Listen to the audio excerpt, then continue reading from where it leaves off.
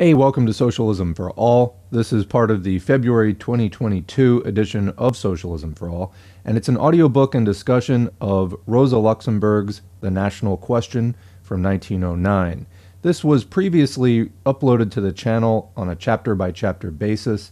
Having just finished the fifth and final chapter today, I am also presenting it as this single piece file, so you can choose whichever edition you prefer. Some of the chapters are extremely long, like 2 hours long, so that's why I did them in parts before. I don't usually do that, but in any case, now that they're all recorded, I am editing them all together into one single file for people who would prefer to take it that way.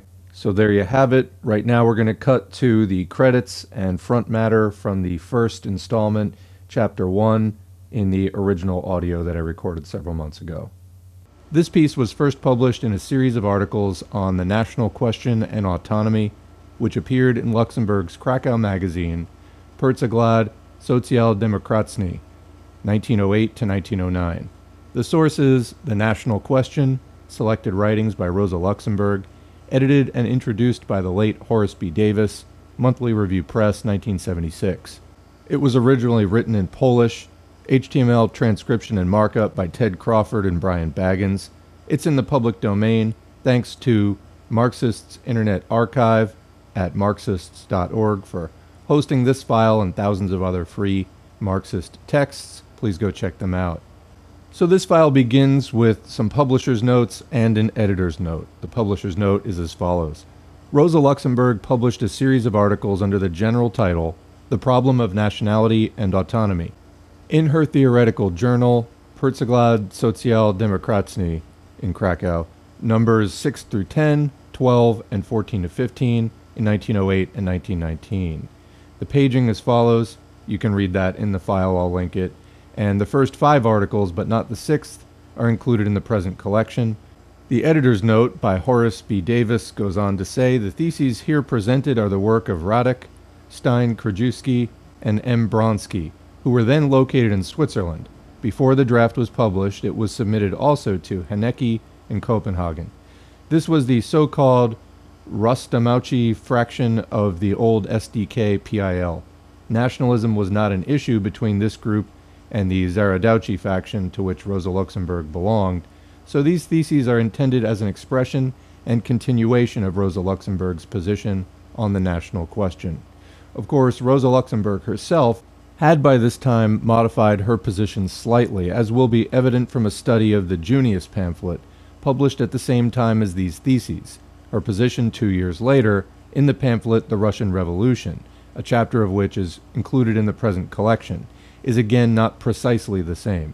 However, the theses do express her general point of view. So now on to the text. This is section 1, The Right of Nations to Self-Determination. Among other problems, the 1905 revolution in Russia has brought into focus the nationality question. Until now, the problem has been urgent only in Austria-Hungary.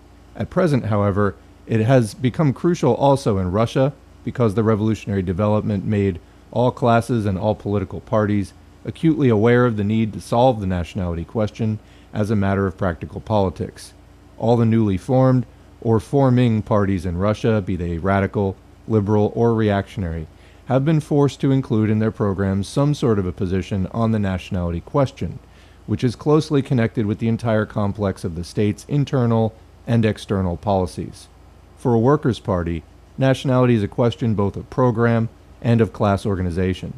The position a workers' party assumes on the nationality question, as on every other question, must differ in method and basic approach from the positions of even the most radical bourgeois parties, and from the positions of the pseudo-socialist, petty bourgeois parties. Social democracy, whose political program is based on the scientific method of historical materialism and the class struggle, cannot make an exception with respect to the nationality question. Moreover, it is only by approaching the problem from the standpoint of scientific socialism that the politics of social democracy will offer a solution which is essentially uniform, even though the program must take into account the wide variety of forms of the nationality question arising from the social, historical, and ethnic diversity of the Russian Empire. So I just want to make a quick comment. Right now we're doing a whole series on works related to nationality, national oppression, national liberation, etc. These are conversations coming up in the community, and we're doing our part to try to inform and answer some of these questions with these relevant readings. So people have compared, for example, some of what Rosa Luxemburg wrote about in as far as the oppression of Poland to the oppression of Palestine by Israel, or to the oppression of indigenous peoples in what is today known as North America by the United States or Canada, or in Australia and New Zealand. I would say that there's definitely some similarities. There are also some differences. For example, Poland had enjoyed more recognition previously, and the nations which were oppressing them were not made out of whole cloth specifically just to occupy that territory. Whereas in the case of Israel, this was basically a new entity forcing its way onto Palestine in the Middle East. And of course, the United States started out as European colonies and then just grew and grew, and then had the doctrine of manifest destiny to just take all the land from coast to coast, etc. So there certainly are similarities in the way that the oppression of any nation is going to go, but there's also going to be some differences. So keep all that in mind as you listen, but there's definitely some lessons to be learned for sure, and notable similarities. Okay. In the program of the Social Democratic Labor Party of Russia, the RSDLP, such a formula containing a general solution of the nationality question in all its particular manifestations is provided by the 9th point. This says that the party demands a democratic republic whose constitution would ensure, among other things, quote, that all nationalities forming the state have the right to self-determination. This program includes two more extremely important propositions on the same matter. These are the 7th point, which demands the abolition of classes and the full legal equality of all citizens without distinction of sex, religion, race, or nationality, and the 8th point, which says that the several ethnic groups of the state should have the right to schools conducted in their respective national languages at state expense, and the right to use their languages at assemblies and on an equal level with the state language in all state and public functions. Closely connected to the nationality question is the 3rd point of the program, which formulates the demand for wide self-government on the local and provincial level in areas which are characterized by special living conditions and by the special composition of their populations. Obviously, however, the authors of the program felt that the equality of all citizens before the law, linguistic rights, and local self-government were not enough to solve the nationality problem, since they found it necessary to add a special paragraph granting each nationality, quote, the right to self-determination. What is especially striking about this formula is the fact that it doesn't represent anything specifically connected with socialism, nor with the politics of the working class. The right of nations to self-determination is at first glance a paraphrase of the old slogan of bourgeois nationalism put forth in all countries at all times, quote, the right of nations to freedom and independence. In Poland, the, quote, innate right of nations to freedom has been the classic formula of nationalists from the Democratic Society to Limanowski's Pobudka, and from the National Socialist Pobudka to the anti-socialist National League before it renounced its program of independence. There's a footnote there. Towarzystwo Demokratyczne Polskie, or the Democratic Society, Polish, 1832 to 1862, was the biggest organization of Polish emigrants in France and in England, professing revolutionary and democratic views. After 1840, it was involved in preparing an insurrection in the 3 parts of partitioned Poland.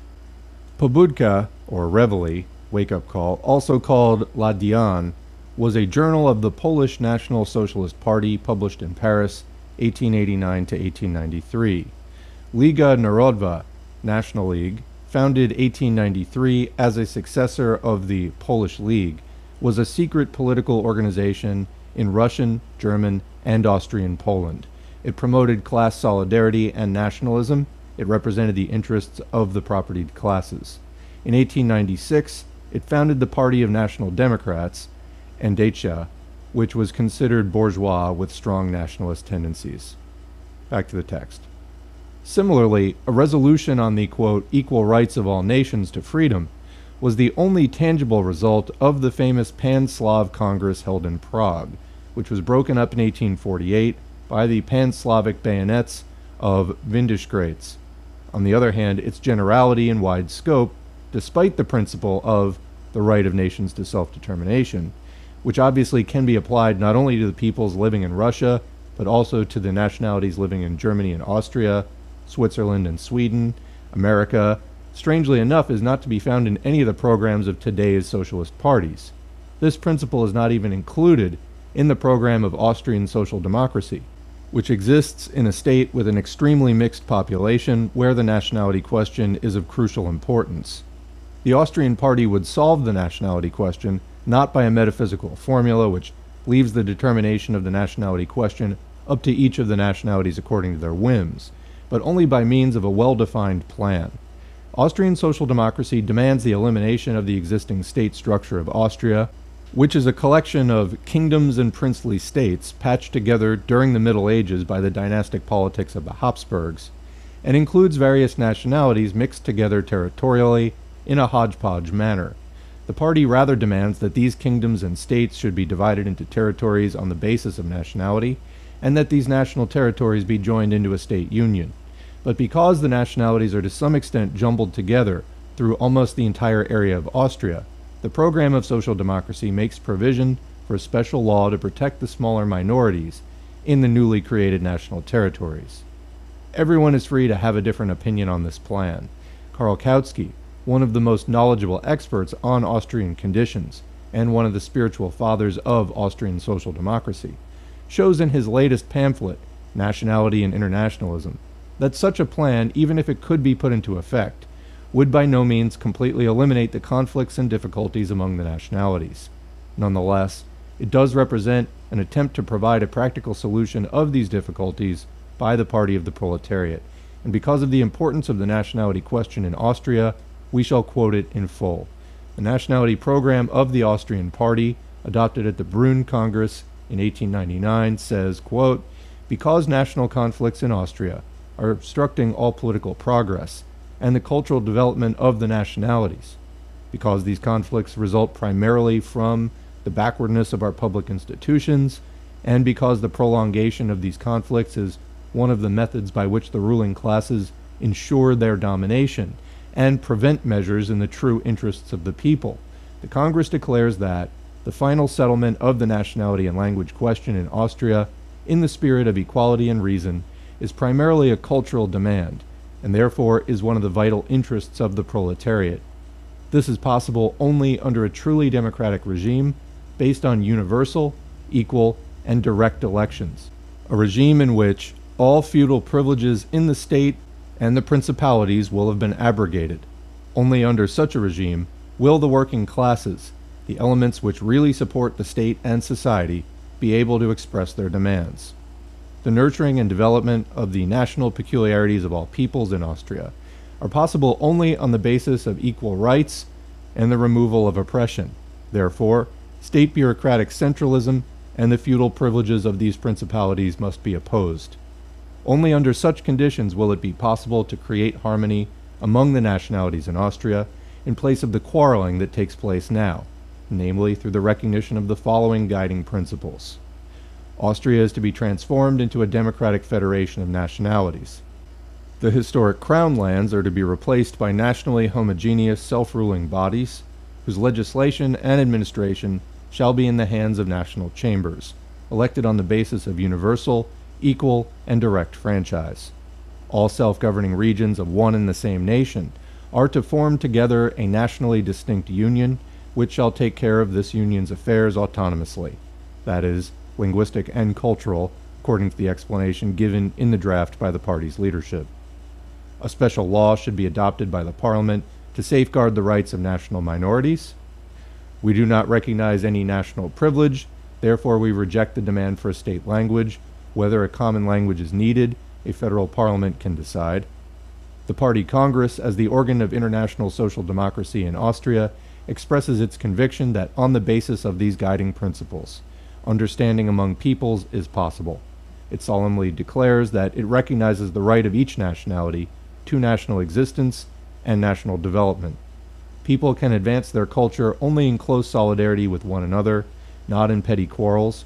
Particularly the working class of all nations must, in the interest of the individual nationalities, and in the general interest, maintain international cooperation and fraternity in its struggle, and must conduct its political and economic struggle in closely united ranks. So commenting, there's no close quote on this, but I believe it ends here and goes back to Rosa speaking rather than quoting. In the ranks of international socialism, the Russian Workers' Party is the only one whose program includes the demand that nationalities be granted the right to self-determination. Apart from Russian social democracy, we find this formula only in the program of the Russian Social Revolutionaries, where it goes hand in hand with the principle of state federalism. The relevant section of the political declaration of the Social Revolutionary Party states that, quote, the wide application of the principle of federalism in the relations between individual nationalities is possible, and stresses the, quote, recognition of their unlimited right to self-determination. It is true that the above formula exists in another connection with international socialism, namely, it is a paraphrase of one section of the resolution on the nationality problem, adopted in 1896 by the International Socialist Congress in London. However, the circumstances which led to the adoption of that resolution, and the way in which the resolution was formulated, show clearly that if the 9th paragraph in the program of the Russian Party is taken as an application of the London Resolution, it is based on a misunderstanding. The London Resolution was not at all the result of the intention or need to make a statement at an international congress on the nationality question in general, nor was it presented or adopted by the Congress as a formula for the practical resolution of that question by the workers' parties of the various countries. Indeed, just the opposite was true. The London Resolution was adopted on the basis of a motion presented to the Congress by the social patriotic faction of the Polish movement, or the Polish Socialist Party, PPS, a motion which demanded that the reconstruction of an independent Poland be recognized as one of the most urgent demands of international socialism. And there's a footnote there. The above motion read, quote, whereas the subjugation of one nation by another can serve only the interests of capitalists and despots, while for working people in both oppressed and oppressor nation it is equally pernicious, and whereas in particular the Russian Tsardom, which owes its internal strength and its external significance to the subjugation and partition of Poland, constitutes a permanent threat to the development of the international workers' movement. The Congress hereby resolves that the independence of Poland represents an imperative political demand for both the Polish proletariat and for the international labor movement as a whole." Unquote. Influenced by the criticism raised at the Congress by Polish social democracy and the discussion concerning this in the socialist press, as well as by the first mass demonstration of the workers' movement in Russia, the memorable strike of 40,000 textile workers in Petersburg in May 1896, the International Congress did not consider the Polish motion, which was directed in its arguments and in its entire character against the Russian revolutionary movement. Instead, it adopted the London Resolution already mentioned, which signified a rejection of the motion for the reconstruction of Poland. The Congress, the resolution states, declares itself in favor of the complete right of all nations to self-determination, and expresses its sympathy for the workers of every country now suffering under the yoke of military, national, or other despotism. The Congress calls on the workers of all these countries to join the ranks of the class-conscious workers of the whole world in order to fight together with them for the defeat of international capitalism and for the achievement of the aims of international social democracy. Commenting, at this time, social democracy was the name for the entire Marxist movement. It had not splintered into what we today call social democrats versus communists, etc. As we can see in its content, the London Resolution replaces the exclusive consideration of the Polish question by the generalization of the question of all suppressed nationalities, transferring the question from a national basis onto an international one, and instead of a definite, completely concrete demand of practical politics, which the motion of the PPS demanded, the reconstruction of independent Poland, the resolution expresses a general socialist principle, sympathy for the proletariat of all suppressed nationalities, and the recognition of their right to self-determination. There can be no doubt that this principle was not formulated by the Congress in order to give the international workers' movement a practical solution to the nationality problem. On the contrary, a practical guideline for socialist politics is contained not in the first part of the London Resolution quoted above, but in the second part, which, quote, calls upon the workers of all countries suffering national oppression to enter the ranks of international social democracy and to work for the realization of its principles and goals, unquote. It is an unambiguous way of emphasizing that the principle formulated in the first part, the right of nations to self-determination, can be put into effect only in one way, viz., by first realizing the principles of international socialism and by attaining its ultimate goals. Indeed, none of the socialist parties took the London Resolution to be a practical solution of the nationality question, and they did not include it in their programs. Even Austrian social democracy, for which the solution of the nationality problem was a question involving its very existence, did not do this. Instead, in 1899, it created for itself independently the practical nationality program quoted above. What is most characteristic, even the PPS did not do this, because despite its efforts to spread the tale that the London Resolution was a formula in, quote, the spirit of socialism, it was obvious that this resolution meant rather a rejection of its motion for the reconstruction of Poland, or at the very least, a dilution of it into a general formula without any practical character.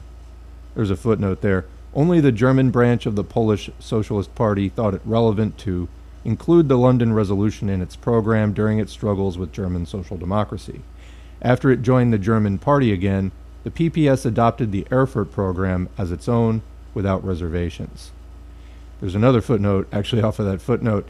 The three partitions, 1772, 1793, and 1795, had left Poland divided among Russia, Prussia, and Austria, 62%, 20%, and 18% of Polish territory, respectively.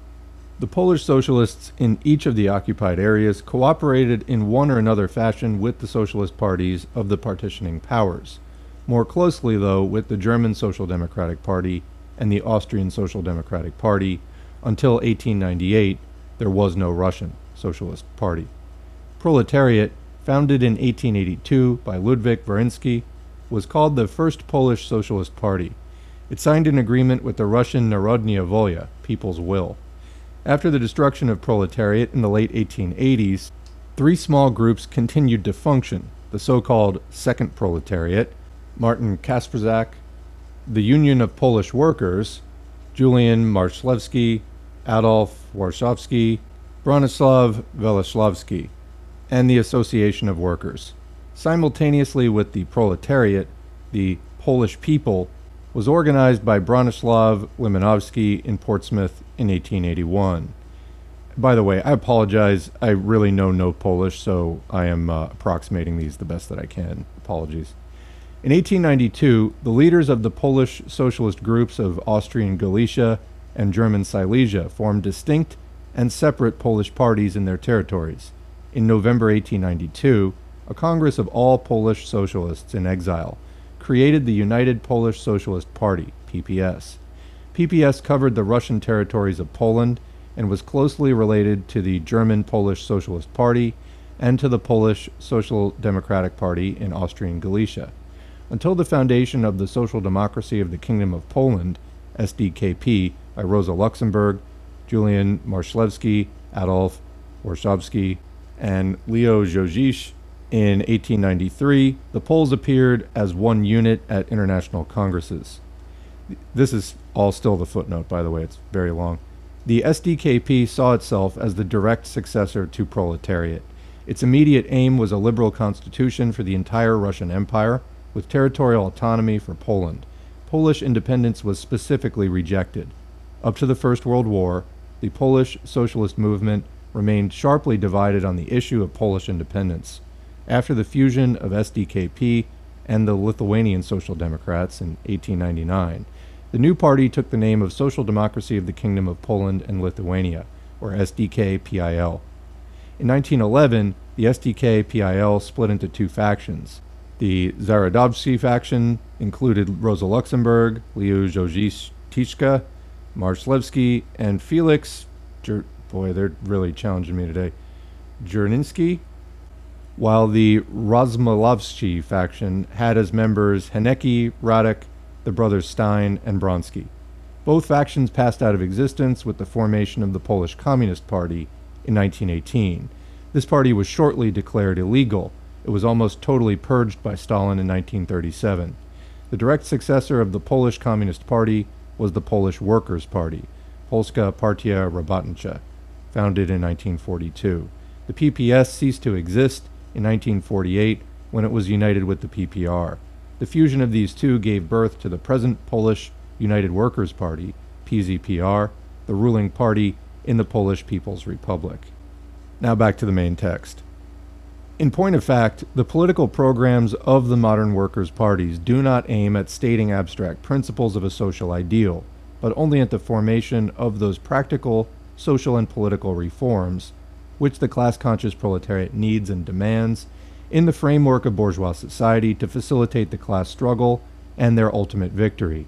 The elements of a political program are formulated with definite aims in mind, to provide a direct, practical, and feasible solution to the crucial problems of political and social life, which are in the area of the class struggle of the proletariat, to serve as a guideline for everyday politics and its needs, to initiate the political action of the Workers' Party, and to lead it in the right direction, and finally to separate the revolutionary politics of the proletariat from the politics of the bourgeois and petty bourgeois parties.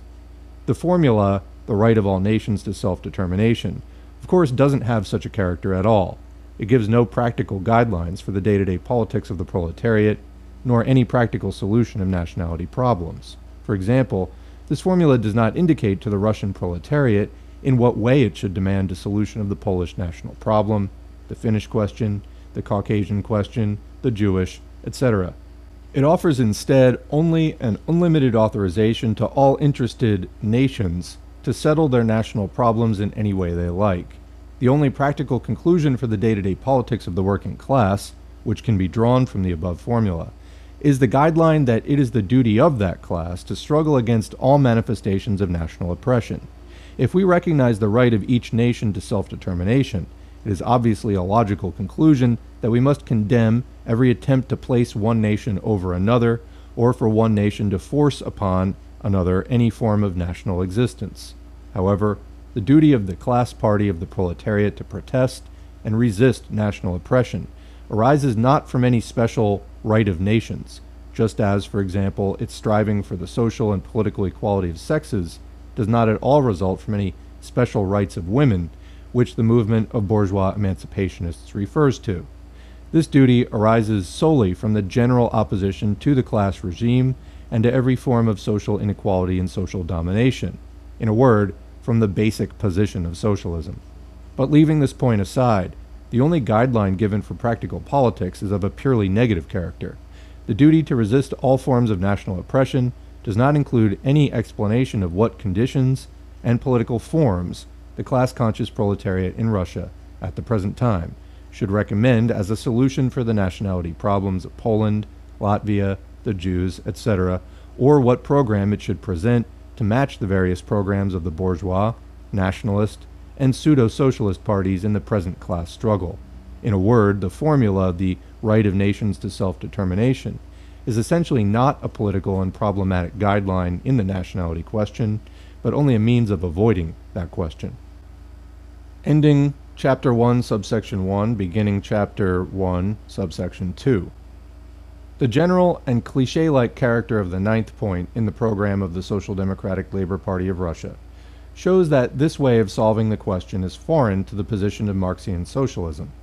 A right of nations, which is valid for all countries and all times, is nothing more than a metaphysical cliché of the type of rights of man and rights of the citizen. Dialectical materialism, which is the basis of scientific socialism, has broken once and for all with this type of eternal formula. For the historical dialectic has shown that there are no eternal truths and that there are no rights. In the words of Engels, quote, "What is good in the here and now is an evil somewhere else, and vice versa." Or, what is right and reasonable under some circumstances becomes nonsense and absurdity under others. Sort of like, if you're underwater, hold your breath makes a lot of sense. If you're not, it usually doesn't, for example. Historical materialism has taught us that the real content of these eternal truths, rights, and formulae is determined only by the material social conditions of the environment in a given historical epoch. On this basis, scientific socialism has revised the entire store of democratic cliches and ideological metaphysics inherited from the bourgeoisie. Present-day social democracy long since stopped regarding such phrases as democracy, national freedom, equality, and other such beautiful things as eternal truths and laws transcending particular nations and times. On the contrary, Marxism regards and treats them only as expressions of certain definite historical conditions, as categories which, in terms of their material content and therefore their political value, are subject to constant change, which is the only eternal truth. When Napoleon, or any other despot of his ilk, uses a plebiscite, the extreme form of political democracy, for the goals of Caesarism, taking advantage of the political ignorance and economic subjection of the masses, we do not hesitate for a moment to come out wholeheartedly against that, quote, democracy, and are not put off for a moment by the majesty or the omnipotence of the people, which, for the metaphysicians of bourgeois democracy, is something like a sacrosanct idol. So a comment there. So basically, a plebiscite is like a direct citizen referendum. So that's why she says it's the extreme form of political democracy. So if somebody like Napoleon is going to engage in the most democratic thing that you can get, a direct vote on an issue, for goals of Caesarism, basically putting it to a vote, but you're putting it to a vote that exploits people's ignorance and economic condition, then Marxists would come out against that. Just because it's democratic doesn't mean that it's good in, when it's being used to manipulate people. So anyway, that's the point there, and I agree. When a German like Tassendorf or a Tsarist gendarme or a truly Polish national democrat defends the, quote, personal freedom of strikebreakers, protecting them against the moral and material pressure of organized labor, we don't hesitate a minute to support the latter, granting them the fullest moral and historical right to force the unenlightened rivals into solidarity, although from the point of view of formal liberalism, those, quote, willing to work, have on their side the right of a, quote, free individual to do what reason or unreason tells them. So commenting again, it's another really good example. Libertarians say this stuff all the time. Oh, I'm fine with socialism, just don't force people to do it. Well, first of all, that just betrays a total lack of understanding. Socialism is not about setting up some communes or co-ops, no matter what Richard Wolff has told you. Socialism is about ending capitalism. It's about changing the entire system that we live in. And, this whole thing about the freedom of individuals, particularly strikebreakers in this case, this is exactly what people like libertarians rely on, the whole right to work, that kind of thing. The thing is that when we recognize class struggle, we have to look higher than just the individual and those rights. And this is why Marxists say everything to the masses, counter to the anarchist, everything to the individual. Individuals can claim their rights through mass struggle, but not through, struggle of individuals. It's not the same thing. Everything to the masses, and the masses are, of course, composed of individuals, but you can't frame it as an individual struggle. All right, continuing. When finally liberals of the Manchester School demand that the wage worker be left completely to his fate in the struggle with capital in the name of, quote, the equality of citizens, we unmask that metaphysical cliche which conceals the most glaring economic inequality, and we demand point blank the legal protection of the class of wage workers, thereby clearly breaking with formal equality before the law. The nationality question cannot be an exception among all the political, social, and moral questions examined in this way by modern socialism. It cannot be settled by the use of some vague cliche, even such a fine-sounding formula as the right of all nations to self-determination. For such a formula expresses either absolutely nothing, so that it's an empty, non-committal phrase, or else it expresses the unconditional duty of socialists to support all national aspirations, in which case it's simply false. on the basis of the general assumptions of historical materialism. The position of socialists with respect to nationality problems depends primarily on the concrete circumstances of each case, which differ significantly among countries, and also change in the course of time in each country. Even a superficial knowledge of the facts enables one to see the question of the nationality struggles under the Ottoman Porte in the Balkans has a completely different aspect, a different economic and historical basis, a different degree of international importance, and different prospects for the future from the question of, say, the struggle of the Irish against the domination of England. Similarly, the complications in the relations among the nationalities which make up Austria are completely different from the conditions which influence the Polish question. Moreover, the nationality question in each country changes its character with time, and this means that new and different evaluations must be made about it. Even our three national movements, beginning from the time of the Kosciuszko insurrection, could be seen as a triple, stereotyped repetition of the same historical play. That is, quote, the struggle of a subjugated nationality for independence. Only in the eyes of either a metaphysician of the upper-class Catholic ideology, such as Sudzicki, who believed that Poland had a historical mission to be the, quote, Christ of nations, or in the eyes of an ignoramus of the present-day social patriotic school. Whoever cuts deeper with the scalpel of the researcher, or more precisely of the historical materialist researcher, will see beneath the surface of our three national uprisings three completely different socio-political movements, which took on an identical form of struggle with the invader, in each case only because of external circumstances. To measure the Kosciuszko insurrection and the November and January insurrections by one and the same yardstick, by the sacred laws of the, quote, subjugated nation, actually reveals a lack of judgment and the complete absence of any historical and political discrimination. A glaring example of how the change of historical conditions influences the evaluation and the position of socialists with respect to the nationality question is the so-called Eastern question. During the Crimean War in 1855, the sympathies of all democratic and socialist Europe were on the side of the Turks and against the South Slavs who were seeking their liberty. The, quote, right of all nations to freedom did not prevent Marx, Engels, and Liebknecht from speaking against the Balkan Slavs and from resolutely supporting the integrity of the Turks, for they judged the national movements of the Slavic peoples in the Turkish Empire not from the standpoint of the, quote, eternal, sentimental formulae of liberalism, but from the standpoint of the material conditions which determine the content of those national movements according to their views of the time. Marx and Engels saw in the freedom movement of the socially backward South Slavs only the machinations of Russian Tsardom trying to irritate the Turks, and thus, without any second thoughts, they subordinated the question of the national freedom of the Slavs to the interests of European democracy, insisting on the integrity of Turkey as a bulwark of defense against Russian reaction. This political position was maintained in German social democracy as late as the second half of the 1890s, when the gray-haired Wilhelm Liebknecht, on the occasion of the struggle of the Ormian Turks, still spoke in that spirit. But by this time, the position of German and international social democracy on the Eastern question had changed. Social democracy began to support openly the aspirations of the suppressed nationalities in Turkey to a separate cultural existence, and abandon all concern for the artificial preservation of Turkey as a whole.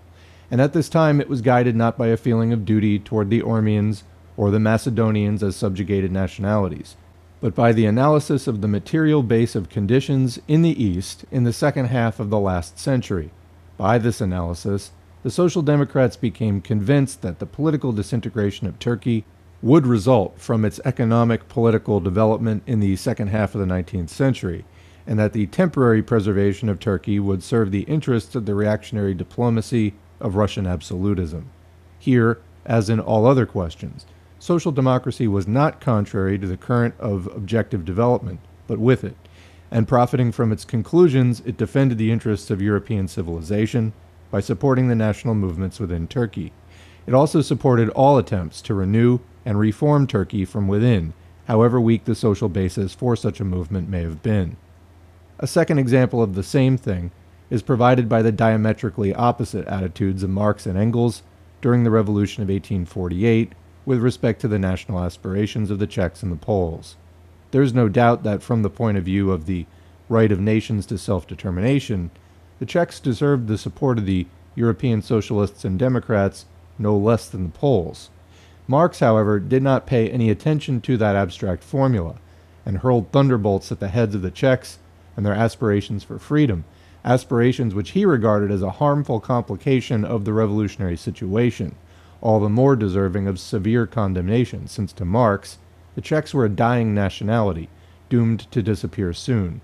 The creators of the Communist Manifesto put forth these views at the same time that they were defending the nationalist movement of the Poles with all their strength, calling upon all revolutionary and progressive forces to help our patriots.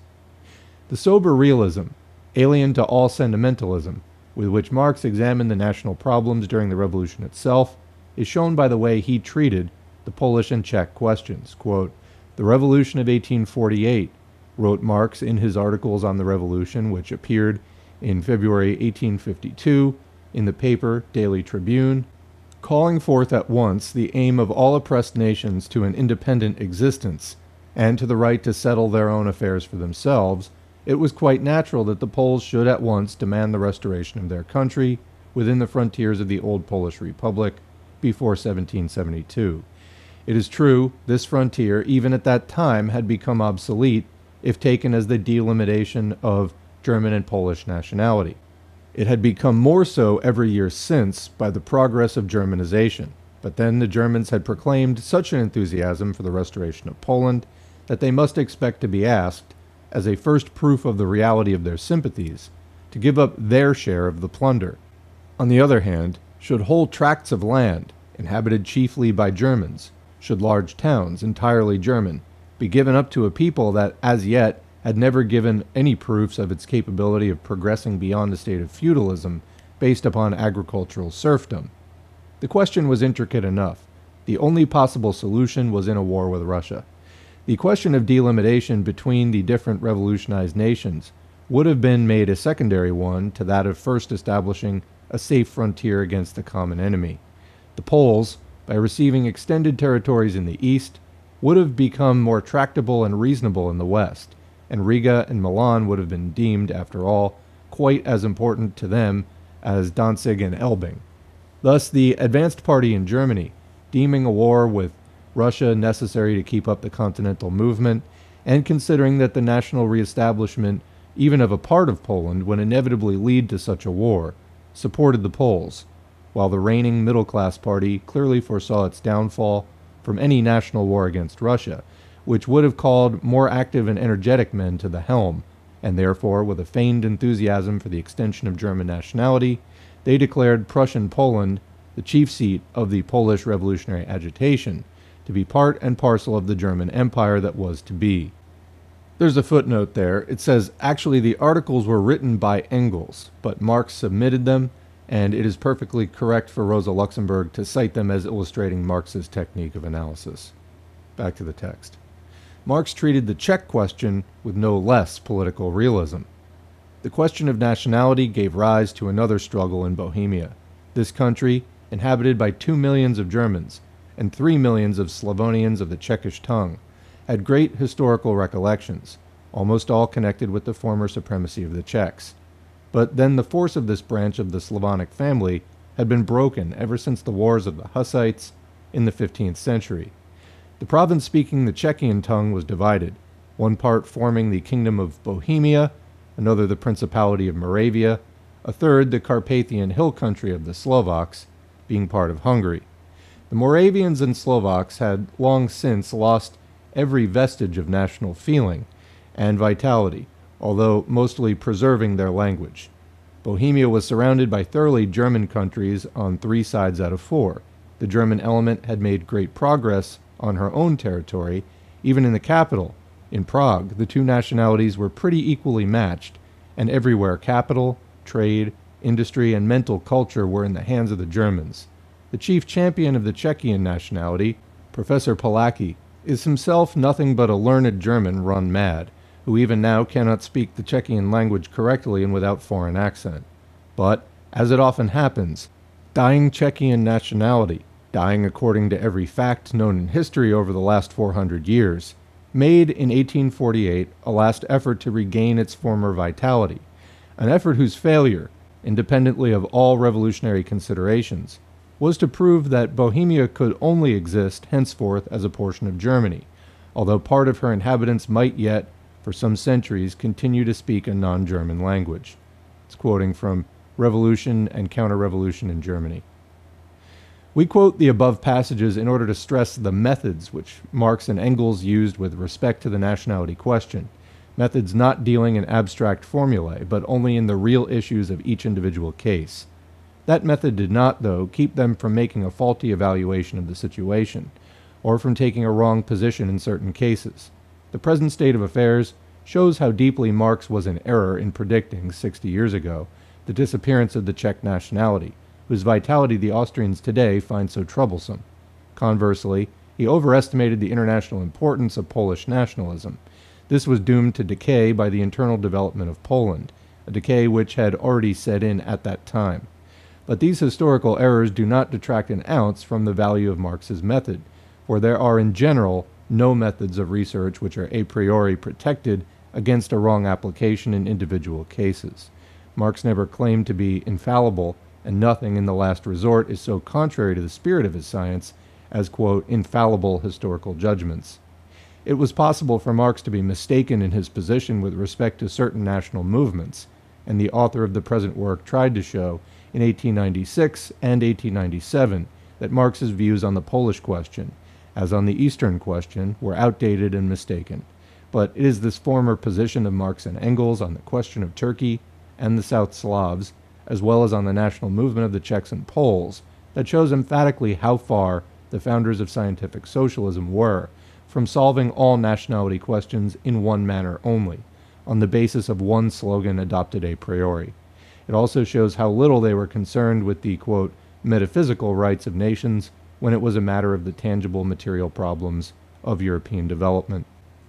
Finally, an even more striking example of how the creators of modern socialist politics treated the national question is their evaluation of the freedom movement of the Swiss in the 14th century.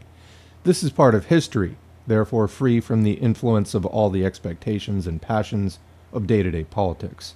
The uprising of the Swiss cantons against the bloody oppression of the Habsburg despotism, which in the form of the historical myth of William Tell is the object of absolute worship by the liberal bourgeois romantic idealist, was appraised by Friedrich Engels in 1847 in the following way, quote, the struggle of the early Swiss against Austria, the famous oath at Rietli, the heroic shot of Tell, the immortal victory at Morgarten, all this represented the struggle of restless shepherds against the thrust of historical development, a struggle of hidebound, conservative, local interests against the interests of the entire nation, a struggle of primitivism against enlightenment, barbarism against civilization. They won their victory over the civilization of that period, but as punishment they were cut off from the whole later progress of civilization. And that's quoting from Der Schweizer Bürgerkrieg.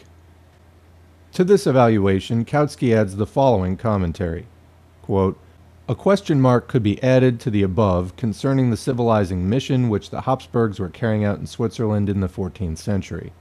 On the other hand, it is correct that the preservation of the independence of the cantons was an event which was conservative to the nth degree and in no way revolutionary, and that thenceforth the freedom of those cantons served as a means of preserving an element of blackest reaction in the center of Europe. It was those forest cantons which defeated Zwingli and his army in 1531 at the Battle of Kappel, and thereby put a stop to the spread of Protestantism in Switzerland. They provided armies to all the despots of Europe, and it was the Swiss of the forest cantons who were the staunchest supporters of Louis XVI against the Revolution. For this, the Republic raised a magnificent monument to them in Lucerne, quoting Die Neue Zeit, 1904-1905, Volume 2. From the point of view of the right of nations to self-determination, the Swiss uprising obviously deserves the sympathy of socialists on all scores. There is no doubt that the aspirations of the Swiss to free themselves from the Habsburg yoke were an essential expression of the will of the people, or a huge majority of them. The national movement of the Swiss had a purely defensive character and was not informed by the desire to oppress other nationalities. It was intended only to throw off the oppression of a foreign and purely dynastic invader.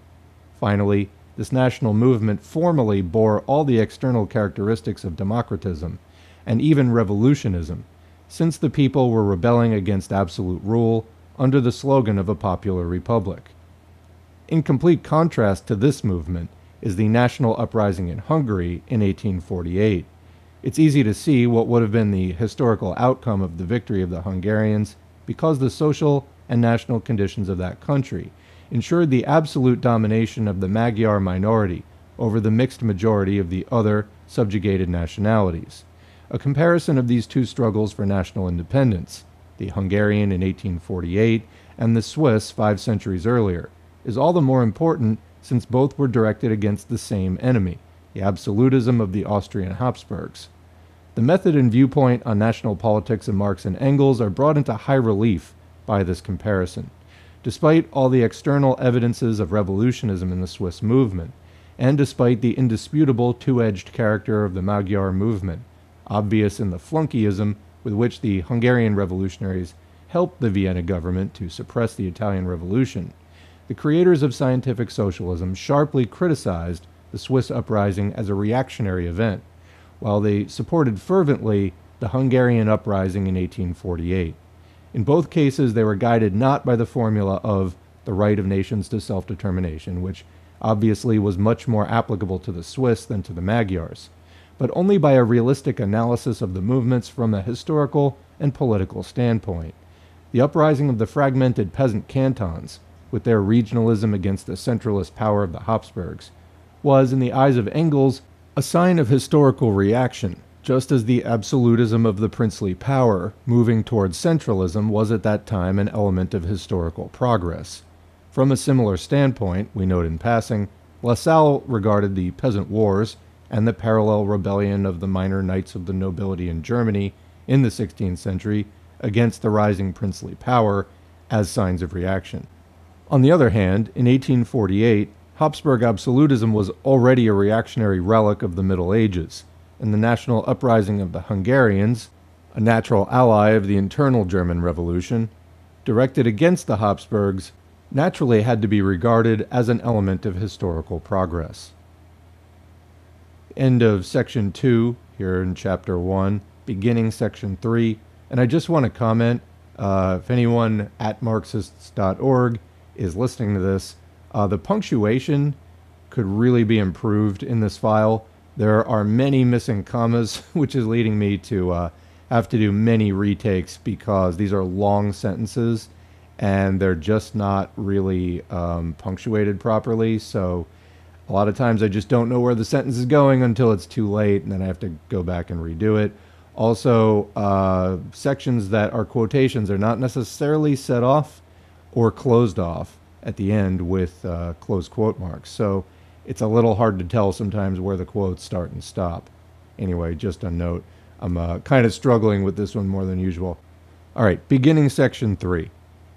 What's more, in taking such a stand, Marx and Engels were not at all indulging in party or class egoism, and were not sacrificing entire nations to the needs and perspectives of Western European democracy as it might have appeared. It is true that it sounds much more generous, and is more flattering to the overactive imagination of the young, quote, intellectual, when the socialists announce a general and universal introduction of freedom for all existing suppressed nations.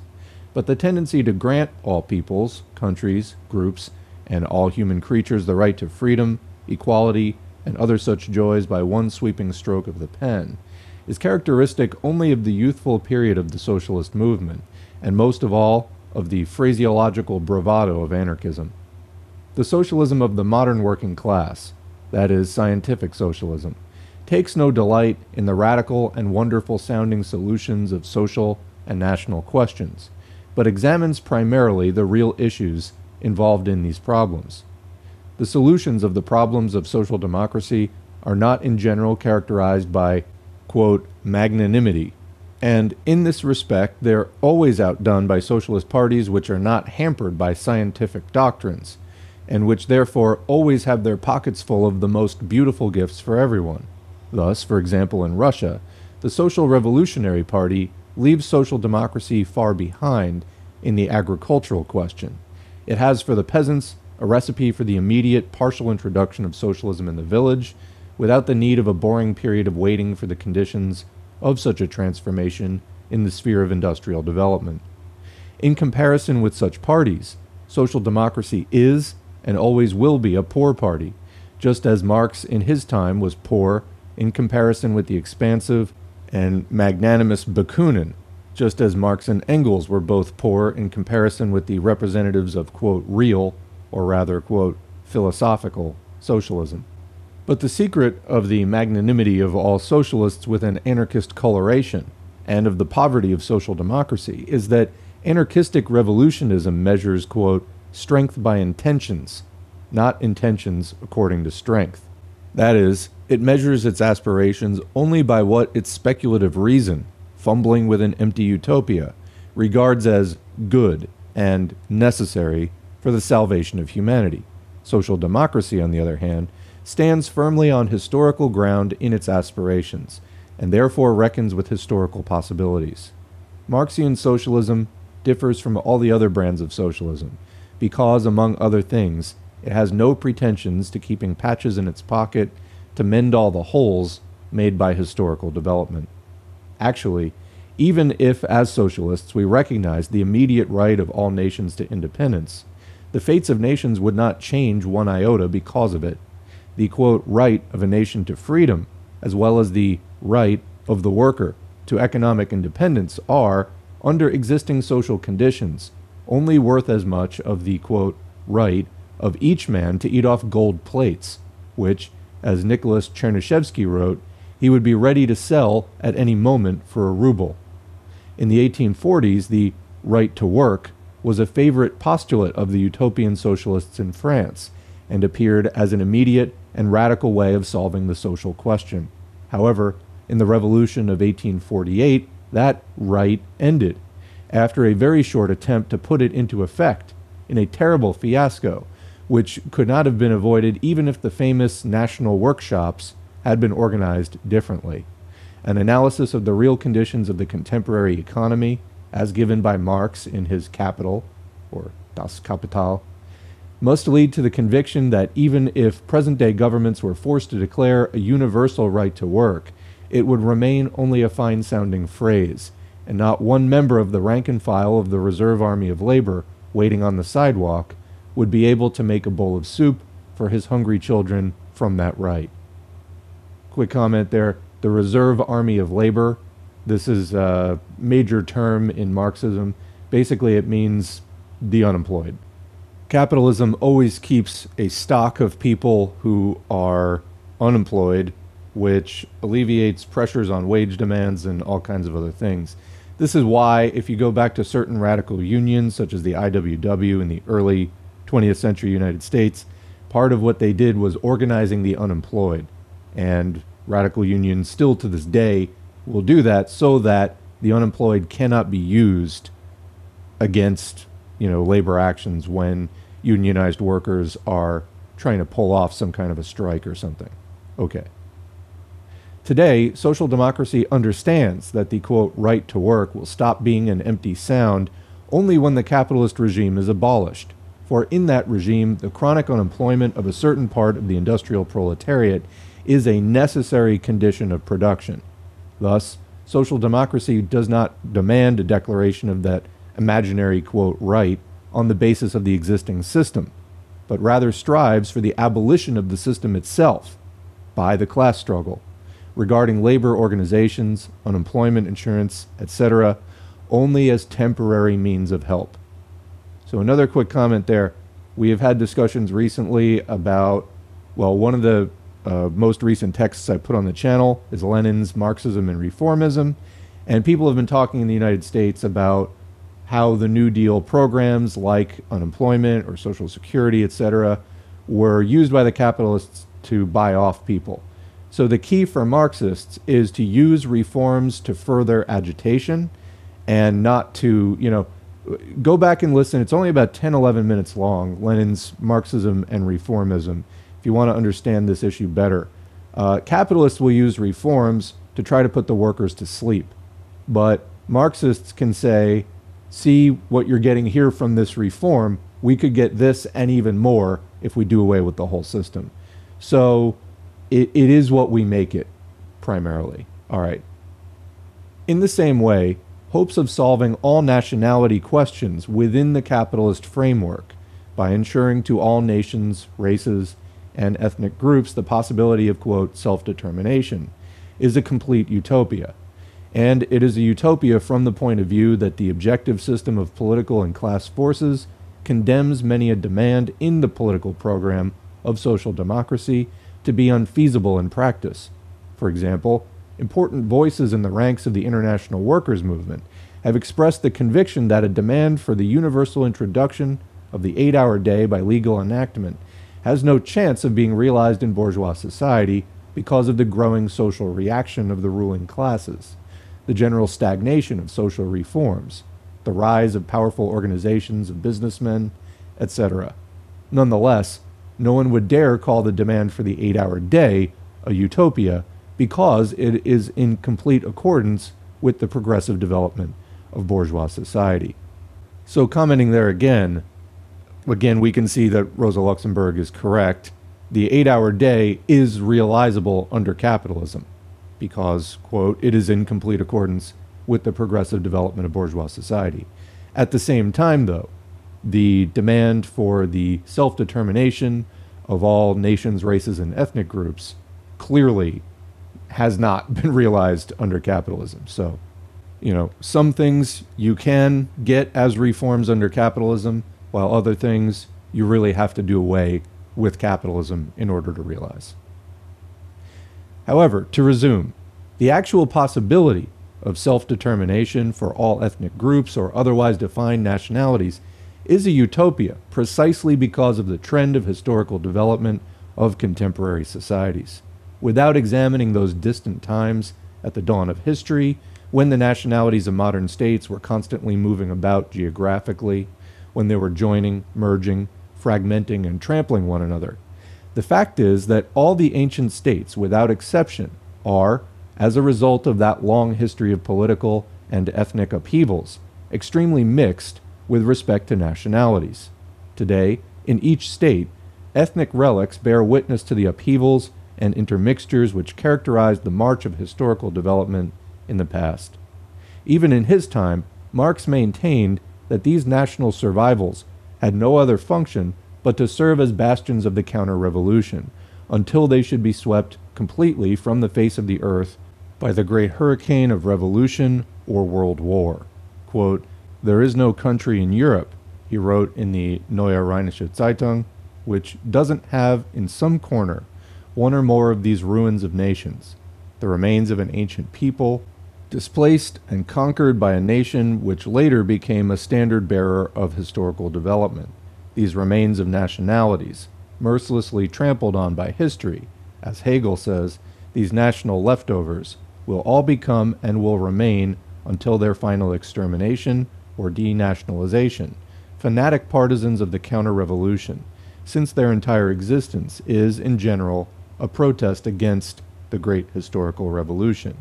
For example, in Scotland, the Gaels were the mainstays of the Stuarts from 1640 to 1745. In France, it was the Bretons who were the mainstays of the Bourbons from 1792 to 1800, while in Spain, the Basques were the supporters of Don Carlos. In Austria, to take another example, the Pan-Slavic South Slavs are nothing more than the national leftovers of a highly confused, thousand-year-long development." Unquote. In another article, treating the Pan-Slavs' strivings for the independence of all Slavic nations, Marx writes, quote, "The Germans and Hungarians, during the times when the great monarchies were a historical necessity in Europe, forged all those petty, crippled, powerless little nations into one big state, thereby allowing them to participate in the development of history, which, if left to themselves, they would have completely missed. Today, because of the huge progress of industry, trade, and communications, political centralization has become an even more pressing need than it was in the 15th and 16th centuries.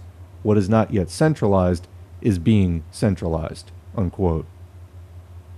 We abandoned Marx's views on the South Slavs a long time ago, but the general fact is that historical development, especially the modern development of capitalism, does not tend to return to each nationality its independent existence, but rather moves in the opposite direction. And this is as well known today as during the time of the Neue Rheinische Zeitung. In his most recent paper, Nationality and Internationalism, Karl Kautsky makes the following sketch of the historical fates of nationalities. Quote, "We have seen that language is the most important means of social intercourse.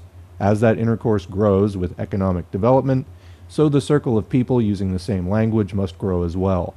From this arises the tendency of unified nations to expand, to swallow up other nations, which lose their language, and adopt the language of the dominant nation, or a mixture." Unquote. According to Kautsky, three great cultural communities of humanity developed simultaneously: the Christian, the Muslim, and the Buddhist. Each of these three cultural groupings includes the most variegated languages and nationalities. Within each one, most of the culture is not national, but international. But universal communication has further effects.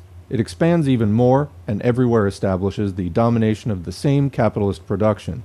Whenever a closely knit community of communication and culture exists for a fairly long time among a large number of nations, then one or a few nations gain ascendancy over the government, the military, the scientific, and artistic heights. Their language becomes indispensable for every merchant and educated man in that international cultural community. Their culture, in economy, art, and literature, lends its character to the whole civilization. Such a role was played in the Mediterranean basin until the end of ancient times by Greek and Latin. In the Mohammedan world, it is played by Arabic. In the Christian, including Jews and atheists, German, English, and French have become universal languages.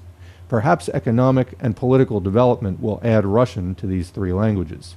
But it is equally possible that one of them, English, will become the only common language. The joining of nations to the international cultural community will be reflected in the growth of universal languages among merchants and educated people. And this union was never as closely knit as it is now. Never was a purely national culture less possible. Therefore, it strikes us as very strange when people talk always of only a national culture, and when a goal of socialism is considered to be the endowing of the masses with a national culture. When socialist society provides the masses with an education, it also gives them the ability to speak several languages, the universal languages, and therefore to take part in the entire international civilization, and not only in the separate culture of a certain linguistic community.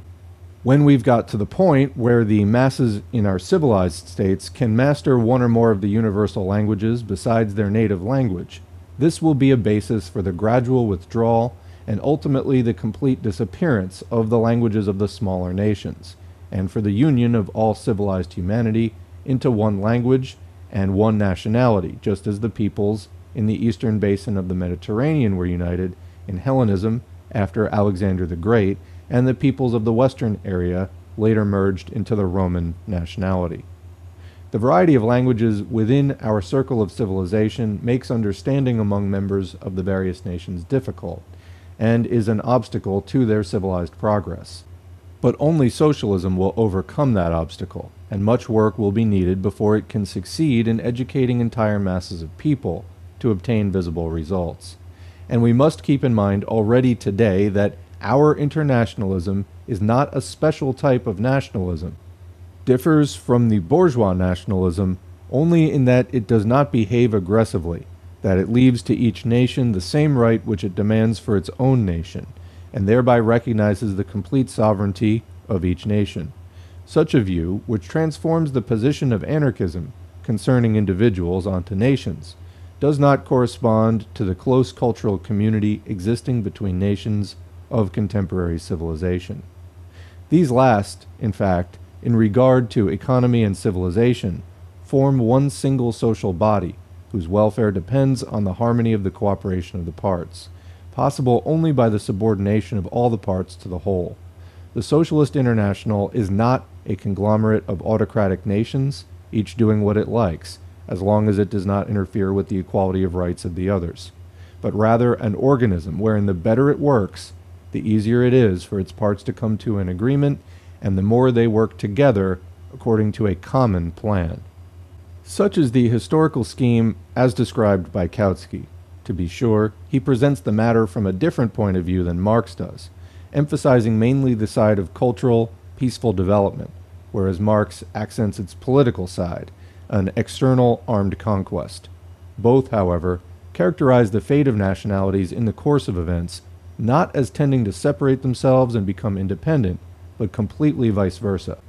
Kautsky formulates, as far as we know for the first time in socialistic literature of recent times, the historical tendency to remove completely all national distinctions within the socialist system and to fuse all of civilized humanity into one nationality.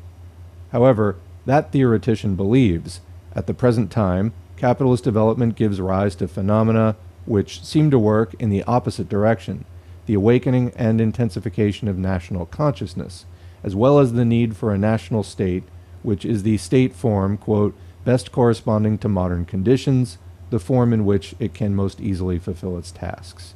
And that's quoting from and earlier summarizing from Kautsky's Nationality and Internationality.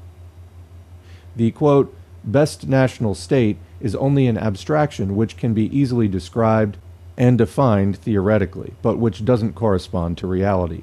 Historical development towards a universal community of civilization will, like all social development, take place in the midst of a contradiction. But this contradiction, with respect to the consolidating growth of international civilization, lies in another area than where Kautsky seeks it, not in the tendency towards the idea of a, quote, national state, but rather where Marx indicates it to be, in the deadly struggle among nations, in the tendency to create, alongside the great areas of civilization, and despite them, great capitalist states. The development of world powers, a characteristic feature of our times, growing in importance along with the progress of capitalism, from the very outset condemns all small nations to political impotence. Apart from a few of the most powerful nations, the leaders in capitalist development, which possess the spiritual and material resources necessary to maintain their political and economic independence, self-determination, the independent existence of smaller and petty nations, is an illusion and will become even more so.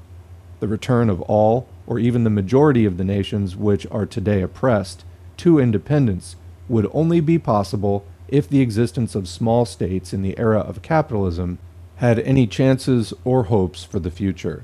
Besides, the big power economy and politics, a condition of survival for the capitalist states, turn the politically independent, formally equal, small European states into mutes on the European stage, and more often into scapegoats. Can one speak with any seriousness of the self-determination of peoples which are formally independent, such as Montenegrins, Bulgarians, Romanians, the Serbs, and the Greeks, and as far as that goes, even the Swiss, whose very independence is the product of the political struggles and diplomatic game of the concert of Europe? From this point of view, the idea of ensuring all nations the possibility of self-determination is equivalent to reverting from great capitalist development to the small medieval states, far earlier than the 15th and 16th centuries. The other principal feature of modern development, which stamps such an idea as utopian, is capitalist imperialism. The example of England and Holland indicates that, under certain conditions, a capitalist country can even completely skip the transition phase of national state and create at once, in its manufacturing phase, a colony-holding state. The example of England and Holland, which at the beginning of the 17th century had begun to acquire colonies, was followed in the 18th and 19th centuries by all the great capitalist states. The fruit of that trend is the continuous destruction of the independence of more and more new countries and peoples of entire continents. The very development of international trade in the capitalist period brings with it the inevitable, though at times slow, ruin of all the more primitive societies, destroys their historically existing means of self-determination, and makes them dependent on the crushing wheel of capitalist development and world politics. Only complete formalist blindness could lead one to maintain that, for example, the Chinese nation, whether we regard the people of that state as one or several nations, is today really, quote, determining itself. The destructive action of world trade is followed by outright partition or by the political independence of colonial countries in various degrees and forms. And if social democracy struggles with all its strength against colonial policy and all its manifestations, trying to hinder its progress, then it will at the same time realize that this development, as well as the roots of colonial politics, lies at the very foundations of capitalist production, that colonialism will inevitably accompany the future progress of capitalism, and that only the innocuous bourgeois apostles of, quote, peace can believe in the possibility of today's states avoiding that path. The struggle to stay in the world market, to play international politics, and to have overseas territories is both a necessity and a condition of development for capitalist world powers. The form that best serves the interests of exploitation in the contemporary world is not the, quote, national state, as Kautsky thinks, but a state bent on conquest. When we compare the different states from the point of view of the degree to which they approach this ideal, we see that it is not the French state which best fits the model, at least not in its European part, which is homogeneous with respect to nationality. Still less does the Spanish state fit the model. Since it lost its colonies, it has shed its imperialist character and is purely, quote, national in composition. Rather do we look to the British and German states as models, for they are based on national oppression in Europe and the world at large, and to the United States of America, a state which keeps in its bosom like a gaping wound the oppression of the Negro people, and seeks to conquer the Asiatic peoples. The following table illustrates the imperialist tendency of national conquest. The figures refer to the number of oppressed people in colonies belonging to each country. I'll put that on the screen here. The huge figures quoted, which include around 500 million people, should be increased by the colossal addition of the countries which do not figure as colonies, but are actually completely dependent on European states. And then we should break these totals down into countless nationalities and ethnic groups to convey an idea of the effects to date of capitalist imperialism on the fates of nations and their ability to, quote, determine themselves.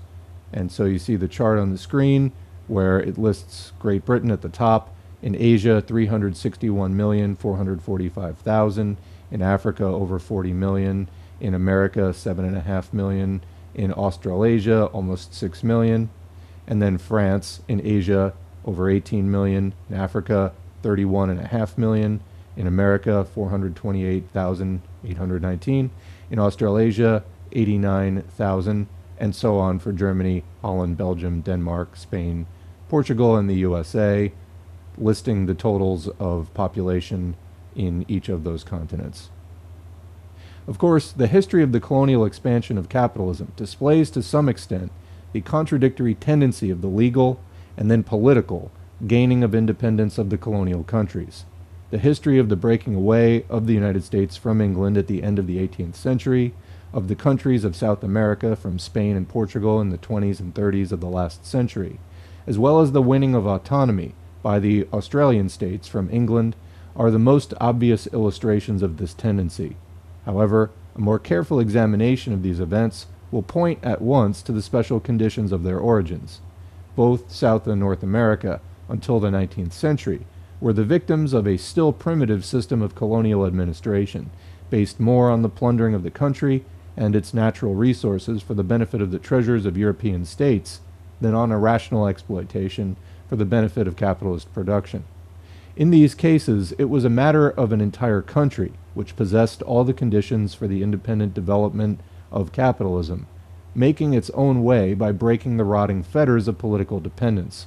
The force of that capitalist thrust was stronger in North America, which was dependent on England, while South America, until then predominantly agricultural, met a much weaker resistance from Spain and Portugal, which were economically backward.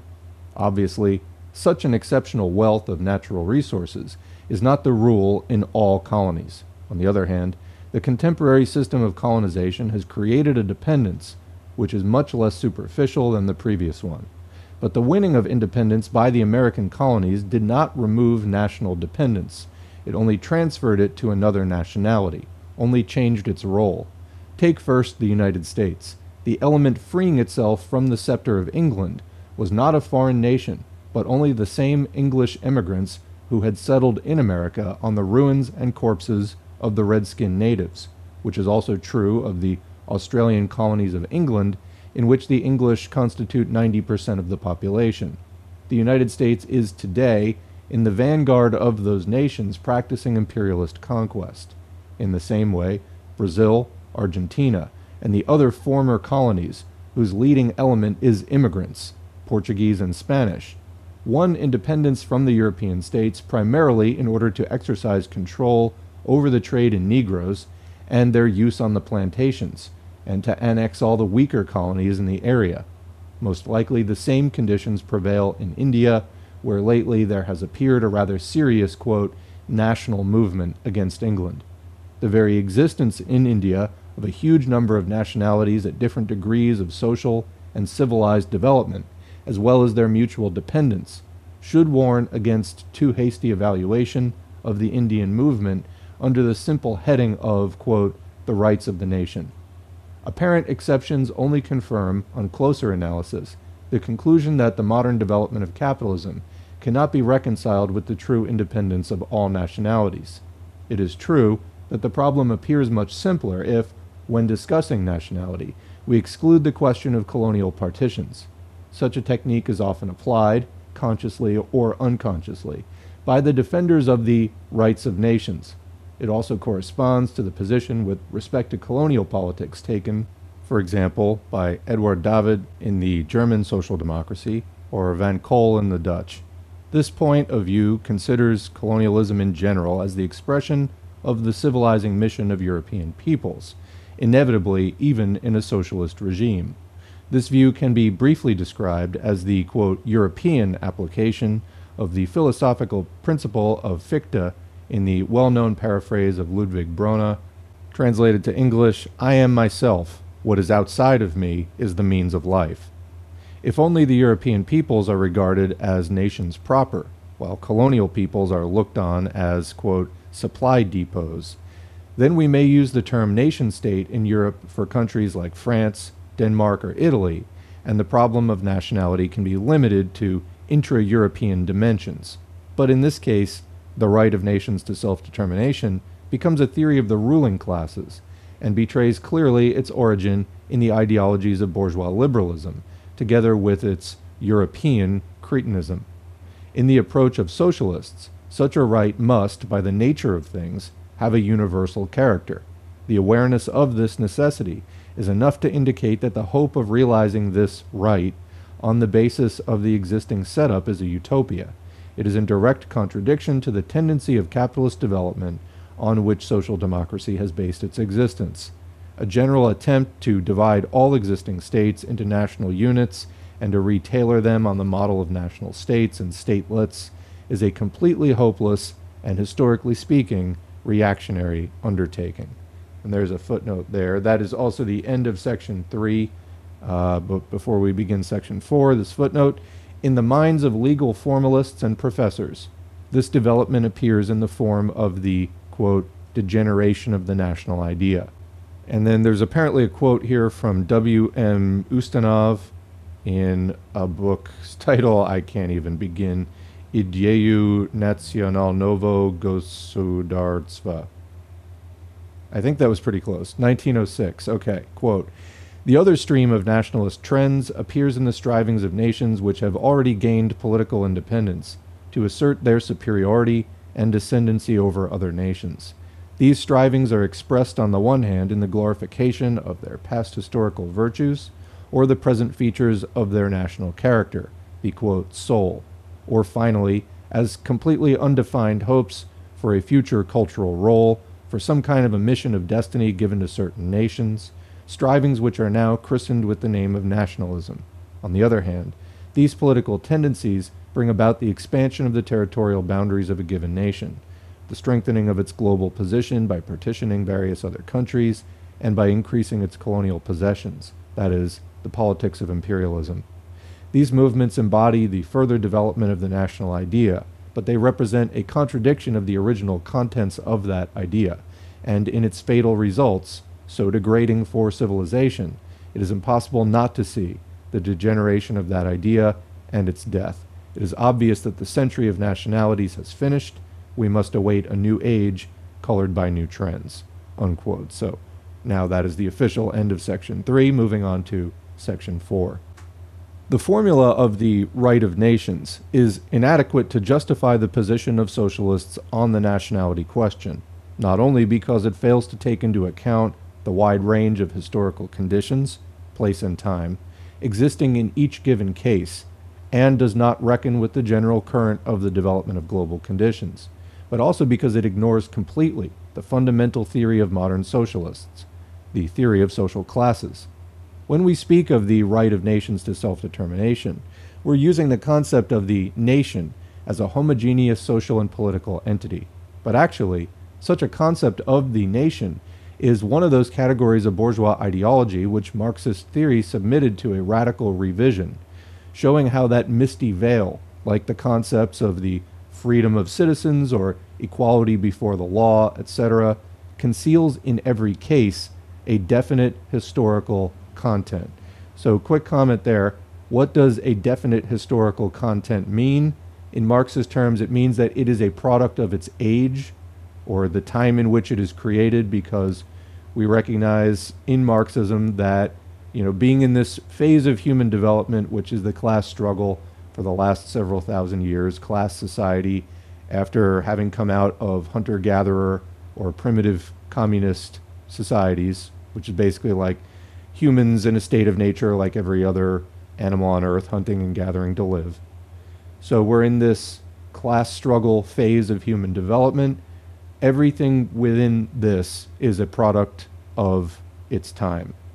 Feudalism created certain concepts and ideologies which were, a process of taking for granted some of the things within feudalism and, trying to propagate those ideals also to sort of prevent change or to make the status quo persist.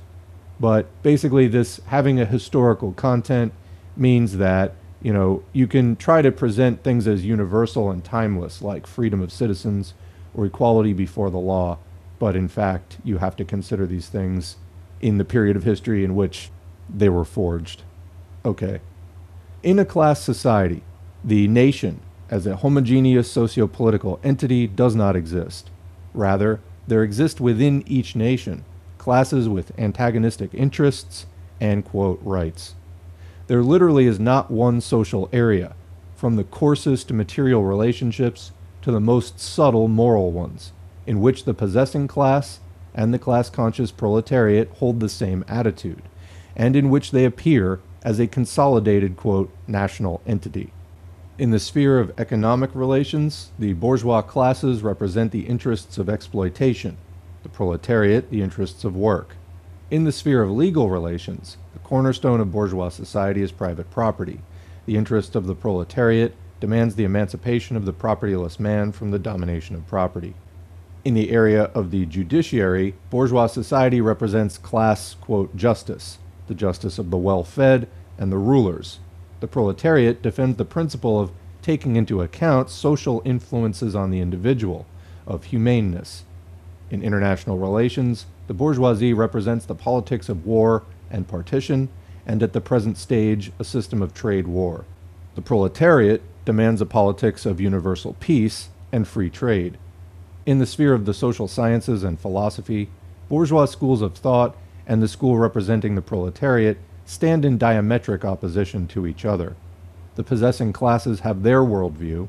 It's represented by idealism, metaphysics, mysticism, eclecticism. The modern proletariat has its theory, dialectic materialism. Even in the sphere of so-called universal conditions, in ethics, views on art, on behavior, the interests, worldview, and ideals of the bourgeoisie and those of the enlightened proletariat represent two camps, separated from each other by an abyss, and whenever the formal strivings and the interests of the proletariat and those of the bourgeoisie as a whole, or in its most progressive part, seem identical, for example, in the field of democratic aspirations. There, under the identity of forms and slogans, is hidden the most complete divergence of contents and essential politics. There can be no talk of a collective and uniform will, of the self-determination of the nation, in a society formed in such a manner. If we find in the history of modern societies, quote, national movements and struggles for, quote, national interests, these are usually class movements of the ruling strata of the bourgeoisie, which can, in any given case, represent the interest of the other strata of the population only insofar as under the form of national interests it defends progressive forms of historical development, and insofar as the working class has not yet distinguished itself from the mass of the nation, that is, the nation led by the bourgeoisie, into an independent, enlightened political class. In this sense, the French bourgeoisie had the right to come forth as the third estate in the Great Revolution in the name of the French people, and even the German bourgeoisie in 1848 could still regard themselves to a certain degree as the representatives of the German nation, although the Communist Manifesto, and in part the Neue Rheinische Zeitung, were already the indicators of a distinct class politics of the proletariat in Germany.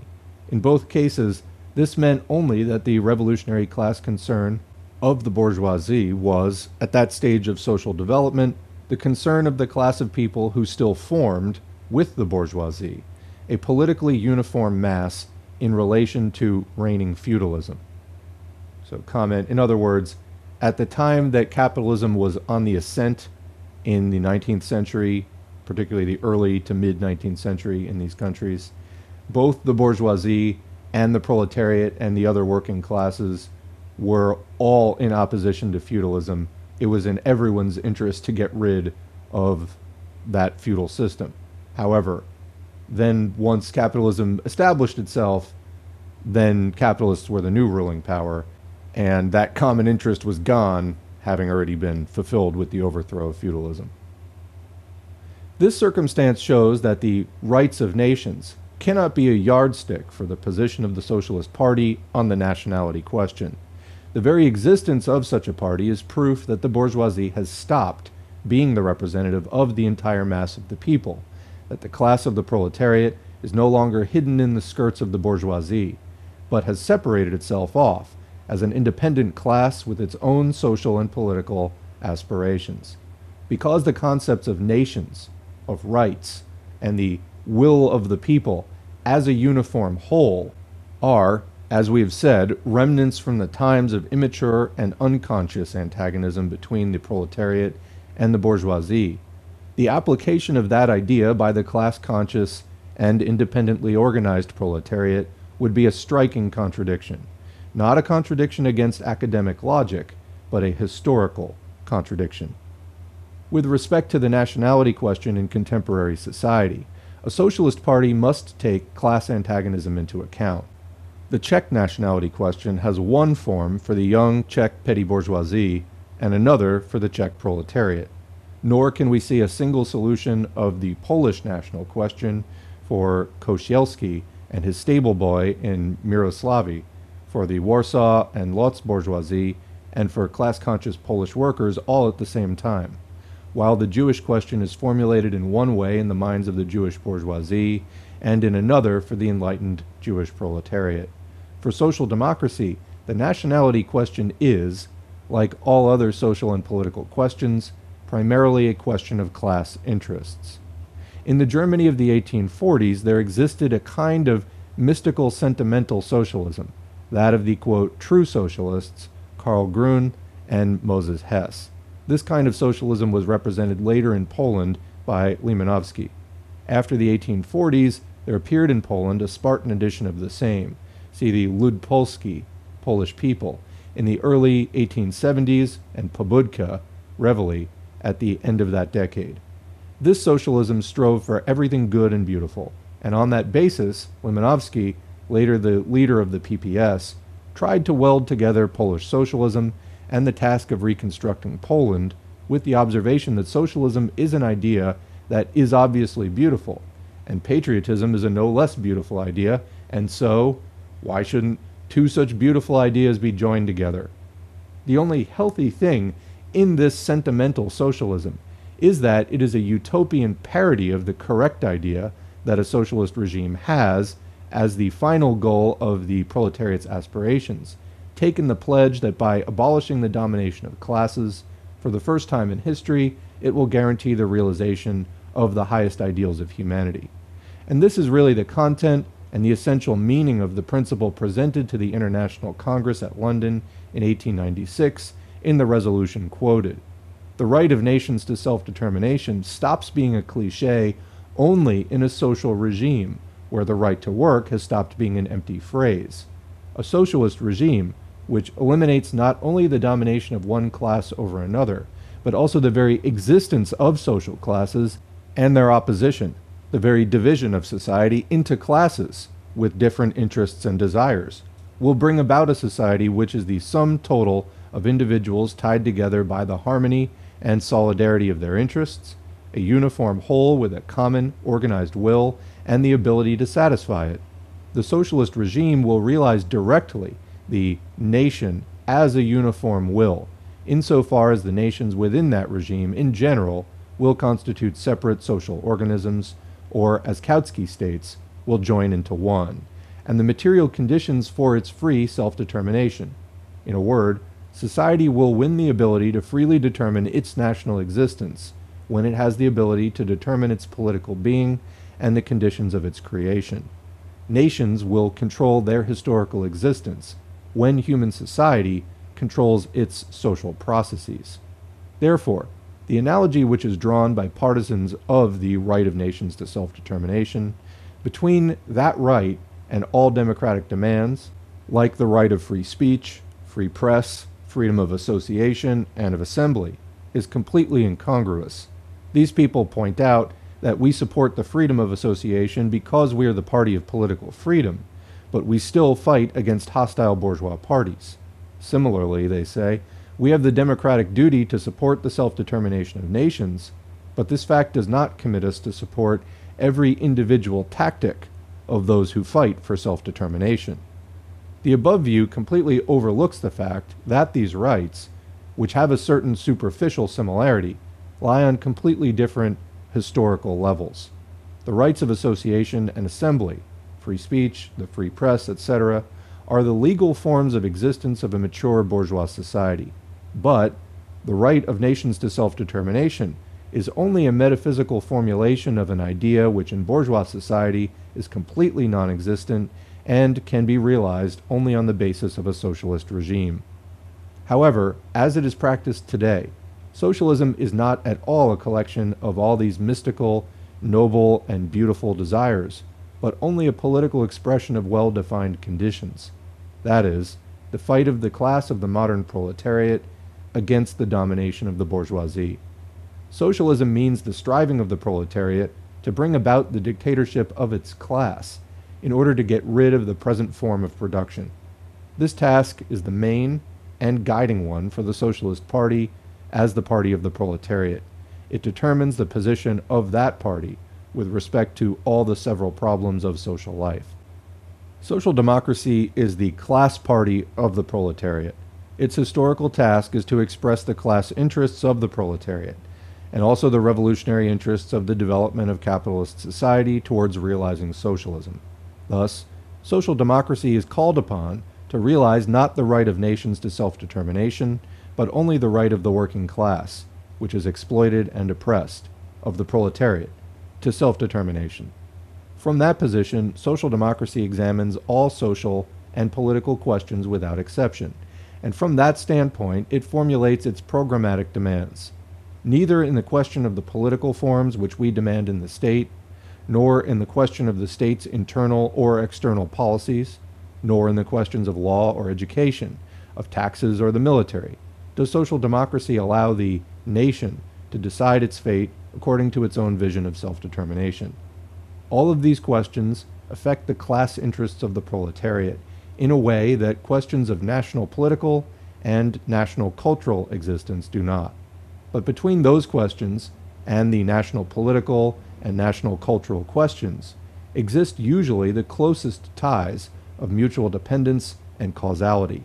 As a result, social democracy cannot here escape the necessity of formulating these demands individually and demanding actively the forms of national political and national cultural existence which best correspond to the interests of the proletariat and its class struggle at a given time and place, as well as to the interests of the revolutionary development of society. Social democracy cannot leave these questions to be solved by, quote, nations. This becomes perfectly obvious as soon as we bring the question down from the clouds of abstraction to the firm ground of concrete conditions. The nation should have the, quote, right to self-determination. But who is that nation?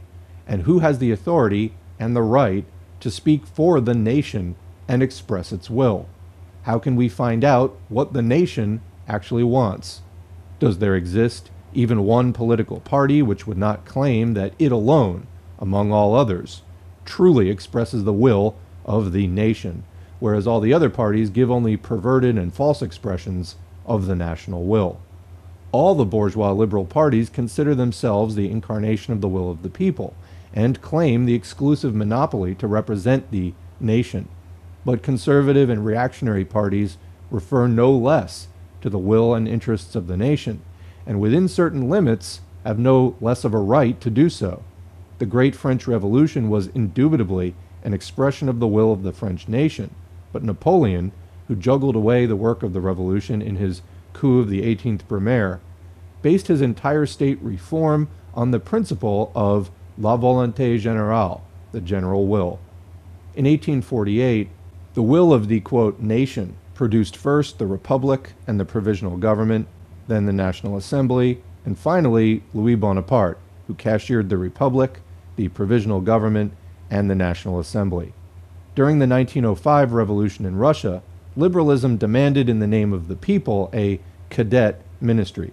Absolutism, in the name of the same people, arranged the pogroms of the Jews, while the revolutionary peasants expressed their national will by sending the estates of the gentry up in smoke.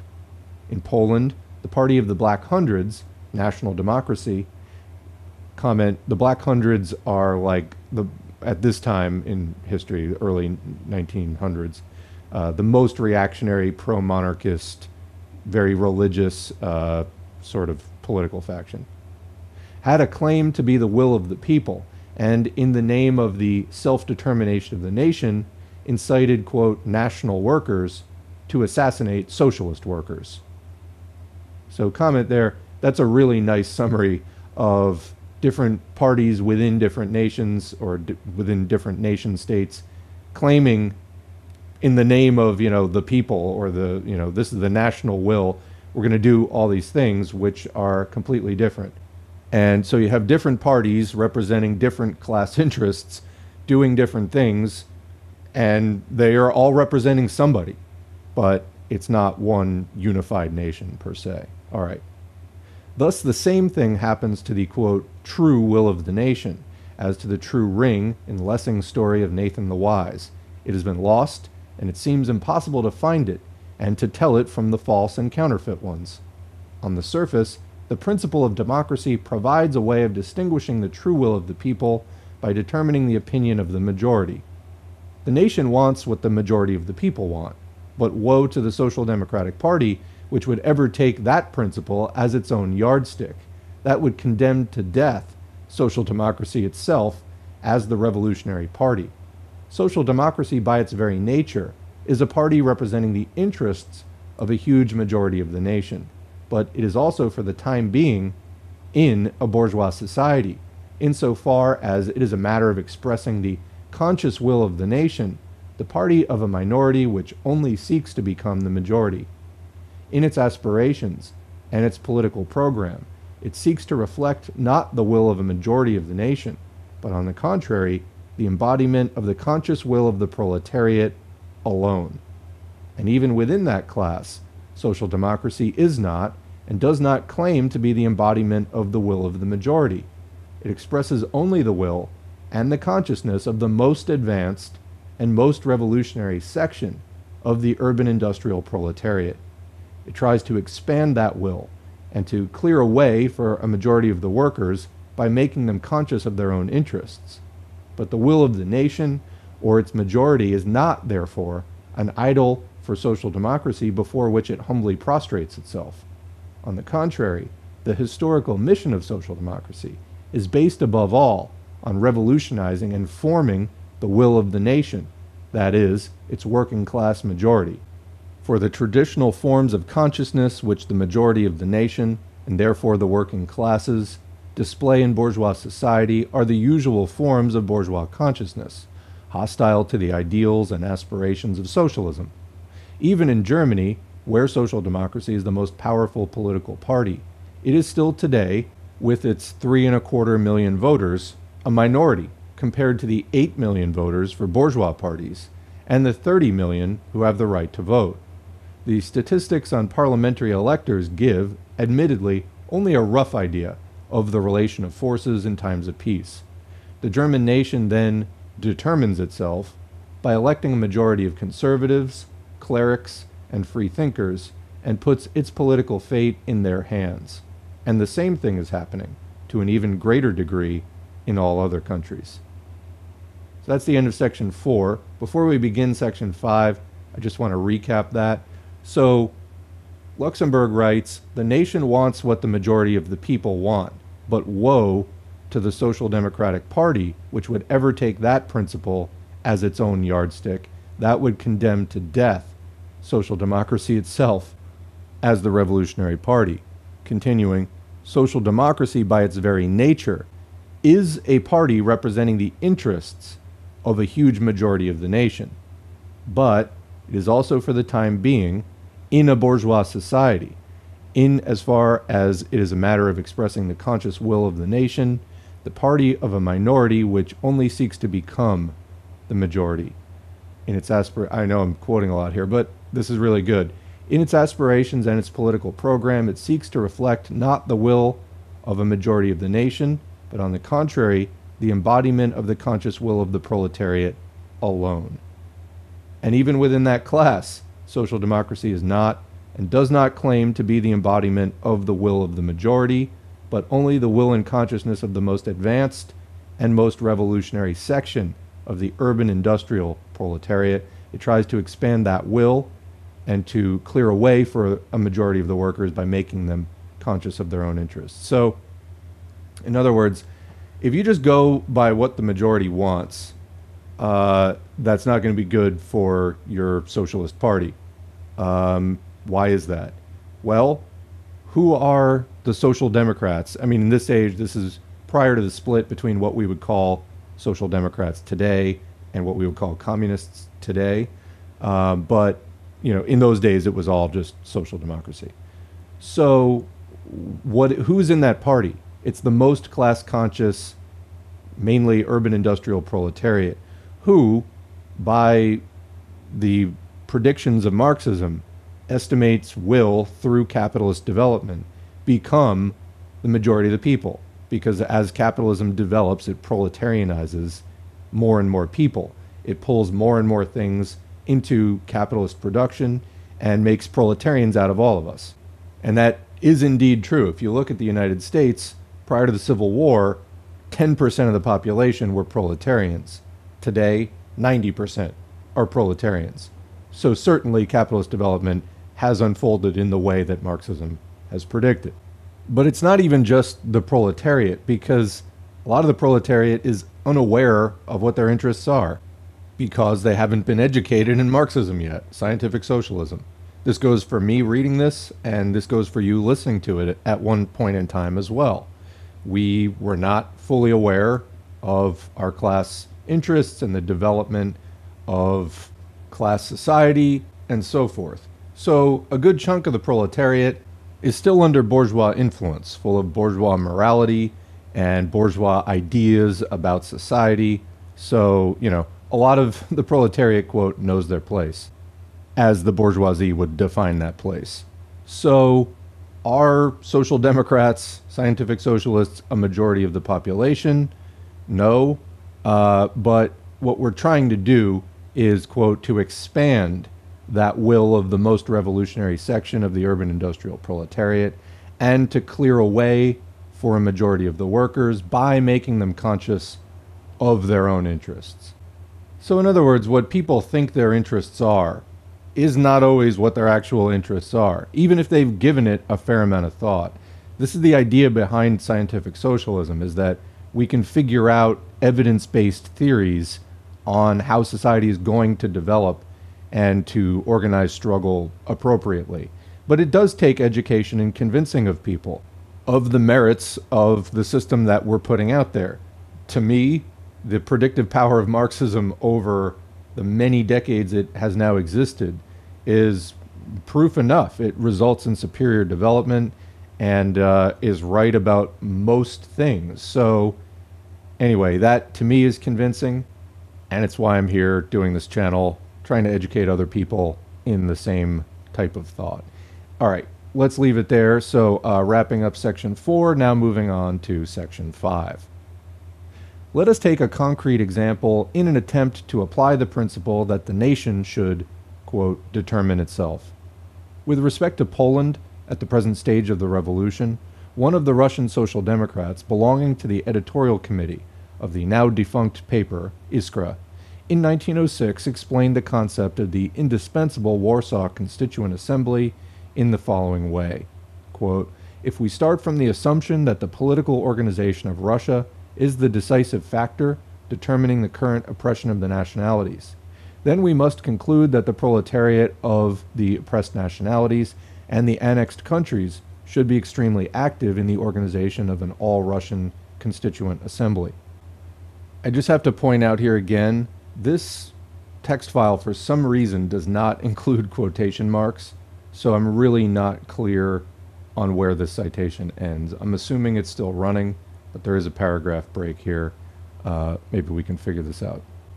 This assembly could, if it wished, carry out its revolutionary mission and break the fetters of force with which Tsardom binds to itself the oppressed nationalities. And there is no other satisfactory, that is, revolutionary way of solving that question than by implementing the rights of the nationalities to determine their own life.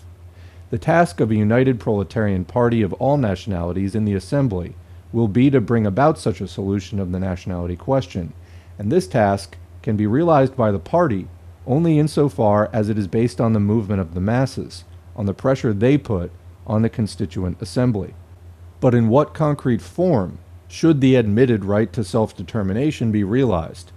Where the nationality question can be more or less identified with the existence of a legal state, as is the case in Poland, then the organ which can realize the nation's right to self-determination can and should be a national constituent assembly whose special task is to determine the relation of a given borderland country to the state as a whole, to decide whether it should belong to the state or to break away from it, to decide its internal setup and its future connection with the state as a whole.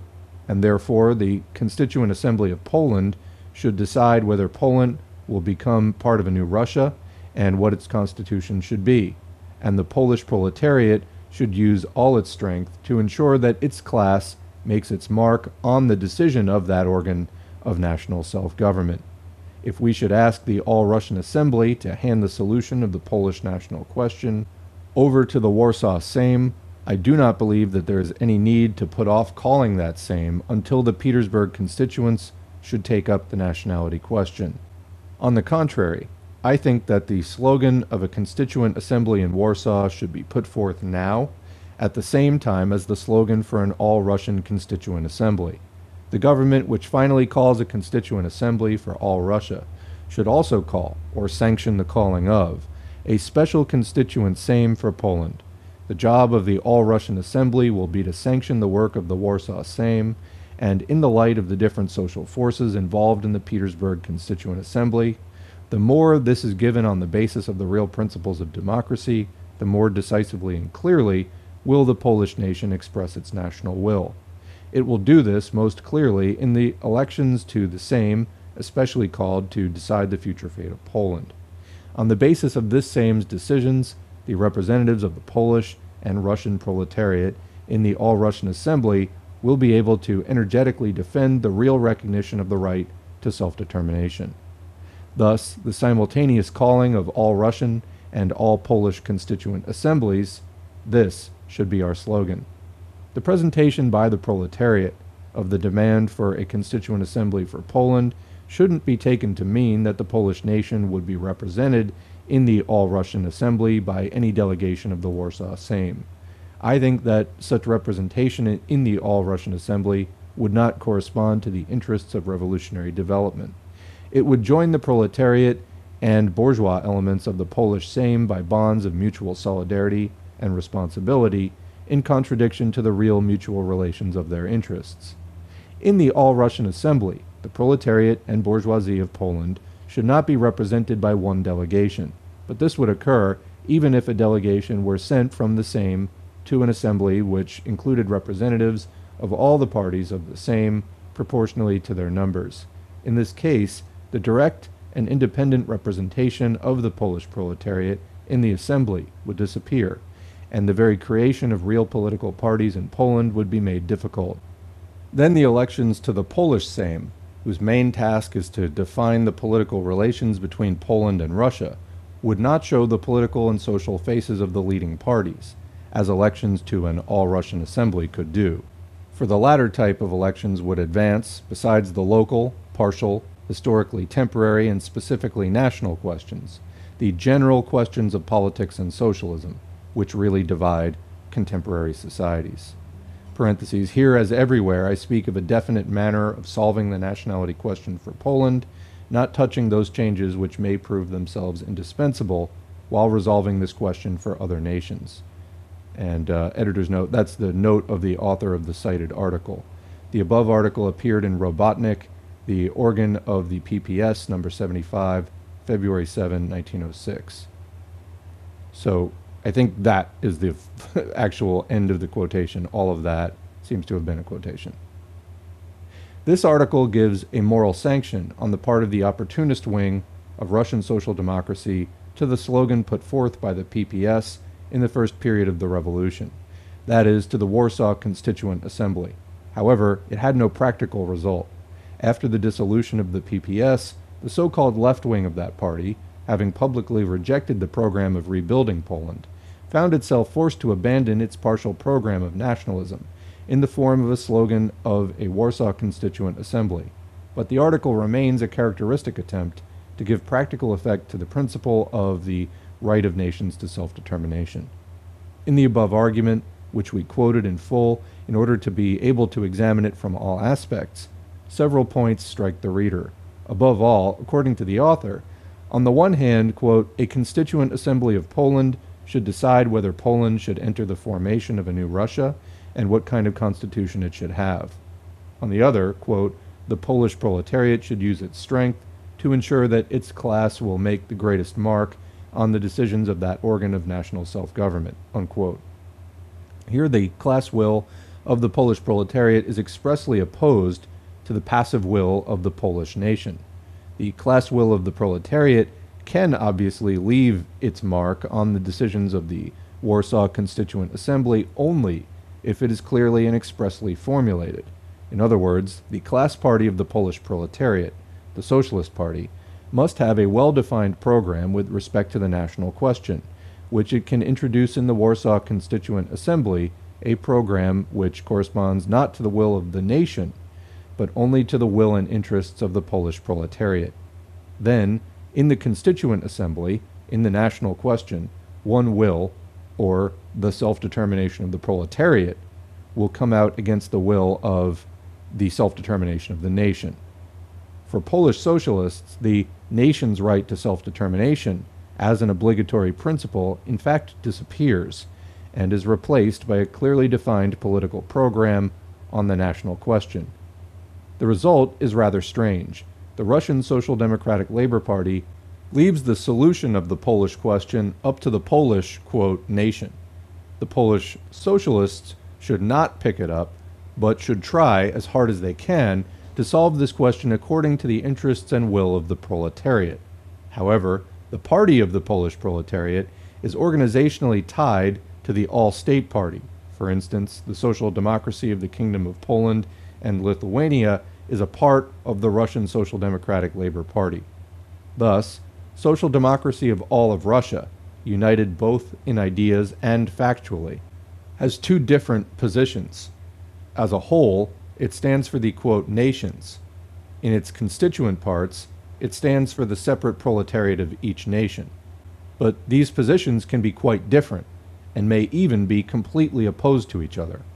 The sharpened class antagonism in all of Russia makes it a general rule that in the national political question, as in questions of internal politics, the proletarian parties take completely different positions from the bourgeois and petty bourgeois parties of the separate nationalities. What position should the Labor Party of Russia then take in the case of such a collision? Let us suppose, for the sake of argument, that in the Federal Constituent Assembly, two contradictory programs are put forth from Poland: the autonomous program of national democracy and the autonomous program of Polish social democracy, which are quite at odds with respect to internal tendency as well as to political formulation. What will the position of Russian social democracy be with regard to them? Which of the programs will it recognize as an expression of the will and, quote, self-determination of the Polish, quote, nation? Polish social democracy never had any pretensions to be speaking in the name of the nation. National democracy comes forth as the expressor of the, quote, national will. Let us also assume for a moment that this party wins a majority at the elections to the Constituent Assembly by taking advantage of the ignorance of the petty bourgeois elements as well as certain sections of the proletariat. In this case, will the representatives of the all-Russian proletariat, complying with the requirements of the formula of their own program, come out in favor of the proposals of national democracy and go against their own comrades from Poland? Or will they associate themselves with the program of the Polish proletariat, leaving, quote, the right of nations to one side as a phrase which binds them to nothing? Or will the Polish Social Democrats be forced, in order to reconcile these contradictions in their program, to come out in the Warsaw Constituent Assembly, as well as in their own agitation in Poland, in favor of their own autonomous program, but to the Federal Constituent Assembly, as members well aware of the discipline of the Social Democratic Party of Russia, for the program of national democracy, that is, against their own program? Let us take yet another example. Examining the question in a purely abstract form, since the author has put the problem on that basis, let us suppose, to illustrate the principle, that in the National Assembly of the Jewish population of Russia, for why should the right to create separate constituent assemblies be limited to Poland, as the author wants? Let's say that the Zionist Party somehow wins a majority and demands that the All-Russian Constituent Assembly votes for funds for the emigration of the entire Jewish community. On the other hand, the class representatives of the Jewish proletariat firmly resist the position of the Zionists as a harmful and reactionary utopia. Gee, I wonder if that one came true in reality. What position will Russian social democracy take in this conflict? It'll have two choices. The right of nations to self-determination might be essentially identical with the determination of the national question by the proletariat, in question, that is, with the nationality program of the concerned social democratic parties. In such a case, however, the formula of the right of nations in the program of the Russian party is only a mystifying paraphrase of the class position. Or, alternatively, the Russian proletariat as such could recognize and honor only the will of the national majorities of the nationalities under Russian subjugation, even though the proletariat of the respective nations should come out against this majority with their own class program. And in this case, it is a political dualism of a special type. It gives dramatic expression to the discord between the, quote, national and the class positions. It opens up the conflict between the position of the Federal Workers' Party and that of the parties of the particular nationalities which make it up. A special Polish Constituent Assembly is to be the organ of realizing the right of the nation to self-determination. But that right is, in reality, severely limited by the author, and in two directions. First, the competence of the Warsaw Constituent Assembly is reduced to the special question of the relation of Poland to Russia and to the Constitution for Poland. Then, even within this domain, the decisions of the, quote, Polish nation are subordinated to the sanction of an all-Russian constituent assembly. The assembly, however, if this reservation is to have any meaning at all, can either grant or deny these sanctions. Under such conditions, the unlimited, quote, right of the nation to self-determination becomes rather problematic.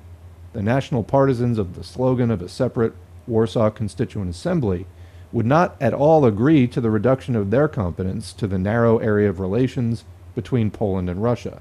They wanted to give the assembly the power over all the internal and external relations of the social life of Poland. And from the standpoint of the right of nations to self-determination, they would undoubtedly have right and logic on their side. For there seems to be no reason why self-determination should mean only the solution of the external fate of the nation and of its constitution, and not of all social and political matters. Besides, the separation of the relation of Poland to Russia and the constitution of Poland from the general problems of politics and socialism is a construction which is artificial to the highest degree. If the constitution of Poland is to determine, as it evidently must, the electoral law, the law of unions and meetings, the law of the press, etc., for Poland, then it is not clear what political questions remain for the Federal Constituent Assembly to solve with respect to Poland. From this point of view, only one of two points of view is possible. Either the Warsaw Constituent Assembly is to be the essential organ for the self-determination of the Polish nation, and in this case it can only be an organ on the same level as the Petersburg Constituent Assembly, or the Constituent Assembly of Warsaw plays only the role of a national Sejm in a position of dependence on and subordination to the Federal Constituent Assembly, and in this case the right of the nation to self-determination, dependent on the sanction of the Russian nation, reminds one of the German concept, the Republic with the Grand Duke at the head. The author himself helps us to guess how, in his understanding, the right of the nation, proclaimed in the introduction so charmingly in the form of a Warsaw Constituent Assembly, is finally cancelled out by the competence and right of sanction of the Petersburg Constituent Assembly. In this matter, the Menshevik journalist adopts the view that the Warsaw Constituent Assembly will be the organ of national interests, whereas the Federal Assembly will be the organ of the class and general social interests, the terrain of the class struggle between the proletariat and the bourgeoisie.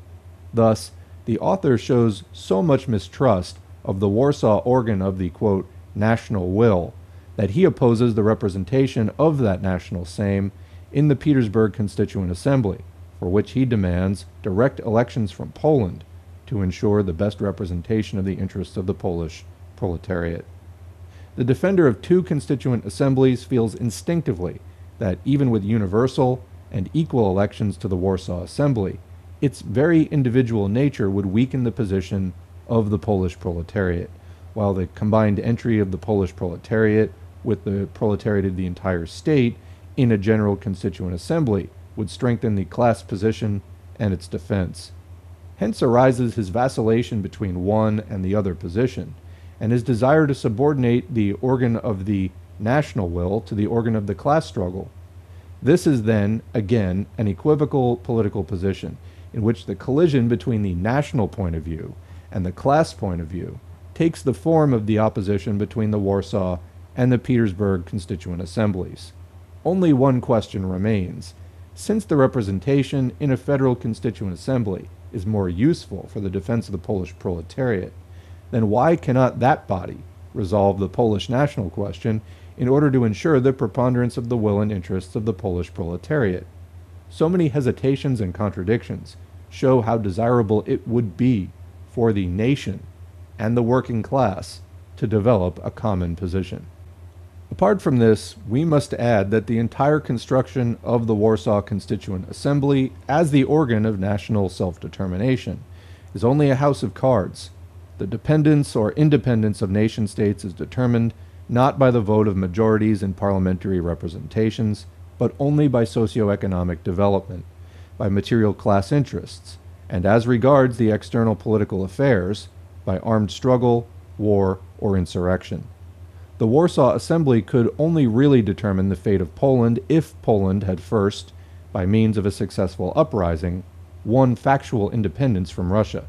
In other words, the Polish people can recognize its right to self-determination only when it has the actual ability, the necessary force for this, and then it will realize it not on the basis of its rights, but on the basis of its power. The present revolution did not call forth an independence movement in Poland.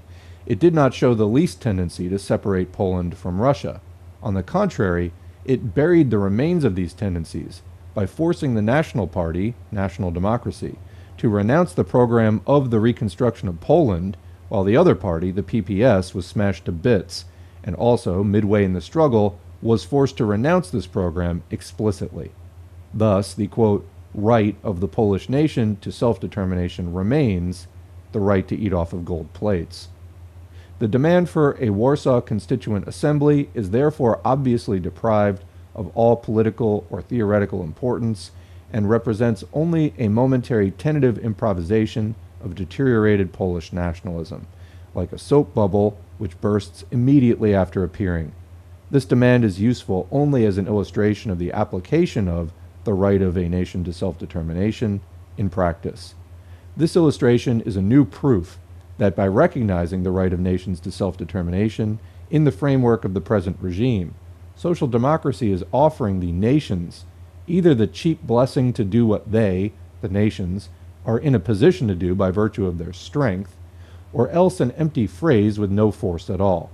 On the other hand, this position brings social democracy into conflict with its true calling, the protection of the class interests of the proletariat and the revolutionary development of society, which the creators of scientific socialism used as the basis of their view on the nationality question. I love that sentence. I'm going to read that again.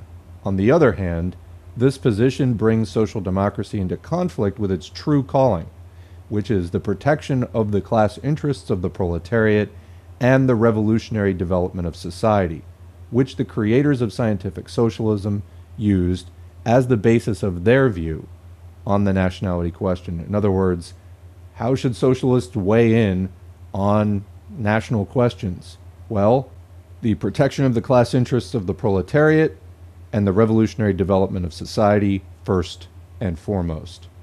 Continuing. The preservation of that metaphysical phrase in the program of the Social Democratic Party of Russia would be a betrayal of the strictly class position which the party has tried to observe in all points of its program. The 9th paragraph should be replaced by a concrete formula, however general, which would provide a solution of the nationality question in accordance with the interests of the proletariat of the particular nationalities. That does not in the least mean that the program of the social democratic organization of the respective nationalities should become eo ipso the program of the All-Russian Party. A fundamental critical appraisal of each of these programs by the whole of the Workers' Party of the state is necessary, but this appraisal should be made from the point of view of the actual social conditions, from the point of view of a scientific analysis of the general tendencies of capitalist development, as well as the interests of the class struggle of the proletariat. This alone can indicate a uniform and consistent position of the party as a whole and in its constituent parts. And that's the end of Chapter 1, the right of nations to self-determination. Now moving on to Chapter 2, the nation-state and the proletariat. The question of nationality cannot be solved merely by presuming that socialists must approach it from the point of view of the class interests of the proletariat. The influence of theoretical socialism has been felt indirectly by the workers' movement as a whole, to such an extent that at present there is not a socialist or workers' party which does not at least use the Marxist terminology, if not the entire Marxist way of thinking.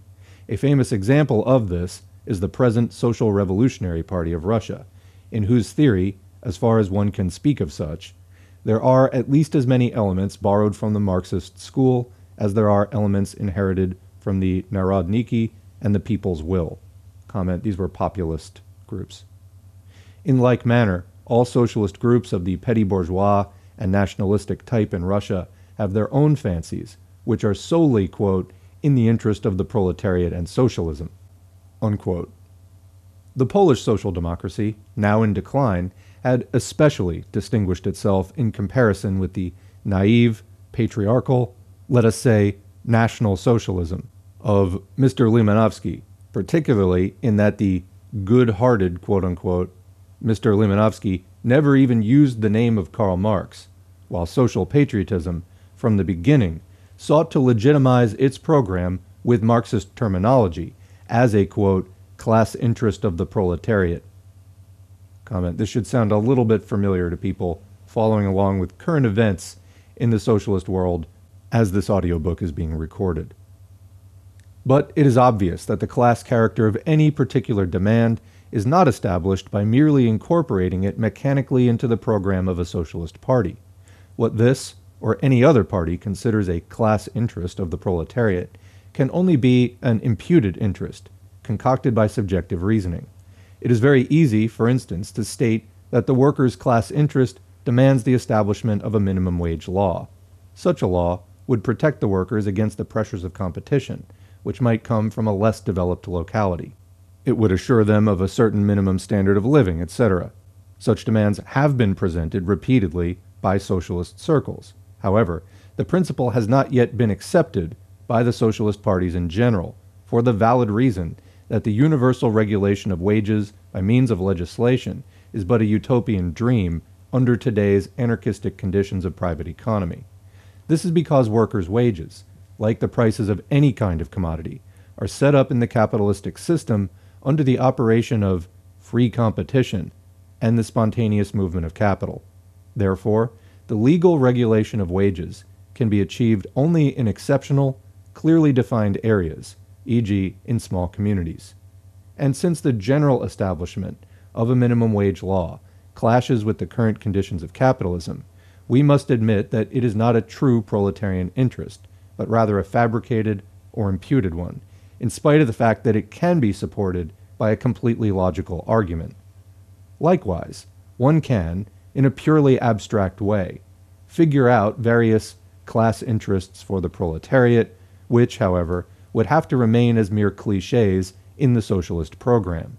This is especially so as the more that other social elements attach themselves to the workers' movement, the stronger is the tendency to suggest various sincere but unrealistic demands of these foreign elements as class interests of the proletariat. The other social elements referred to here include those members of society who have been deprived of political shelter by the failure of the bourgeois parties. In this category are the bourgeois and petty bourgeois intelligentsia. If the socialist parties had no objective criterion by which to establish just what fits the class interests of the proletariat, but were only directed by what certain people might think would be good or useful for the workers, then socialist programs would be a motley collection of subjective and often completely utopian desires. Comment: I think you see this coalescing in the Democratic Party today, the things like UBI and whatnot. It's this kind of just rushing of the gates of every kind of vaguely left-of-center notion that really needs somebody to go through and sort out what is what. Continuing. Basing itself on historical foundations, on the foundations of the development of capitalist society, today's social democracy derives its immediate interests, the demands of today's proletariat, as well as its long-range goals, not merely from subjective reasoning about what would be good or useful for the proletariat, but from examining the objective development of society for a verification of its actual interests, as well as for material means for their realization. It is from this standpoint that the main alternatives for a practical solution to the question of nationality should be examined, those which are suggested by historical examples, as well as those which correspond to the slogans popular in socialist circles.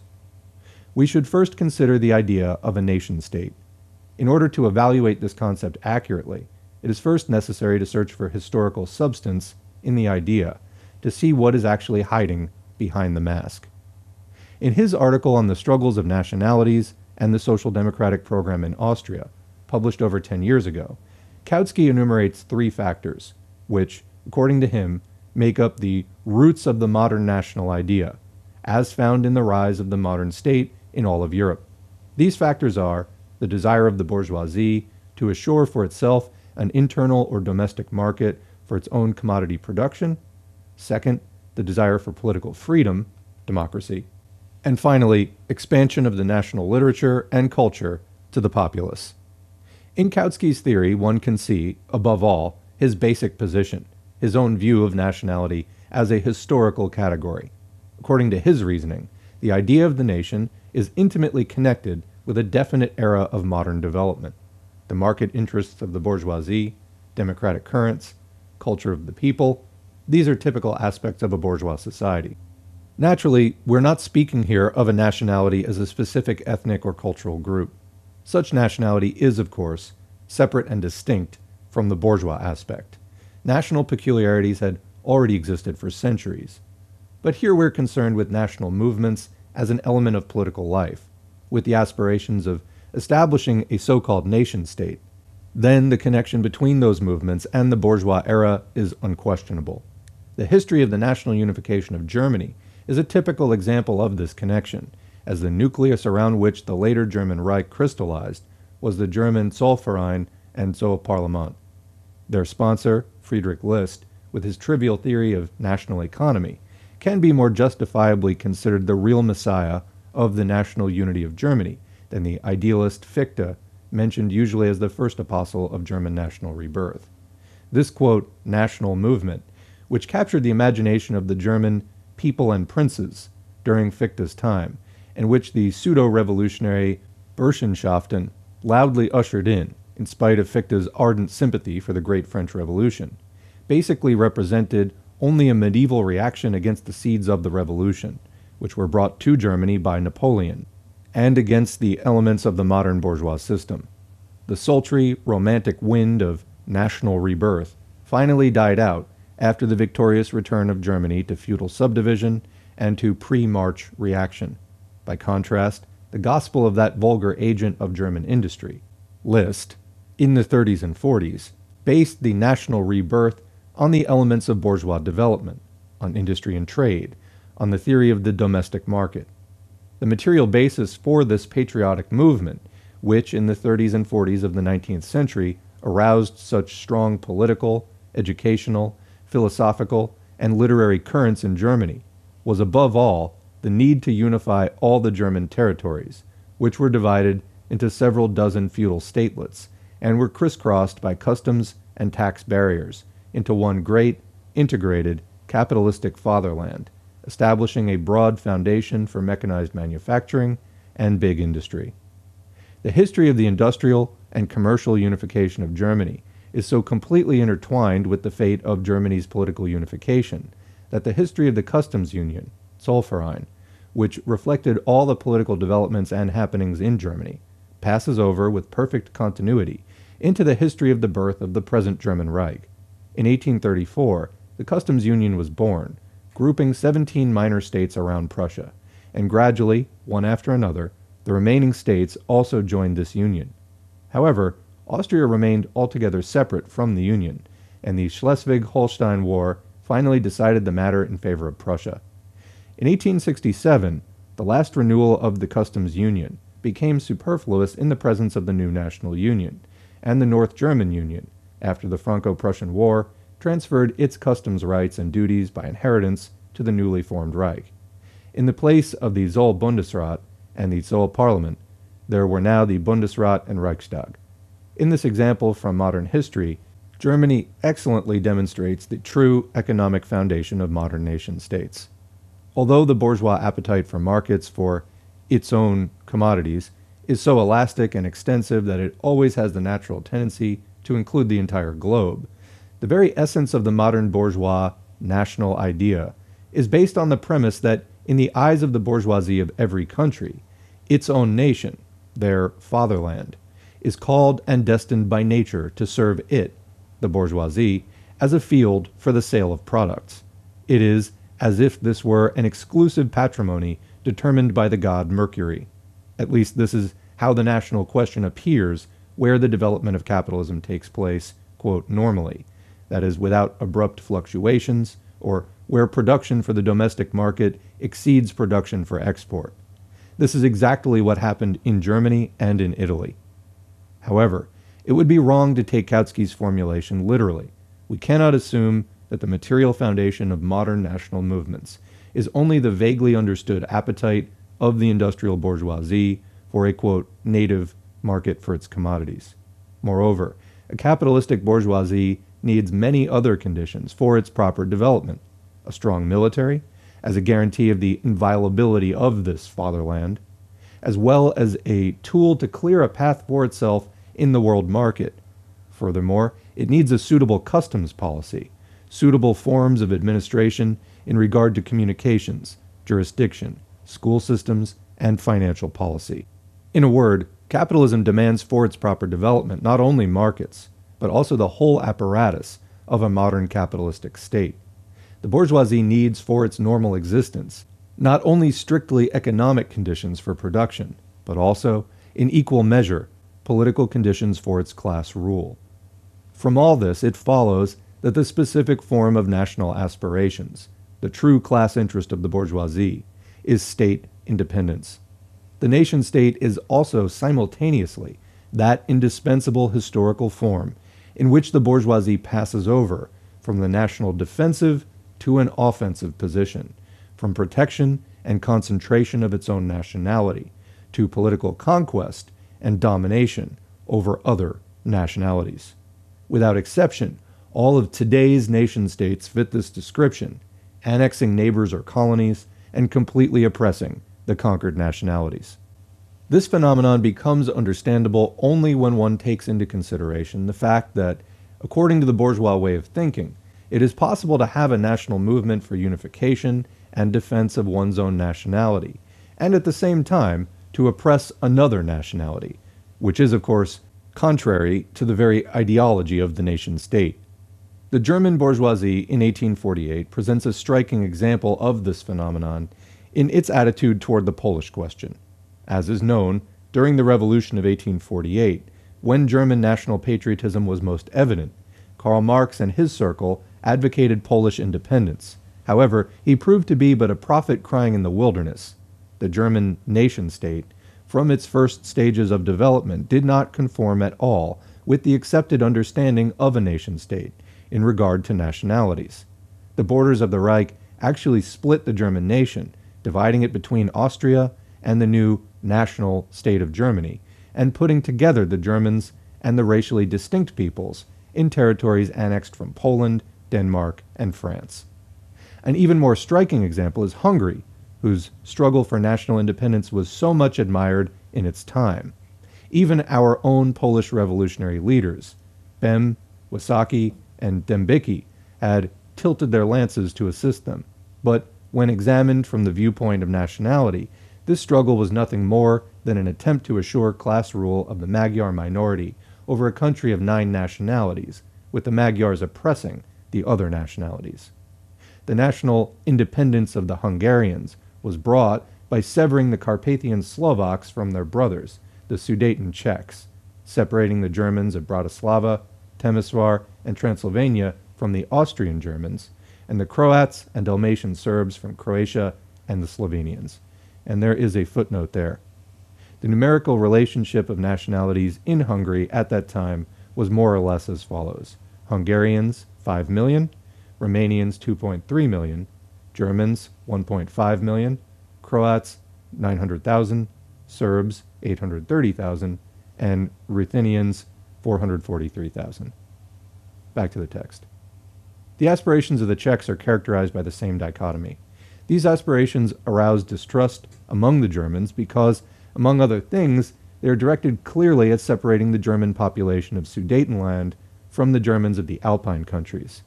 The primary objective of the Czechs was to force the Germans, as a minority group under the crown of Wenceslaus, Václav, into complete dependence on the Czechs in matters of culture and administration. As if this were not enough, the division of the Czech lands created a nationality division for the Czechs themselves by uniting 5 1/3 million Czechs with 3 million Germans and nearly 200,000 Poles.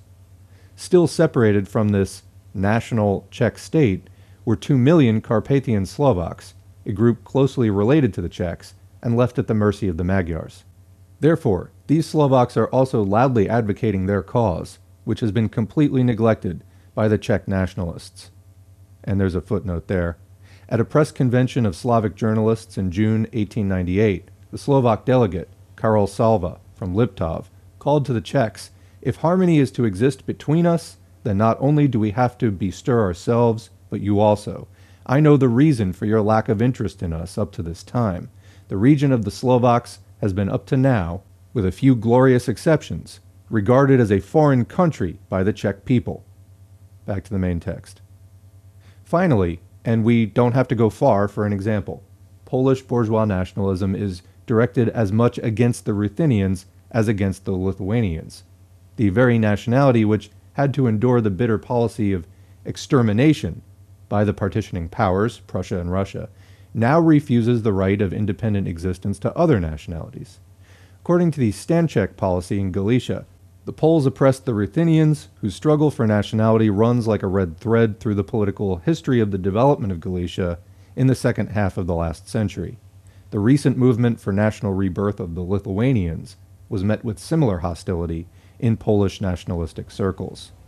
And there are two footnotes there. Stanchek was a nickname for conservatives in Galicia, and, for example, prompted by such an innocent undertaking as the establishment of an association for the restoration of the right to use the Lithuanian language in the Catholic Church in Lithuania, the Vilna Lithuanian Courier wrote this in the summer of 1906. "How many times already have the groundless accusations against the Poles of forced Polonization of Lithuanian lands been refuted? How many times were claims of Lithuanians against Poles proven to have no sound basis? Claims that historical developments happen to take one course and not another. The Poles are not to be accused of Polonization tendencies, but on the contrary, the Lithuanians should be accused of attempts at Lithuanization. If the perspectives, reached by way of mutual concessions and peaceful conventions, of living side by side peacefully, do not please the Lithuanians, if they insist on taking advantage of every means of harassing and annihilating the Poles, then let them remember that they were the first to cast down the gauntlet before the Poles, and that on them will fall the responsibility for this." Continuing the note, this reference to the historical development, which ensured the superiority of one nationality over another, accusing of chauvinism those who are fighting for the existence of their own nationality, along with the obscure threats against the other, called to mind the Prussian HKT, which defended the threatened Germans against the attempts of Polonization of Count Stanislav Tarnowski, who derided the Ruthenians as being concerned primarily with the malicious, quote, harassment of Poles. The HKT, or Hakata, were German chauvinists organized in 1894 for the purpose of eradicating the Polish elements in Poznan province. The leaders of the group were Hahnemann, Kenneman, and Tiedemann. Back to the main text. This strange, double-edged character of bourgeois patriotism, which is essentially based on the conflicting interests of various nationalities rather than on harmony, becomes understandable only when one takes into consideration the fact that the historical basis of the modern national movements of the bourgeoisie is nothing more than its aspirations to class rule and a specific social form, in whose aspirations this expression is found. The modern capitalistic state, quote, national, in the sense of the dominance of the bourgeoisie of a certain nationality over the entire mixed population of the state. A democratic organization, together with general education of the people, these distinctly ideological elements of the nation mentioned by Kautsky are merely details of a modern bourgeois state, easily attainable by the bourgeoisie within the framework and spirit of the state. Therefore, independence and state unification constitute the real axis around which the national movements of the bourgeoisie rotate. Let me restate that. Therefore, independence and state unification constitute the real axis around which the national movements of the bourgeoisie rotate. And there is a footnote off of that line. The majority of the bourgeois legal theorists, therefore, recognize the independent existence of a state as an indispensable attribute of the national idea. Monsieur Bluntschli and co., the ideologists of their own class, achieve nothing else by using abstract definitions and sub-definitions than what has already been achieved by the power-hungry bourgeoisie in the course of history. Back to the main text. This matter appears quite different from the point of view of the interests of the proletariat. The contemporary proletariat, as a social class, is the offspring of the capitalist economy and the bourgeois state. The capitalist society and bourgeois state, taking them not as an abstract idea, but in tangible form as history has created them in each country, were already, from the very beginning, a frame of activity for the proletariat. A bourgeois state, national or not national, is just that foundation, together with capitalistic production as the ruling form of social economy, on which the working class grows and thrives. In this respect, there is a basic historical difference between the bourgeoisie and proletariat. The bourgeoisie develops and is carried in the womb of the feudal class system, aspiring to assure triumph for capitalism in the form of production, and for itself as the ruling class. The bourgeoisie creates the modern state on the ruins of the feudal system. Within the bounds of the development of capitalism and the rule of the bourgeoisie, the proletariat is next to make itself heard politically, still as part of the bourgeois state. But the state was already, from the beginning, its natural womb, just as the shell of an egg is for the chicken.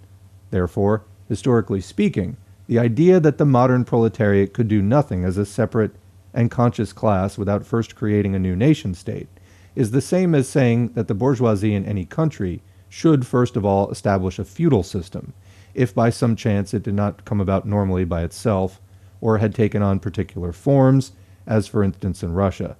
The historical mission of the bourgeoisie is the creation of a modern national state, but the historical task of the proletariat is the abolition of this state as a political form of capitalism, in which they themselves, as a conscious class, come into existence to establish the socialist system.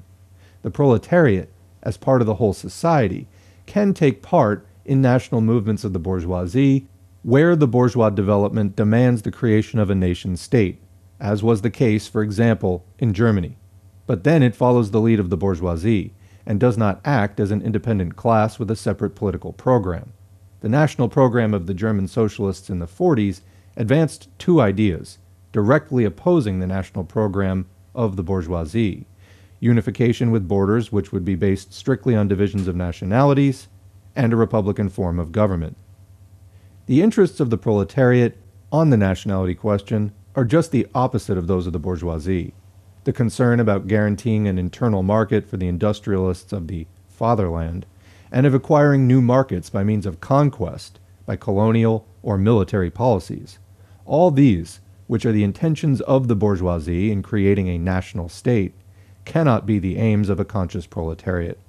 The proletariat, as a legitimate child of capitalistic development, takes this development into account as a necessary historical background of its own growth and political maturation. Social democracy itself reflects only the evolutionary side of capitalist development, whereas the ruling bourgeoisie looks after this development on behalf of reaction. Social democracy nowhere considers its task to be the active support of industry or trade. Rather, it struggles against military, colonial, and customs protection, just as it combats the whole basic apparatus of the existing class state, its administration, legislature, school systems, etc. And there's a footnote there. Quote, "It is correct," says Kautsky, quote, "that social democracy is the party of social development. Its aim is the development of society beyond the capitalist stage. Evolution, as is known, does not exclude revolution, which is but an episode of evolution.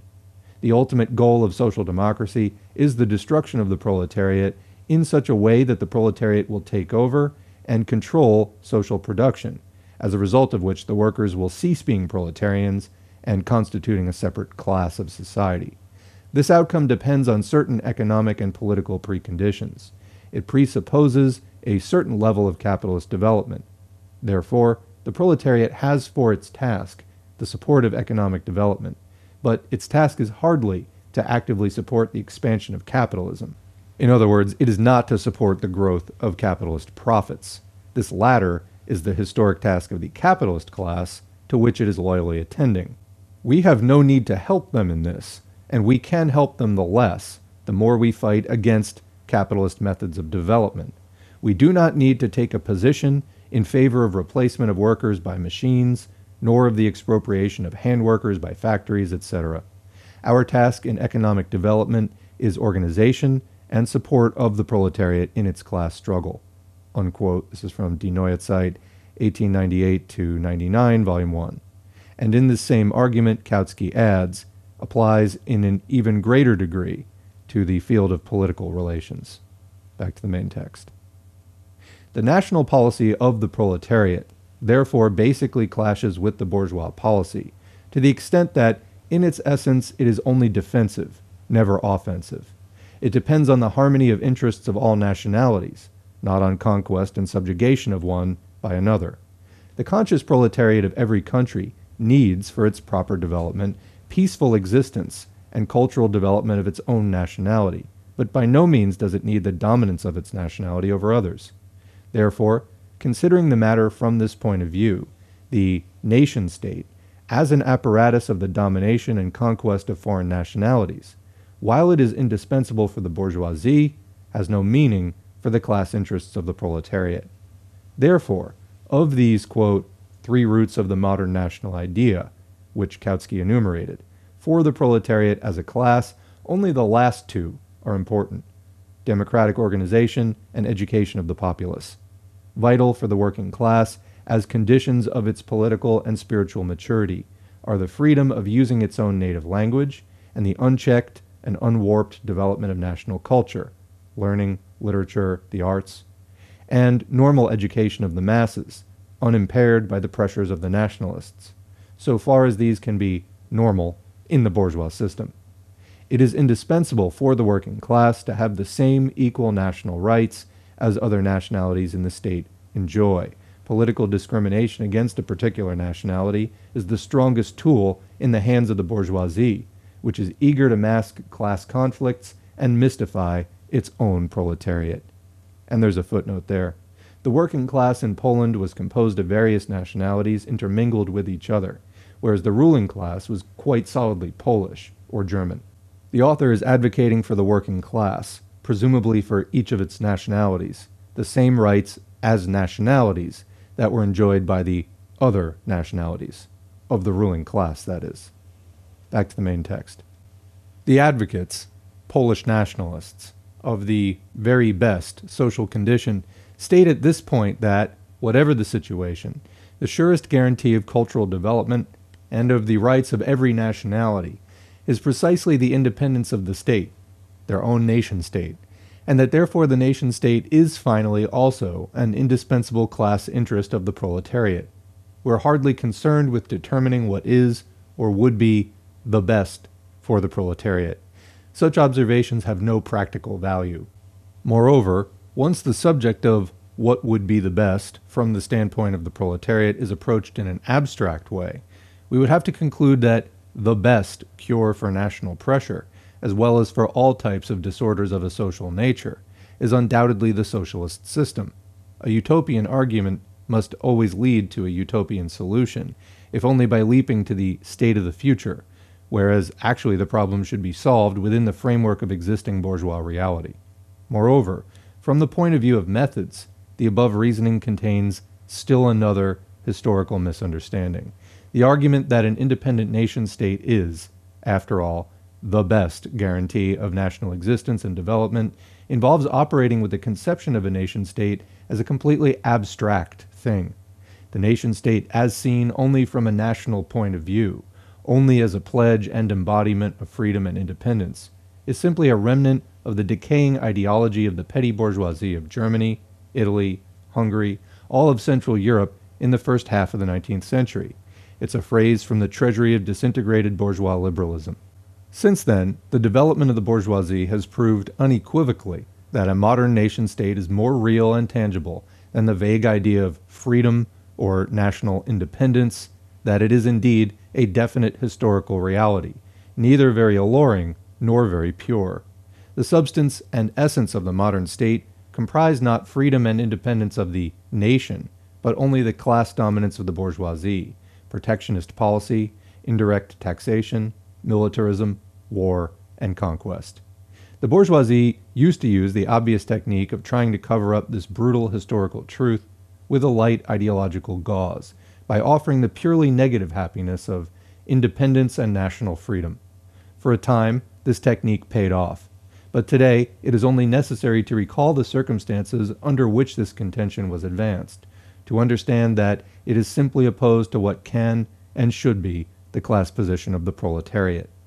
In this case, as in many others, anarchism, the supposed antagonist of bourgeois liberalism, proved to be its worthy child. Anarchism, with characteristic, quote, revolutionary seriousness, accepted at face value the phraseology of the liberal ideology, and, like the latter, showed only contempt for the historical and social content of the nation-state, which it set down as nothing else than an embodiment of freedom, of the will of the people, and of similar empty words. Bakunin, for example, wrote in 1849 about the national movements of Central Europe this, quote, "The first sign of life in the revolution of 1848 was the cry of hatred toward the old oppression, a cry of sympathy and love for all oppressed nationalities. Away with the oppressors reverberated as if from one breast.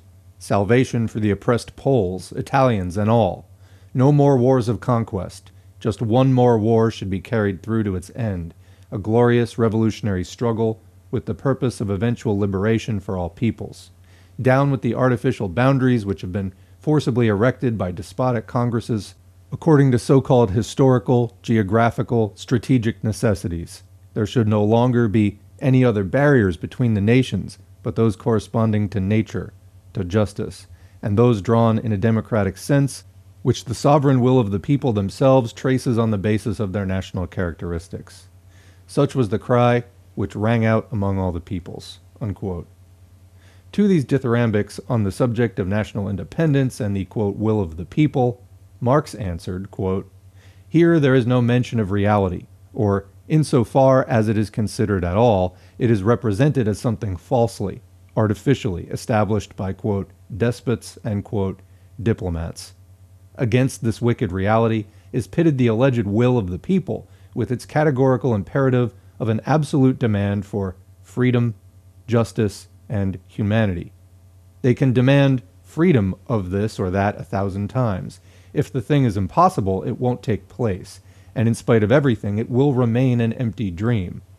Just a word about the universal brotherhood of peoples and the establishment of boundaries which are traced by the sovereign will of the people themselves on the basis of their national characteristics. The United States and Mexico are two republics. In both of them, the people are sovereign. Then how did it happen that between these republics, which, according to the moralistic theory, they should be brotherly and federated, a war broke out over Texas? That the sovereign will of the American people, supported by the bravery of American volunteers, moved the American borders, established by nature itself, a few hundred miles further south, claiming this action to be from, quote, geographic, commercial, and strategic necessities, unquote. And just a footnote, Bakunin's quote is from Aufruf an die Slaven, 1848, and there's a note from the editor. It was actually Engels, not Marx, who wrote that answer in the Neue Rheinische Zeitung, February 15, 1849. Back to the text. Marx's answer, or Engels, to this ironic question is clear. Nation-states, even in the form of republics, are not just products or expressions of the, quote, will of the people, as the liberal phraseology goes and the anarchist repeats. Nation-states are today the very same tools and forms of class rule of the bourgeoisie as the earlier, non-national states, and like them they are bent on conquest. The nation-states have the same tendencies toward conquest, war, and oppression.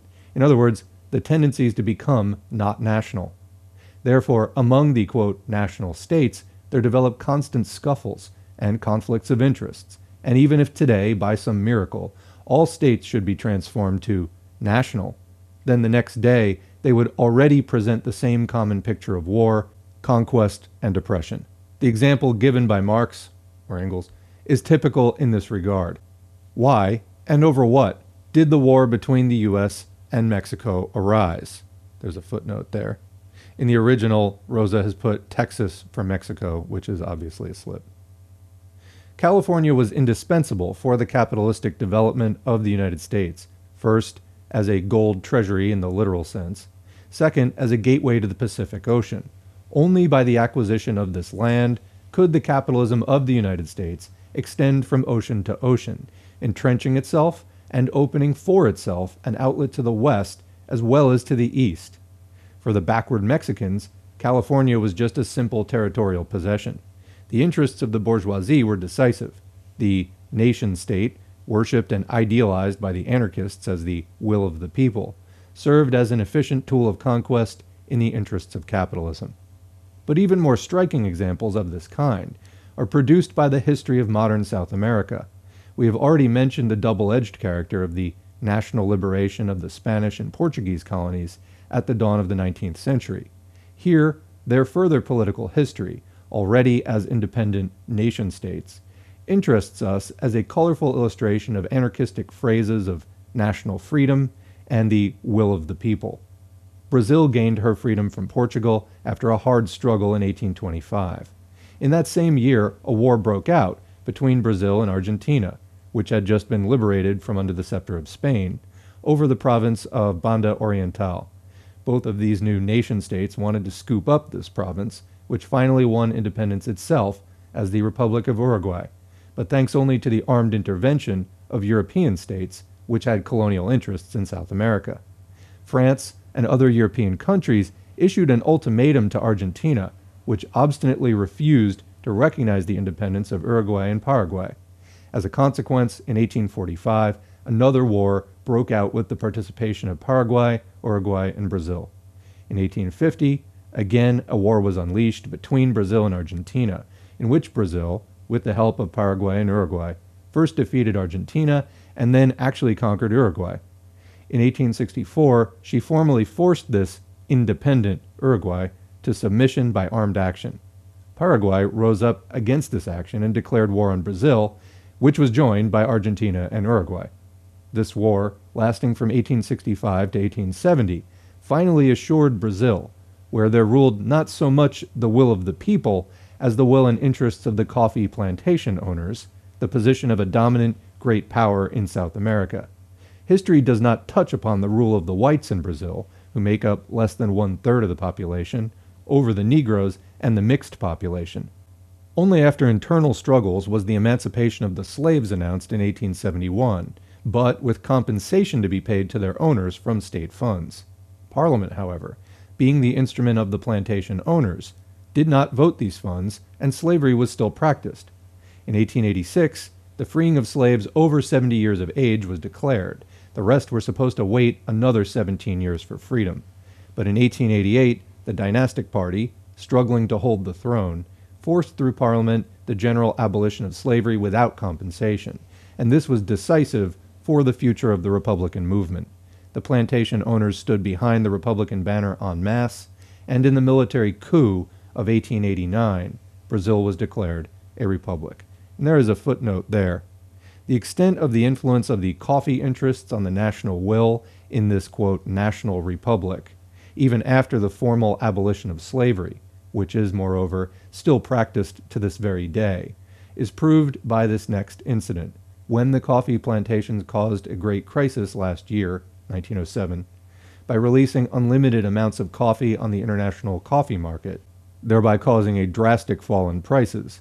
The Brazilian plantation owners forced the government to purchase the entire surplus of coffee with state funds. Naturally, a violent shake-up of the finances and entire material existence of the whole population has resulted from this original experiment. Back to the main text. This is how idyllic the internal conditions and events in South America look since the time of the rising of the nation-states and the establishment of the will of the people. A beautiful complement to this picture is offered by the United States of Australia. Hardly had these states emerged from the position of English colonies and gained their freedom, the republican form of government or the federal system, the very ideal of Bakuninist phraseology, when they began an offensive policy in regard to New Hebrides, next door to New Guinea, and in skillful imitation of the United States of America, declared their own particular national doctrine, that, quote, Australia should belong to the Australians. At the same time, the growing navy of the Australian Union is an emphatic commentary on this doctrine.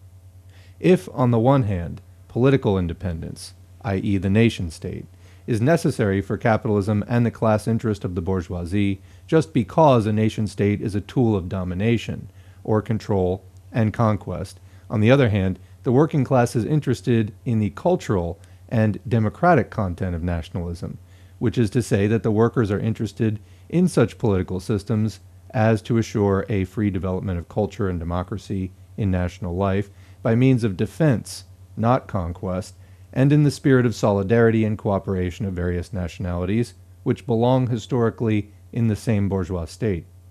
Equality before the law for nationalities and political organizations, and the assurance of national cultural development. Such are the general forms of the program of the proletariat, a natural program resulting from its class position, in contrast to the nationalism of the bourgeoisie. So that's the end of the first part of, I assume, 2 parts, since we're about halfway through the file here. And I think that that last paragraph is a nice summation there. Anyway, let's proceed to part 2. The classical confirmation and proof of these general principles is the most famous nationality problem within the framework of the Russian state, the Polish question. In Poland, the national movement, right from the beginning, took on a completely different character from that of Western Europe. Those who search for a historical analogy for the Polish national idea in the history of today's Germany and Italy betray their own misunderstanding of the true historical substance of the national movements in Germany and Italy, as well as in Poland. With us Poles, the national idea was a class idea of the nobility, never of the bourgeoisie.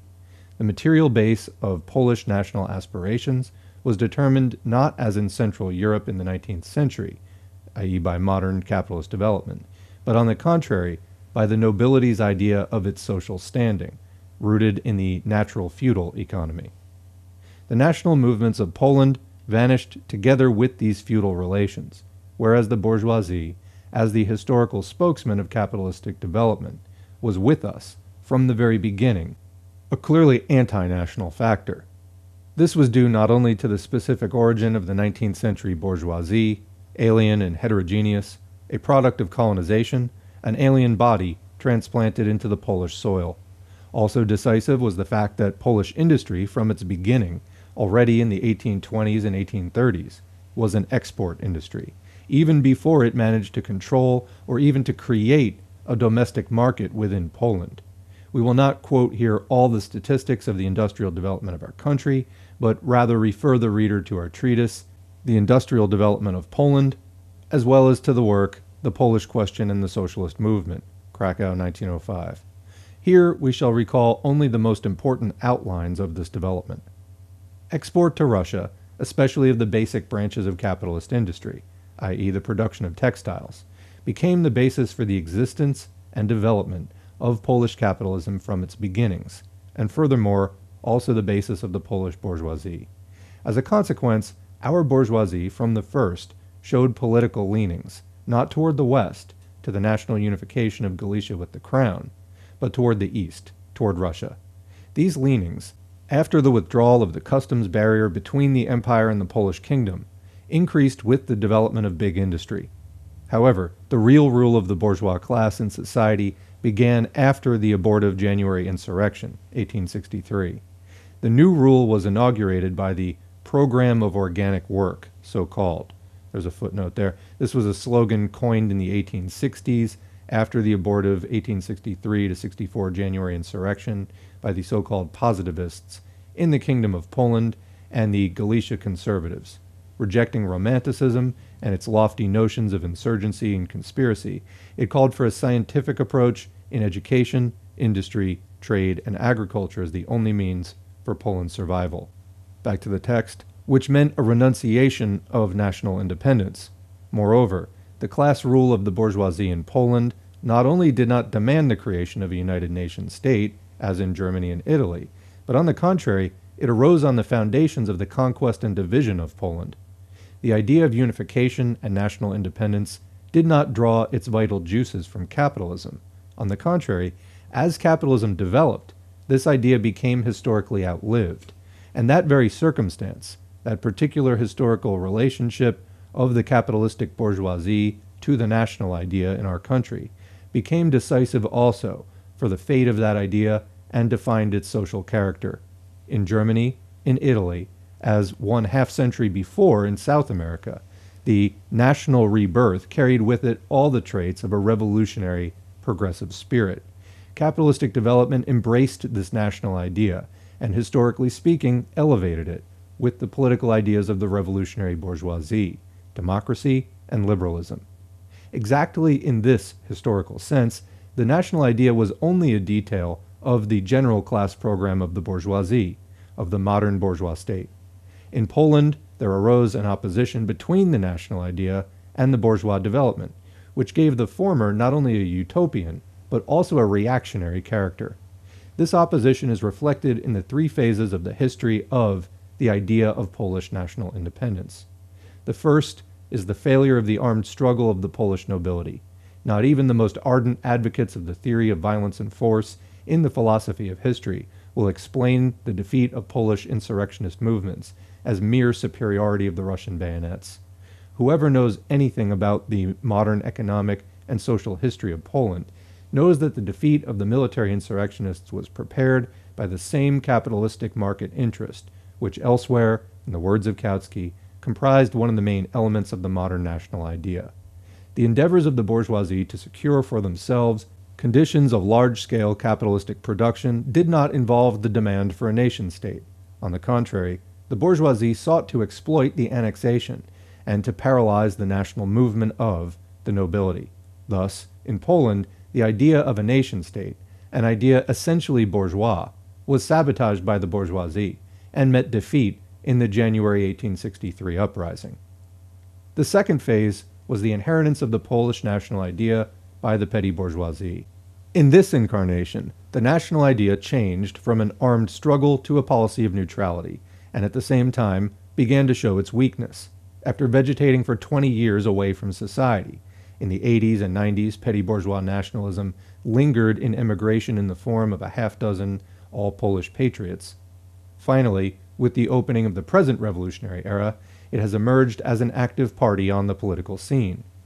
The national democracy proclaimed its entrance into a politically active phase with a public renunciation of the program of national independence as an unrealizable utopia, and with writing into its program instead the double slogan of autonomy of the country and counter-revolution. Now, after throwing off the ballast of the traditional national program, national democracy quickly becomes the true political force in the society. Having failed in its second petty bourgeois form, the program of the nation-state is replaced by a program which is practical and realizable on the basis of a bourgeois Poland, a program of autonomy. Finally, the third and last phase in the history of the Polish national idea is its attempt to join the class movement of the proletariat. The 20-year social patriotic experiment of the PPS was the only case in the history of the international workers' movement where the slogan of the nation-state was made part of a socialist program. And this singular experiment ended, after 20 years, in exactly the same kind of crisis and in the same manner as the petty bourgeois experiment. At the time of the outbreak of the Workers' Revolution, 1905, in Russia, the PPS, so as to secure for itself a part in active politics and in the life of the society, publicly renounced the program of rebuilding Poland. The National Democracy renounced this program so as to take an active part in the middle-class counter-revolution. The PPS did so to exert pressure for the proletarian revolution. The crisis, decline, and fall of the PPS, brought on by this renunciation, constituted the third and last bankruptcy of the idea of the Polish nation-state, this time wearing the mantle of the proletariat. The current revolution, that mightiest social upheaval of modern times, which is calling all embryos of life to growth and maturity, and simultaneously tearing up the entire foundation of society with a giant plow, rejected the last trace of the idea of the Polish nation-state, as if it were an empty shell from which historical development had removed all content, and which could only roll about among the rubble of social traditions during the troubles of a period of reaction. The historical career of Polish nationalism, however, has not yet come to an end. Indeed, it has ended its life as the idea of the nation-state, but it has simultaneously transformed itself from a utopian specter to a realistic factor of social life. The Polish bourgeois capitalistic development fettered Poland to Russia and condemned the idea of national independence to utopianism and to defeat. But the other side of this bourgeois progress is the revolutionary development of Polish society. All the manifestations and factors of social progress in Poland, above all its principal factor, the Polish proletariat and its part in the general revolution in the Tsarist Empire, have grown out of the foundations of this same bourgeois capitalistic development. The social progress and development of Poland are in this way united with the capitalistic process by unbreakable historical ties, which united Poland and Russia, and which buried the Polish national idea. Consequently, all separatist aspirations directed at raising an artificial barrier between Poland and Russia are by nature directed against the interests of social progress and revolutionary development, or in other words, they're manifestations of reaction. But at the same time, the national idea, after the final failure of the program of the nation-state and national independence, was reduced to a general and undefined idea of national separation, and as such, Polish nationalism became a form of social reaction blessed by tradition. The national idea became a collective ideological shield for the reactionary aspirations of the whole camp of bourgeois classes, nobility, middle class, and petty bourgeoisie. Historical dialectics also proved to be far more imaginative, supple, and inclined to variety than the minds of the politicians, caught up in the grip of stereotypes, and speculating in the abstract wilderness of the rights of nations. So many Russian, German, and other revolutionaries were, and still are, inclined to regard national tradition as a historic vessel, destined by nature for all times, to absorb and carry all sorts of revolutionary currents, as a sea conch, which, according to legend, when carried ashore and lifeless, will always repeat the distant roar of the sea waves when placed close to the ear. This national tradition, in these concrete historical and social conditions which created today's Poland, becomes just the opposite, a vessel for all types of reaction, a natural shield for counter-revolution. Under the slogan of national tradition, there took place the elections of the national democracy to the First Duma, protected by the Cossacks from the criticisms and protests of the Polish proletariat. In the name of the national idea, the National Democrats used bullets to chase away the Social Democratic workers from the pre-election meetings, and even killed several dozen workers in Warsaw, Lodz, and Pabianice.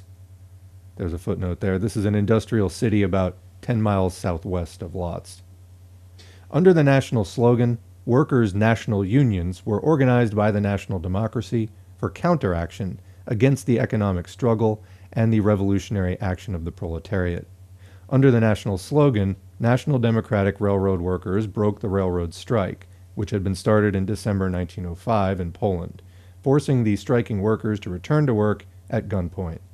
Under the national slogan, the National Democracy began a crusade against the general strike and other forms of strikes, claiming they were ruining the, quote, country's industry and the national wealth. Under the national slogan, the Polish Circle in the Duma, that's the Congress, renounced participation in the Viborg Manifesto deliberations and in the declaration of the Viborg Manifesto itself after the dispersion of the Duma. Under the national slogan, the National Democracy organized so-called Polish Falcons. There's a footnote there. These, also known as the Sokol, were a youth association in Galicia founded in 1867 under the political guidance of the National Democracy. Back to the text. Or rather, armed fighting squads destined for murdering socialists, making strikes impossible, and so on. Mr. Dmowski, the leader of the National Democracy, declared in its official organ that, quote, socialists are outsiders and are thus, quote, foreign enemies, thereby justifying in advance the, quote, national murders of the socialists. And finally, in the name of the national idea, the future of the nation, and national defense, the Polish bourgeoisie, with the National Democracy at the head, publicly stood behind the banner of neo-pan-Slavism, in the ranks of the hirelings of absolutism and the Russian, quote, national idea, quote, with no reservations. The last vestige of the political national program, Poland's autonomy, was thus given up on the altar of counter-revolution. Mistreated by history, the Polish national idea moved through all stages of decline and fall. Having started its political career as a romantic, noble insurgent, glorified by international revolution, it now ends as a national hooligan, a volunteer of the Black Hundreds of Russian absolutism and imperialism. Comment there, the Black Hundreds. We have a text on the channel by Lenin talking about the Black Hundreds. I compared them to libertarian militias like the Boogaloo Boys, hyper-capitalists. These are extreme reactionaries. And that's the end of Chapter 2, the nation-state and the proletariat. Now moving on to Chapter 3, federation, centralization, and particularism. We must turn next to another proposed form of the solution of the nationality question, i.e. federation. Federalism has long been the favorite idea of revolutionaries of anarchic hue.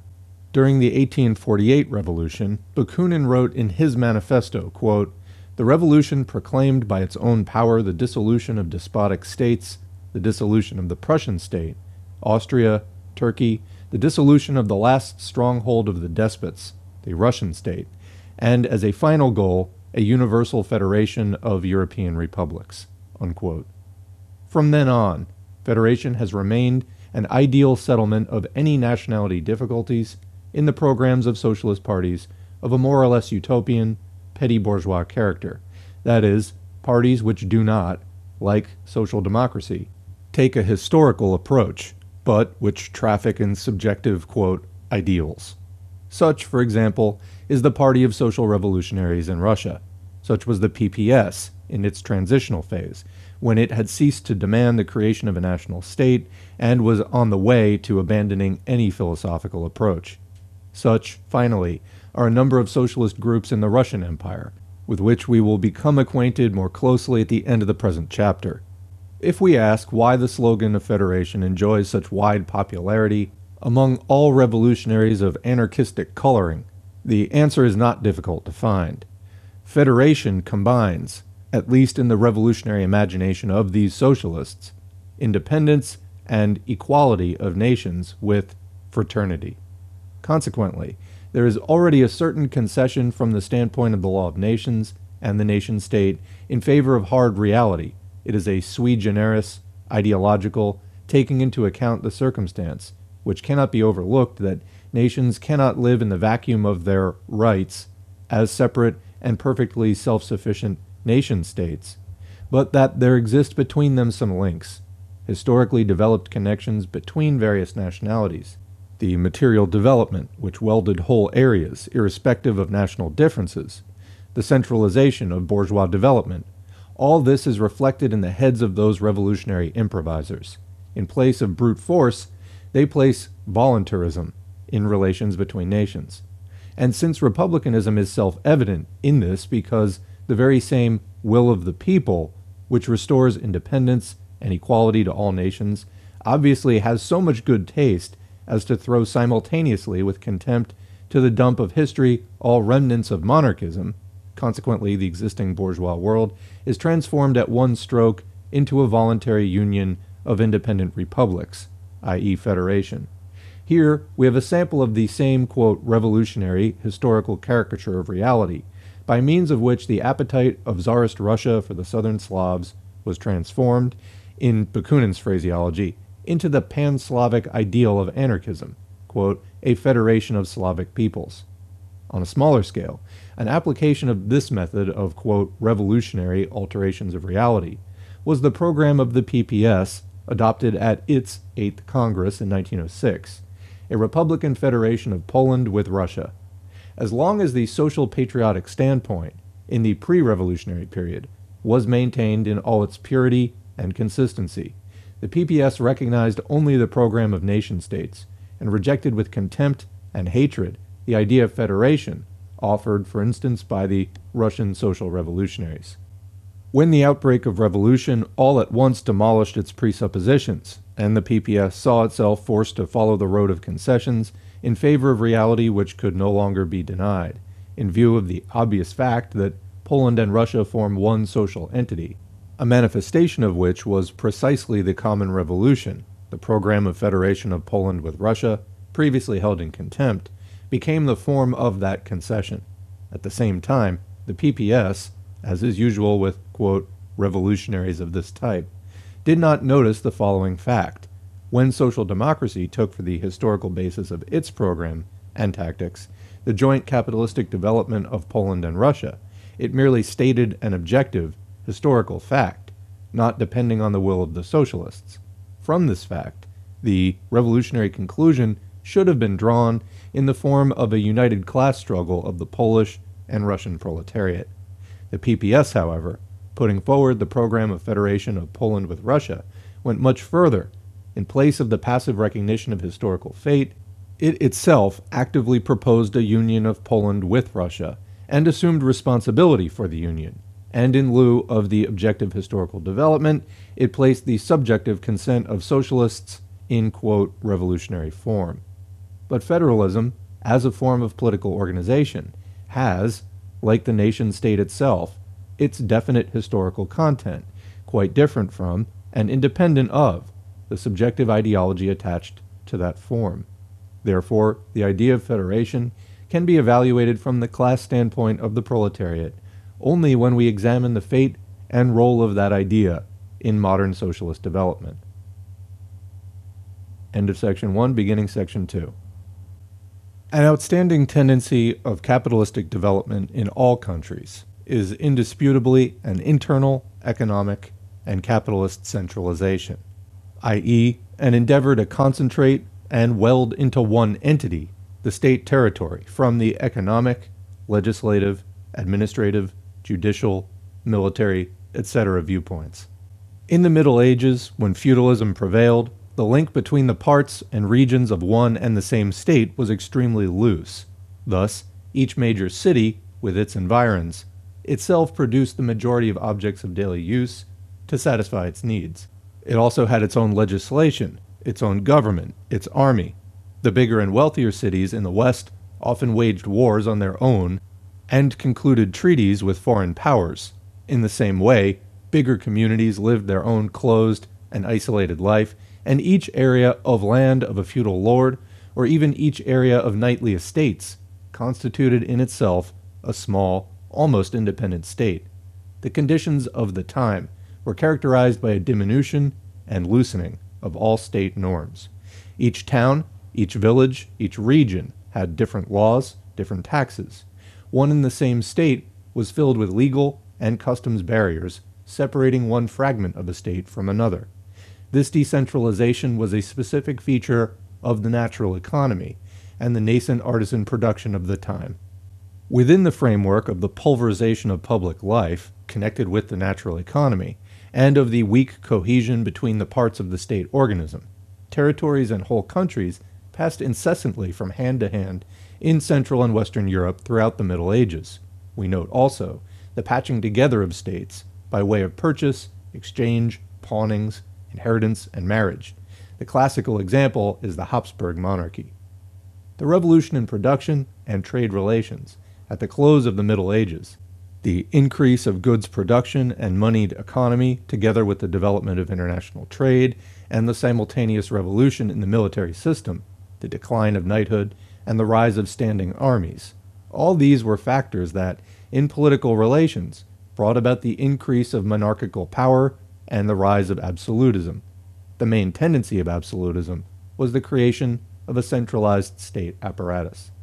The 16th and 17th centuries were a period of incessant struggle of the centralist tendency of absolutism against the remnants of feudalist particularism. Absolutism developed in two directions, absorbing the functions and attributes of the diets and provincial assemblies, as well as of the self-governing municipalities, and standardizing administration in the whole area of the state by creating new central authorities in the administration and the judiciary, as well as a civil, penal, and commercial code. In the 17th century, centralism triumphed fully in Europe in the form of so-called enlightened despotism, which soon passed into unenlightened, police bureaucratic despotism. As a result of the historical circumstance that absolutism was the first and principal promoter of modern state centralism, a superficial tendency developed to identify centralism in general with absolutism, i.e. with reaction. In reality, absolutism, insofar as at the close of the Middle Ages it combated feudal dispersion and particularism, was undoubtedly a manifestation of historical progress.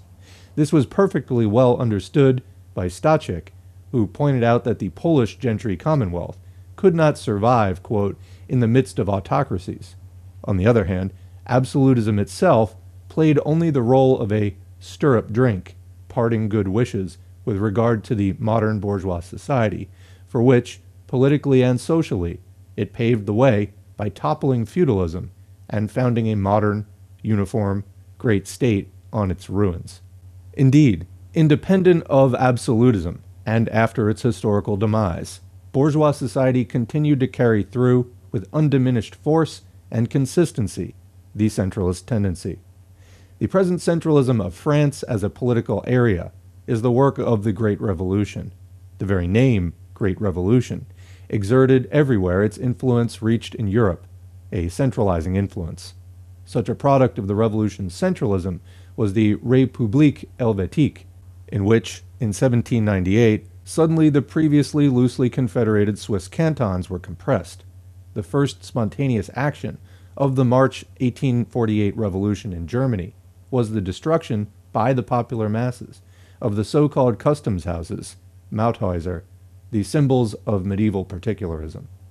Capitalism, with its large-scale machine production, whose vital principle is concentration, swept away and continues to sweep away completely any survivals of medieval, economic, political, and legal discrimination. Big industry needs markets and freedom of untrammeled trade in big areas. Industry and trade, geared to big areas, require uniform administration, uniform arrangement of roads and communications, uniform legislation and judiciary, as far as possible in the entire international market, but above all, in the whole area inside each respective state. The abolition of the customs and tax autonomy of the separate municipalities and gentry holdings, as well as of their autonomy in administering courts and law, were the first achievements of the modern bourgeoisie. Together with this went the creation of one big state machinery that would combine all functions: the administration in the hands of one central government, the legislation in the hands of a legislative body, the parliament, the armed forces in the form of one centralized army subject to a central government, customs arrangements in the form of one tariff encompassing the entire state externally, a uniform currency in the whole state, etc. In accordance with this, the modern state also introduced in the area of spiritual life, as far as possible, a uniformity in education and schools, ecclesiastical conditions, etc., organized on the same principles in the entire state. In a word, as comprehensive a centralization as possible in all areas of social life is a prominent trend of capitalism. As capitalism develops, centralization increasingly pierces all obstacles and leads to a series of uniform institutions, not only within each major state, but in the entire capitalistic world by means of international legislation. Postal and telegraphic services, as well as railway communication, have been for decades the object of international conventions. I'm just going to pause here for a second. So she started by talking about Bakunin and, libertarianism, anarchism, etc. There are those who call anarcho-capitalists or right-wing libertarians neo-feudalists. This is in fact exactly, is anarcho-communism that different? We're not going to go into a comprehensive analysis of that at this particular moment. But I wanted to mention, in this whole discussion of centralism, etc., you read through any right libertarian literature, it's all, anti-central bank, anti-central government, anti all of this stuff. And in a way, it's hyper-capitalist. This is where the libertarian messaging gets a little bit confusing, because they have a certain message for the little libertarians, the sort of dupes and, useful idiots for their cause. And then, the sort of bigger bourgeoisie who are also helped by this. But anyway, all of this, I think it is appropriate, in light of this, to call such an effort, such an extremely reactionary effort, neo-feudalist, because they're looking for a return to a kind of decentralization, which really was swept away with the advent of capitalism. So anyway, I'll leave that there as just some food for thought. Continuing the text. This centralist tendency of capitalistic development is one of the main bases of the future socialist system, because through the highest concentration of production and exchange, the ground is prepared for a socialized economy, conducted on a worldwide scale, according to a uniform plan. On the other hand, only through consolidating and centralizing both the state power and the working class as a militant force does it eventually become possible for the proletariat to grasp the state power in order to introduce the dictatorship of the proletariat, a socialist revolution. Consequently, the proper political framework in which the modern class struggle of the proletariat operates and can conquer is the big capitalistic state, usually in the socialist ranks, especially of the utopian trend. Attention is paid only to the economic aspect of capitalistic development and its categories. Industry, exploitation, the proletariat, depressions, are regarded as indispensable prerequisites for socialism. In the political sphere, usually only democratic state institutions, parliamentarianism, and various freedoms are regarded as indispensable conditions of this movement. However, it is often overlooked that the modern big state is also an indispensable prerequisite for the development of the modern class struggle and a guarantee of the victory of socialism. The historical mission of the proletariat is not socialism applicable on every inch of ground separately, not dictatorship, but world revolution, whose point of departure is big state development. So another comment here, and actually this dovetails nicely with the whole discussion of right libertarianism begun earlier. So what do we know about right libertarians? They're avowed anti-socialists. I mean, almost before anything else, that's what they are. And again, the whole subject is complicated, but if we recognize that big state development is a prerequisite to running, a socialist economy on a world scale and world revolution, etc., if this is the point of departure, as Rosa Luxemburg says, and I submit that I agree with that, what then would be your goal if you were an anti-communist, anti-socialist who wants to preserve market anarchy? That is libertarians' whole thing. How do you hang on to your capitalism? Well, you create a decentralized dystopia which never has the social cohesion required to be that point of departure, that jumping off point, where you can actually socialize and coordinate production, not in this half-assed, anarchistic, sloppy method that capitalism does, but, in a coordinated way that is efficient and, all the things that we want as socialists. So to them, we did see a great march of progress in the late 19th and 20th century, etc. We hit, though, a point of extreme counter-revolutionary just reaction. The Libertarian Party, I always like to use this as sort of a, watershed event. 1970, founding of the Libertarian Party. This is around the time, in the 1970s, when the counter-revolution starts really coming into play. And then, of course, by the late 70s into 1980, the election of Ronald Reagan in the U.S. At that point, you're now officially into neoliberalism, and again, this sort of pulling apart, privatization of various government services, etc. You're, if you're that conservative type that's trying to do these things, you're trying to pull apart, exactly what would be that stepping stone towards a, world revolutionary collaborative economy. And they're trying to make it into something piecemeal and territorial and etc. Anyway, hopefully you can see the connections there. Leave a comment if it's something you find interesting or confusing. Continuing with the text. Therefore, the modern socialist movement, legitimate child of capitalist development, possesses the same eminently centralist characteristic as the bourgeois society and state. Consequently, social democracy is, in all countries, a determined opponent of particularism as well as of federalism. In Germany, Bavarian or Prussian particularism, i.e. a tendency to preserve Bavaria's or Prussia's political distinctiveness, their independence from the Reich in one respect or another, is always a screen for gentry or petty bourgeois reaction. German social democracy also combats, with full energies, the efforts of, for instance, South German particularists to preserve a separate railroad policy in Bavaria, Baden, Württemberg. It also energetically combats particularism in the conquered provinces of Alsace-Lorraine, where the petty bourgeoisie tries to separate itself by its French nationalism from political and spiritual community with the entire German Reich. Social democracy in Germany is also a decided opponent of those survivals of the federal relationship among the German states inside the Reich, which have still been preserved. The general trend of capitalist development tends not only toward the political union of the separate provinces within each state, but also toward the abolition of any state federations and the welding of loose state combinations into homogeneous, uniform states, or, wherever this is possible, to their complete breakup. An expression of this is the modern history of the Swiss Confederacy, as well as of the American Union, of the German Reich, as well as of Austria-Hungary.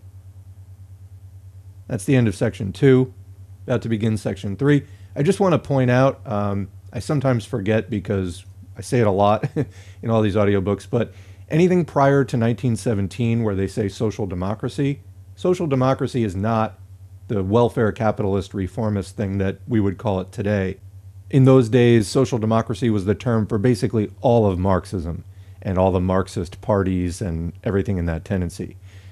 There hadn't yet been the firm differentiation between the more opportunist, revisionist, class collaborationist wing that, today would be more like the welfare capitalist reformist wing, and the more, quote, hardcore revolutionary, what we would call today communist movement.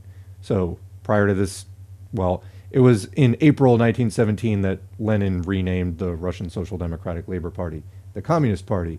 So this is, end of World War I. That was about the time when that split happened, just for anyone who is confused on that point. Okay, beginning Section 3.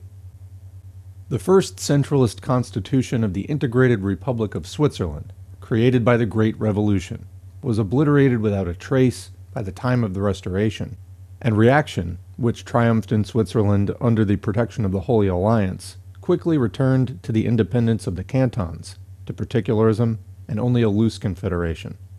Domestically, this implementation of the ideal, quote, a voluntary union of independent groups and state units, unquote, in the spirit of anarchists and other worshippers of federation, involved the adoption of an aristocratic constitution with the exclusion of the broad working masses, as well as the rule of Catholic clericalism. A new opposition trend toward the democratization and the centralization of the Swiss Federation was born in the period of revolutionary seething between the July 1830 and March 1848 revolutions, which was manifested in Switzerland in the form of a tendency to create a close state union in place of federation, and to abolish the political rule of noble families and of the Catholic clergy. Here, centralism and democracy initially went hand in hand and encountered the opposition of the reaction, which fought under the slogan of federation and particularism. The first constitution of the present Swiss Confederation of 1848 was born out of a bitter struggle against the so-called Sonderbund, i.e. a federation of 7 Catholic cantons, which in 1847 undertook a revolt against the General Confederation in the name of saving the independence of the cantons and their old aristocratic system and clericalism. Although the rebels proudly waved the banner of, quote, freedom and independence of the cantons against the, quote, despotism of the Confederacy, in particular of, quote, freedom of conscience against Protestant intolerance, the ostensible cause of the conflict was the closing of the convents by the democratic radical parties. Democratic and revolutionary Europe, undeceived by this, applauded wholeheartedly when the Confederacy, by brutal armed force, i.e. by, quote, violence, forced the advocates of federalism to bow and surrender to the Confederate authority, and when Freiligrath, the bard of the Neue Rheinische Zeitung, triumphantly celebrated the victory of the bayonets of Swiss centralism as a reveille to the March Revolution, quote, "In the Highlands the first shot was fired, in the Highlands against the parsons." It was the absolutist government of Germany, the pillar of Metternich's reaction, that took up the cause of the Federalists and the defenders of the old independence of the cantons. The later development of Switzerland, up until the present, has been marked by constant, progressive, legal and political centralization under the impact of the growth of big industry and international trade, railroads, and European militarism. Already, the Second Constitution of 1874 extended considerably the attributes of the central legislation, the central government authority, and particularly of a centralized judiciary, in comparison with the Constitution of 1848. Since the Constitution was thoroughly revised in 1874, centralization has progressed continuously by the addition of ever new individual articles, enlarging the competence of the central institutions of the Confederacy, while the actual political life of Switzerland, with its development toward a modern capitalist state, is increasingly concentrated in the federal institutions. The autonomous life of the canton declines and becomes increasingly sterile.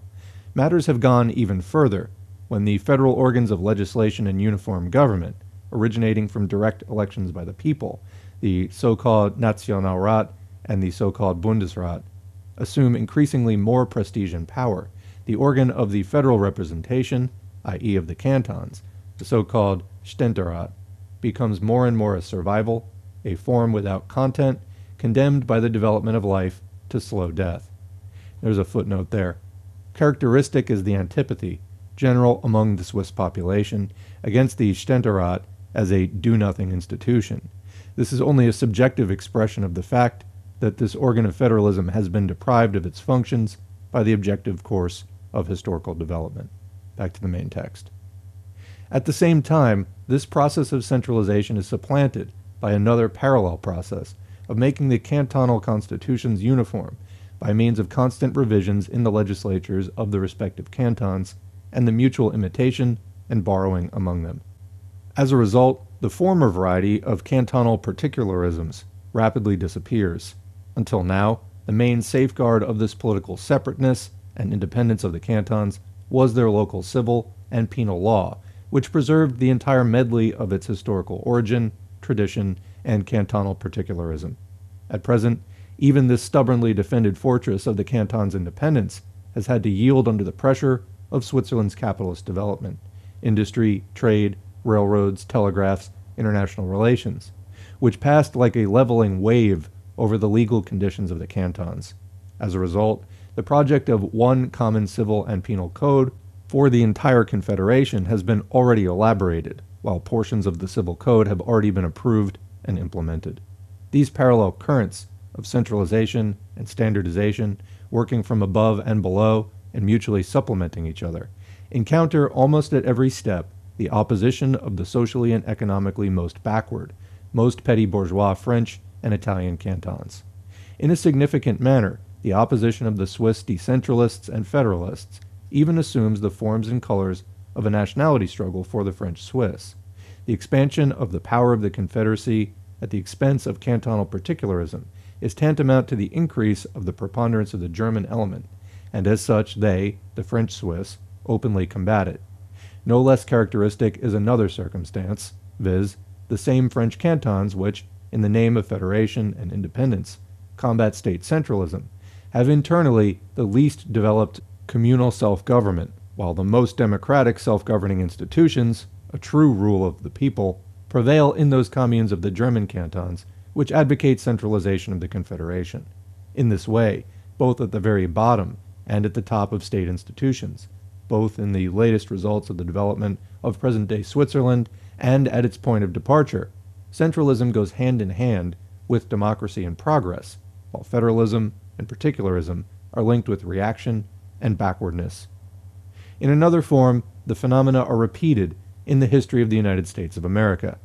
The first nucleus of the Union of the English colonies in North America, which until then had been independent, which differed greatly from one another socially and politically, and which in many respects had divergent interests, was also created by revolution.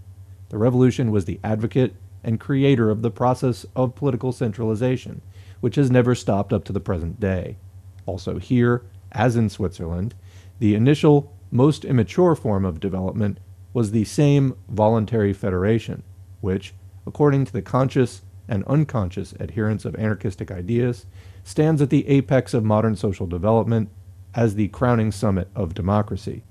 In the first Constitution of the United States, elaborated in the period 1777 to 1781, there triumphed completely the freedom and independence of the several colonies, their complete right of self-determination. The Union was loose and voluntary to such an extent that it practically did not possess any central executive, and made possible, almost on the morrow of its establishment, a fratricidal customs war among its, quote, free and equal members, New York, New Jersey, Virginia, and Maryland, while in Massachusetts, under the blessing of complete, quote, independence and, quote, self-determination, a civil war, an uprising of debt-encumbered farmers, broke out, which aroused in the wealthy bourgeoisie of the states a vivid yearning for a strong central authority. This bourgeoisie was forcibly reminded that in a bourgeois society, the most beautiful national independence has real substance and, quote, value only when it serves the independent utilization of the fruits of internal order, i.e., the undisturbed rule of private property and exploitation. The Second Constitution of 1787 already created, in place of federation, a unified state with a central legislative authority and a central executive.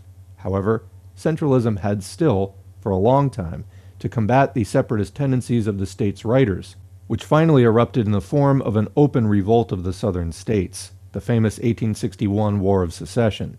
Here we also see a striking repetition of the 1847 Swiss situation.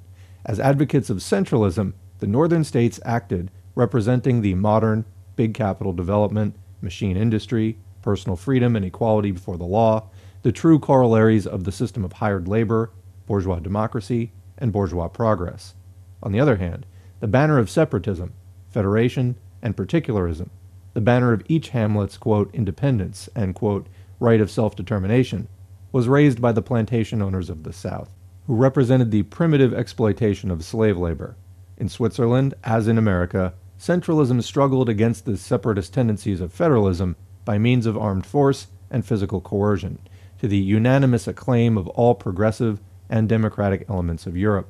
It is significant that the last manifestation of slavery in modern society tried to save itself, as reaction always does, under the banner of particularism, and the abolition of slavery was the obverse of the victory of centralist capitalism. After the victorious war against the secessionists, the Constitution of the American Union underwent a new revision in the direction of centralism. The remainder was, from then on, achieved by big capital, big power, imperialist development, railroads, world trade, trusts, and finally in recent times, customs protectionism, imperialist wars, the colonial system, and the resulting reorganization of the military, of taxation, and so on. At present, the central executive, in the person of the President of the Union, possesses more extensive power, and the administration and judiciary are more centralized than in the majority of the monarchies of Western Europe.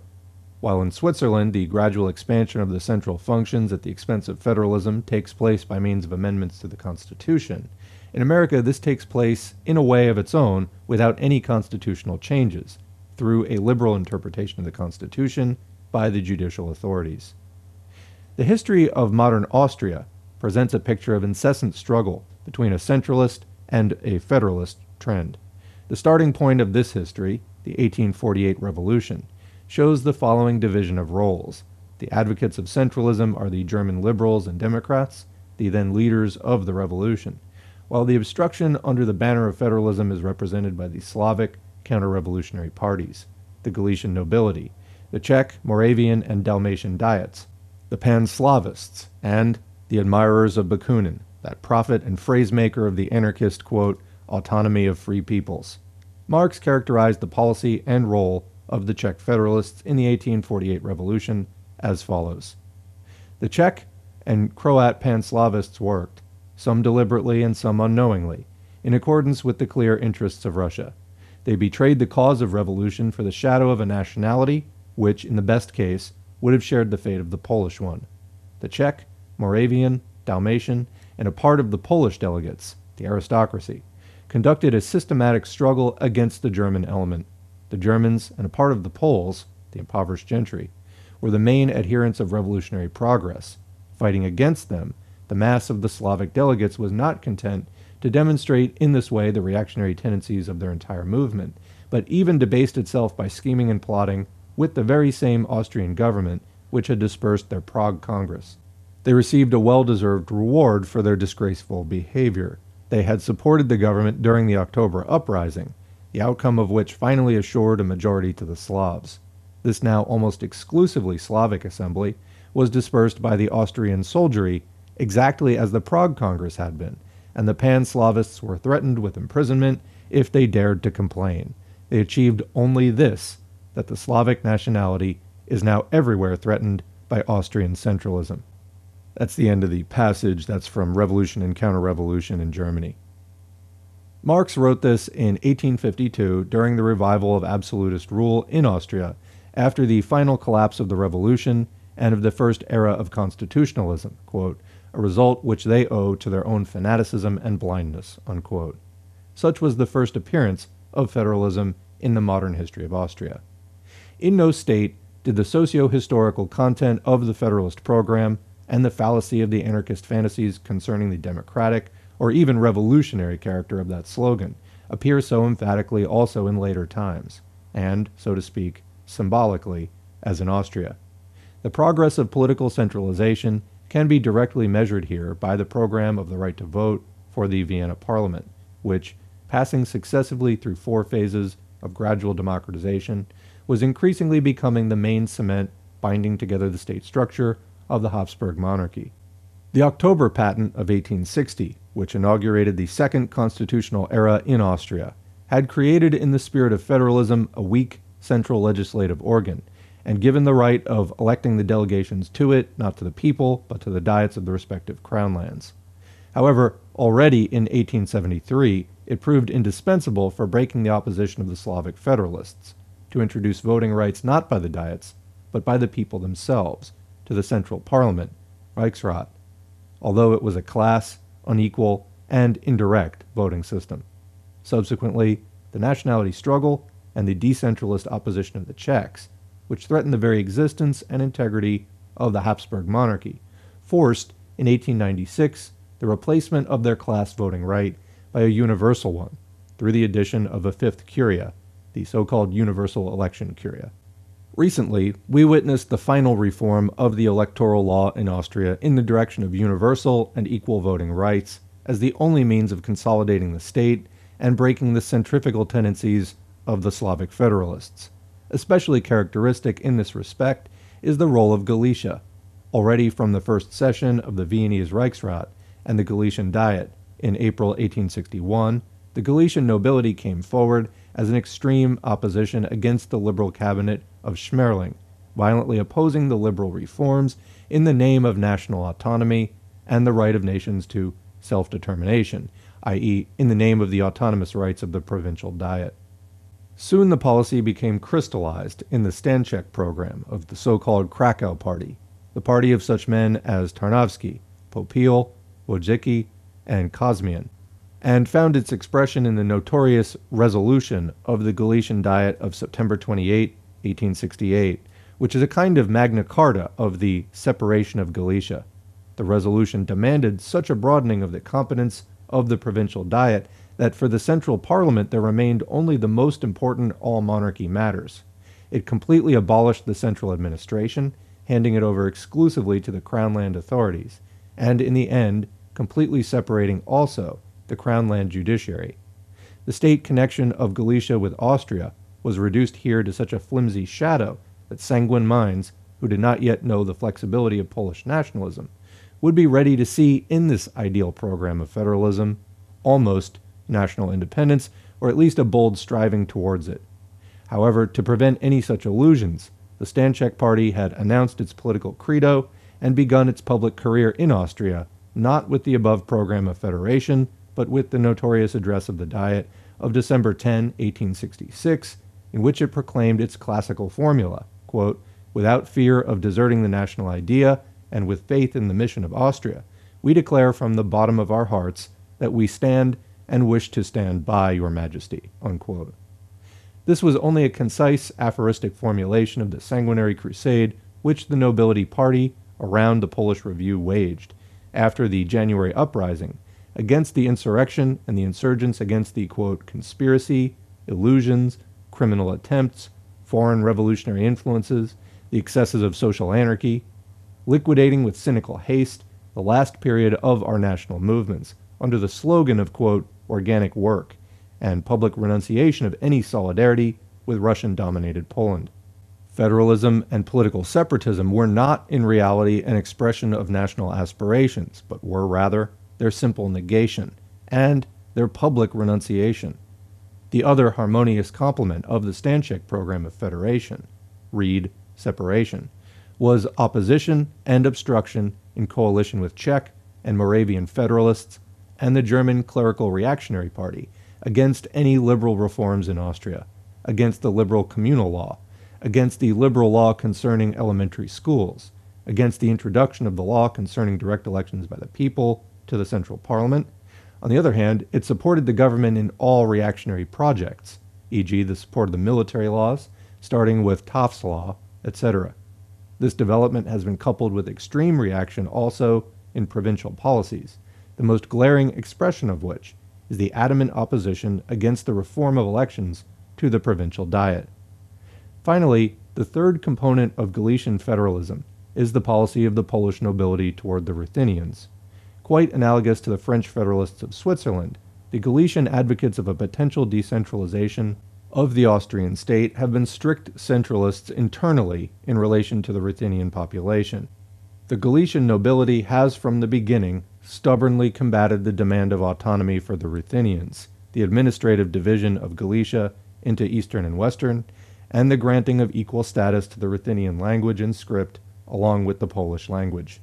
The program of separation and federalism suffered a decisive defeat in Austria as early as 1873, when direct elections to the central parliament were introduced, and from then on, the Stanchek party, in keeping with its opportunistic principles, abandoned the policy of obstruction and acquiesced in Austrian centralism. However, Galician federalism from then on appears on the stage if not as a program of realistic policies, then as a means of parliamentary maneuvers, each time that serious democratic reforms are considered. The last memorable appearance of the program of separating Galicia in the public arena is connected with the struggle of the Galician nobility against the most recent electoral reform, against the introduction of universal and equal voting rights for the Vienna Parliament, and as if to put stronger emphasis on the reactionary content of the Federalist program, the deputies of Austrian Social Democracy, in April 1906, voted unanimously against the motion concerning the separation of Galicia.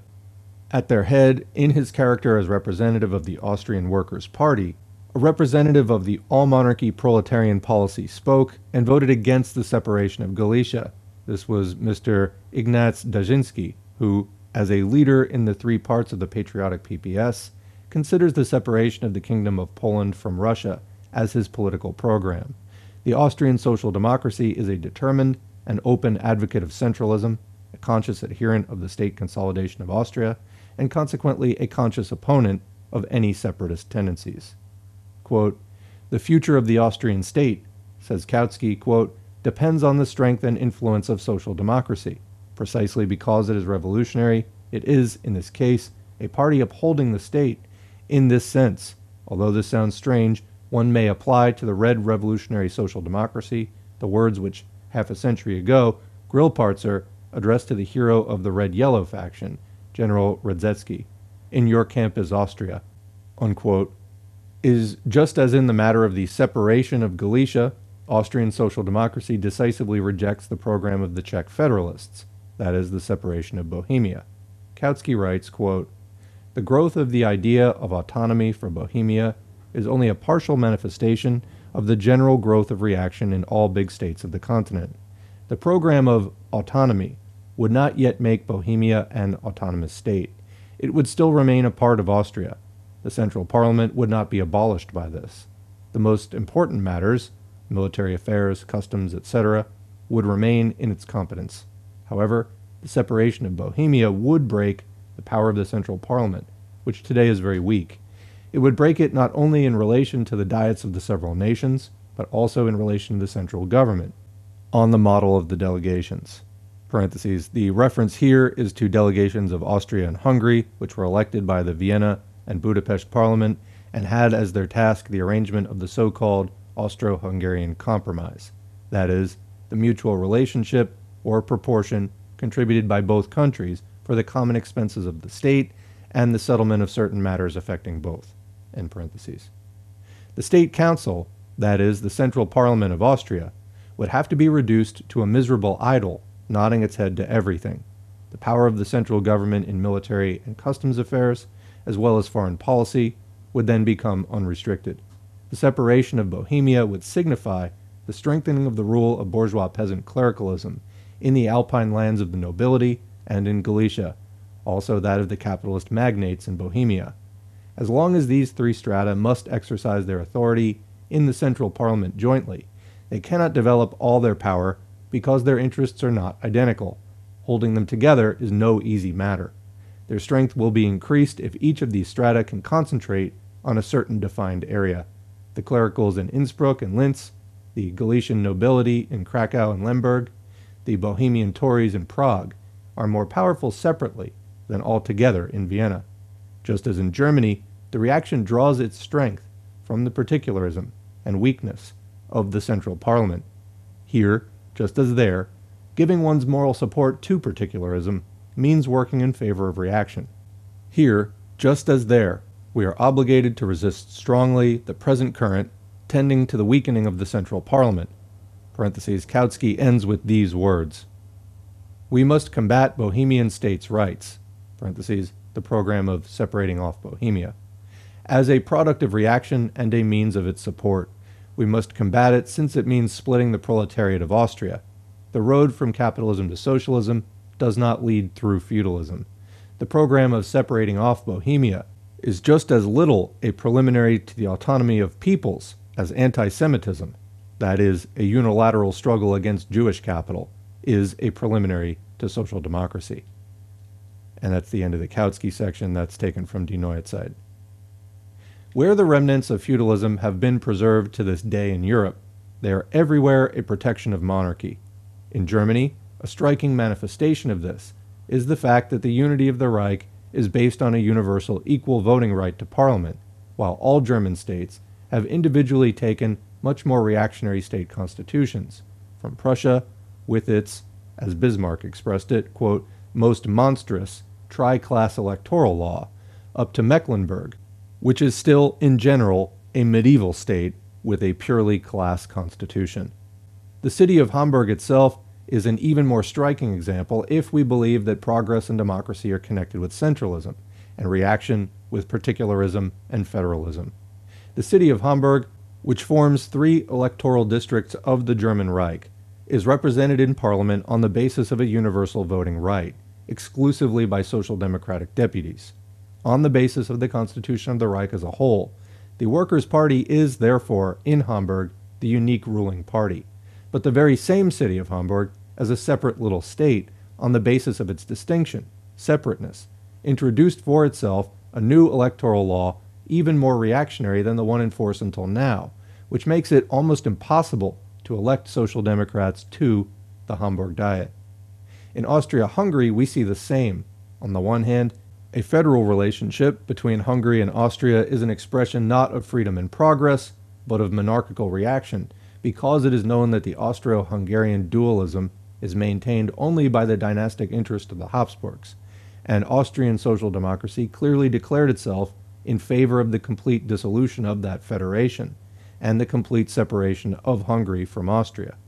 However, this position resulted by no means from the inclinations of Austrian social democracy for decentralization in general, but just the reverse. It resulted from the fact that a federal connection between Hungary and Austria is an obstacle to an even greater political centralization inside Austria, for the purpose of restoring and consolidating the latter.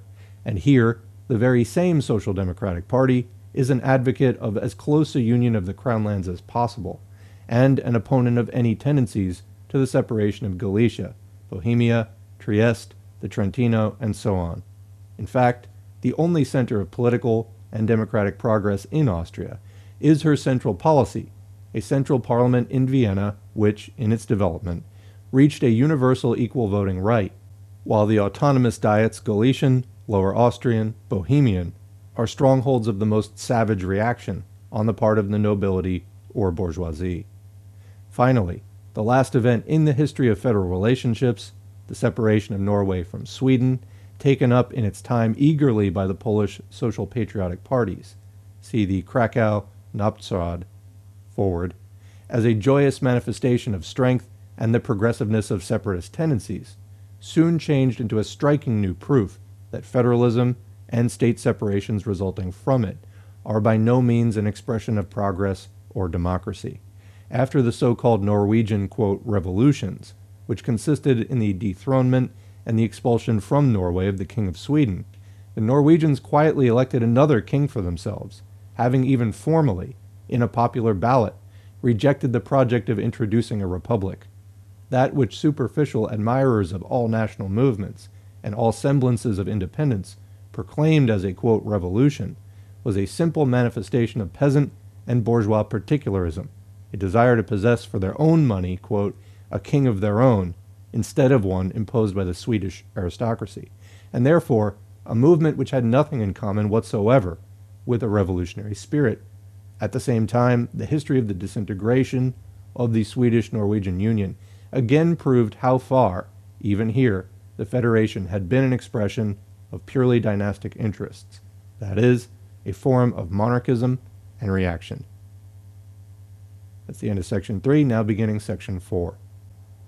The idea of federalism as a solution of the nationality question, and in general a, quote, ideal of the political system in international relations, raised 60 years ago by Bakunin and other anarchists, finds at present refuge with a number of socialist groups in Russia.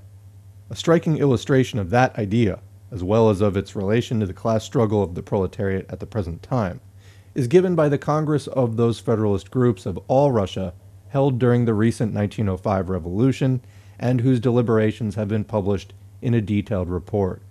Parentheses, see the Proceedings of the Russian National Socialist Parties, 1907. First of all, a characterization of the political complexion and of the, quote, socialism of these groups is interesting. In the Congress, there participated Georgian, Armenian, Belarusian, Jewish, Polish, and Russian federalists.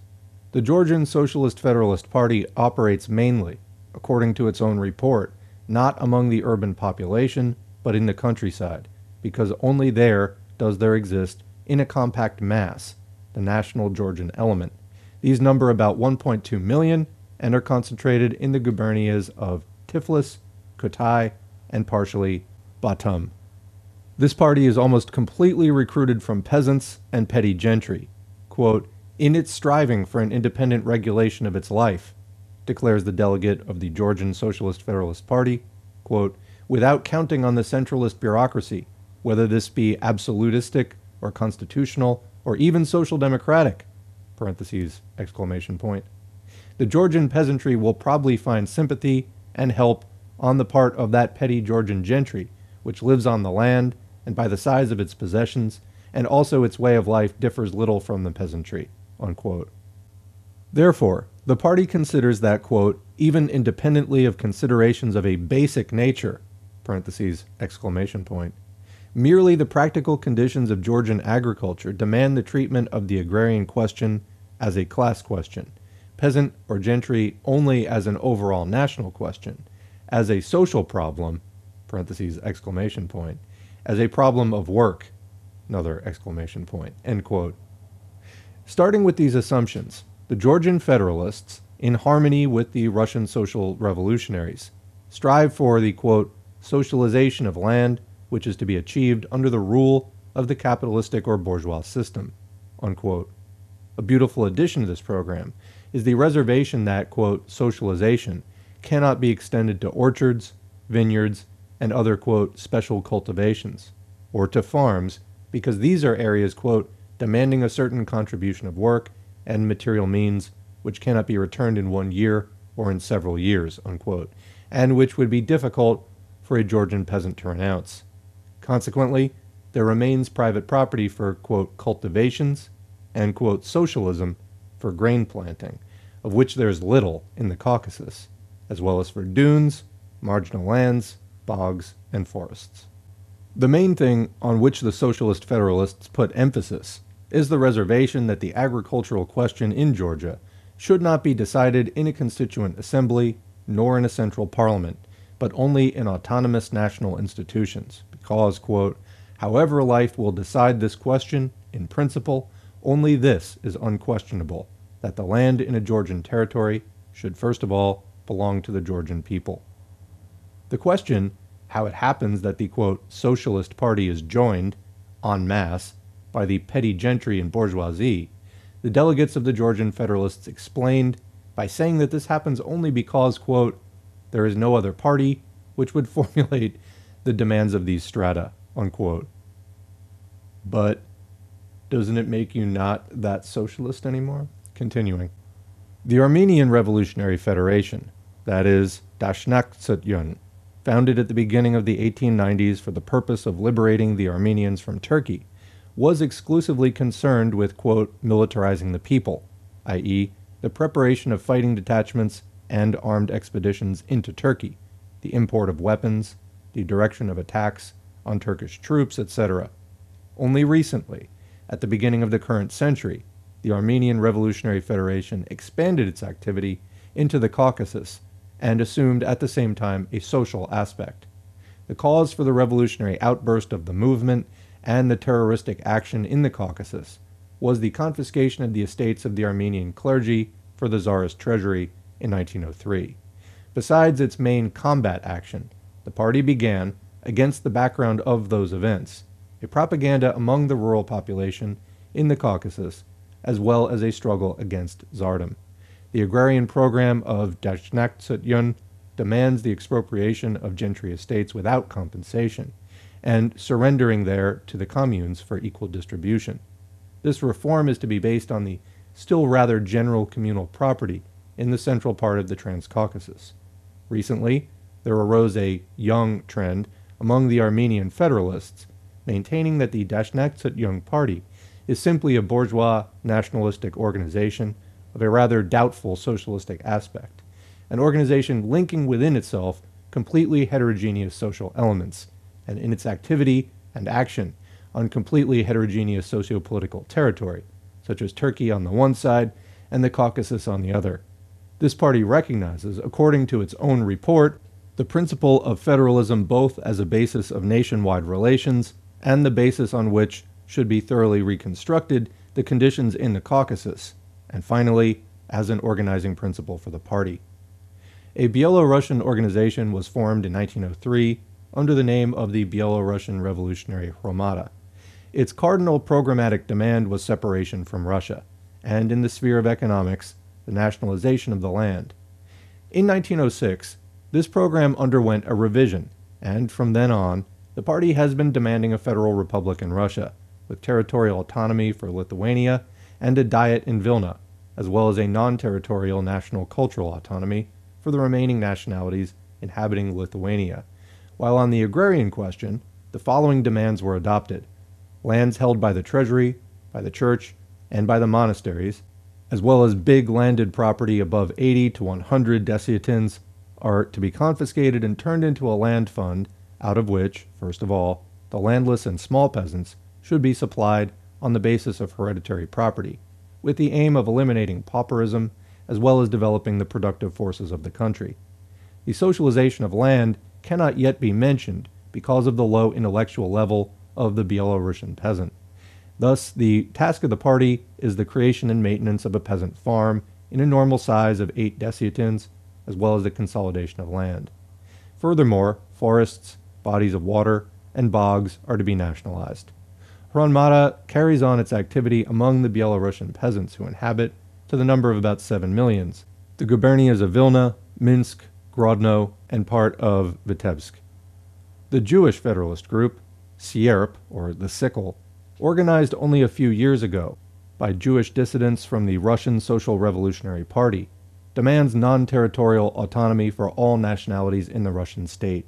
Out of them would be created voluntary state political associations, combining together into a state federation, in order to strive in that way for its ultimate goal, territorial autonomy, parentheses, exclamation point, for the Jews. It directs its activity mainly to the organizing of Jewish workers in Vitebsk, Katerinoslav, Kiev, etc., and it expects the implementation of its program to arise from the victory of the socialist parties in the Russian state. It is superfluous to characterize the remaining two organizations, the PPS, quote, revolutionary faction, and the Russian Party of Social Revolutionaries, since they are sufficiently known by origin and character. Thus appears that diet of federalists, cultivating at present that antiquated idea of federation rejected by the class movement of the proletariat. It is a collection of only petty bourgeois parties for whom the nationalist program is the main concern, and the socialist program an addition. It is a collection of parties mainly representing, with the exception of the revolutionary fraction of the Polish Socialist Party and the Jewish Federalists, the chaotic aspirations of a peasantry in opposition, and the respective class proletarian parties that came into being with the revolutionary storm, in clear opposition to the bourgeois parties. In this collection of petty bourgeois elements, the party of the Russian terrorists is a trend, not only the oldest one, but also the one furthest to left.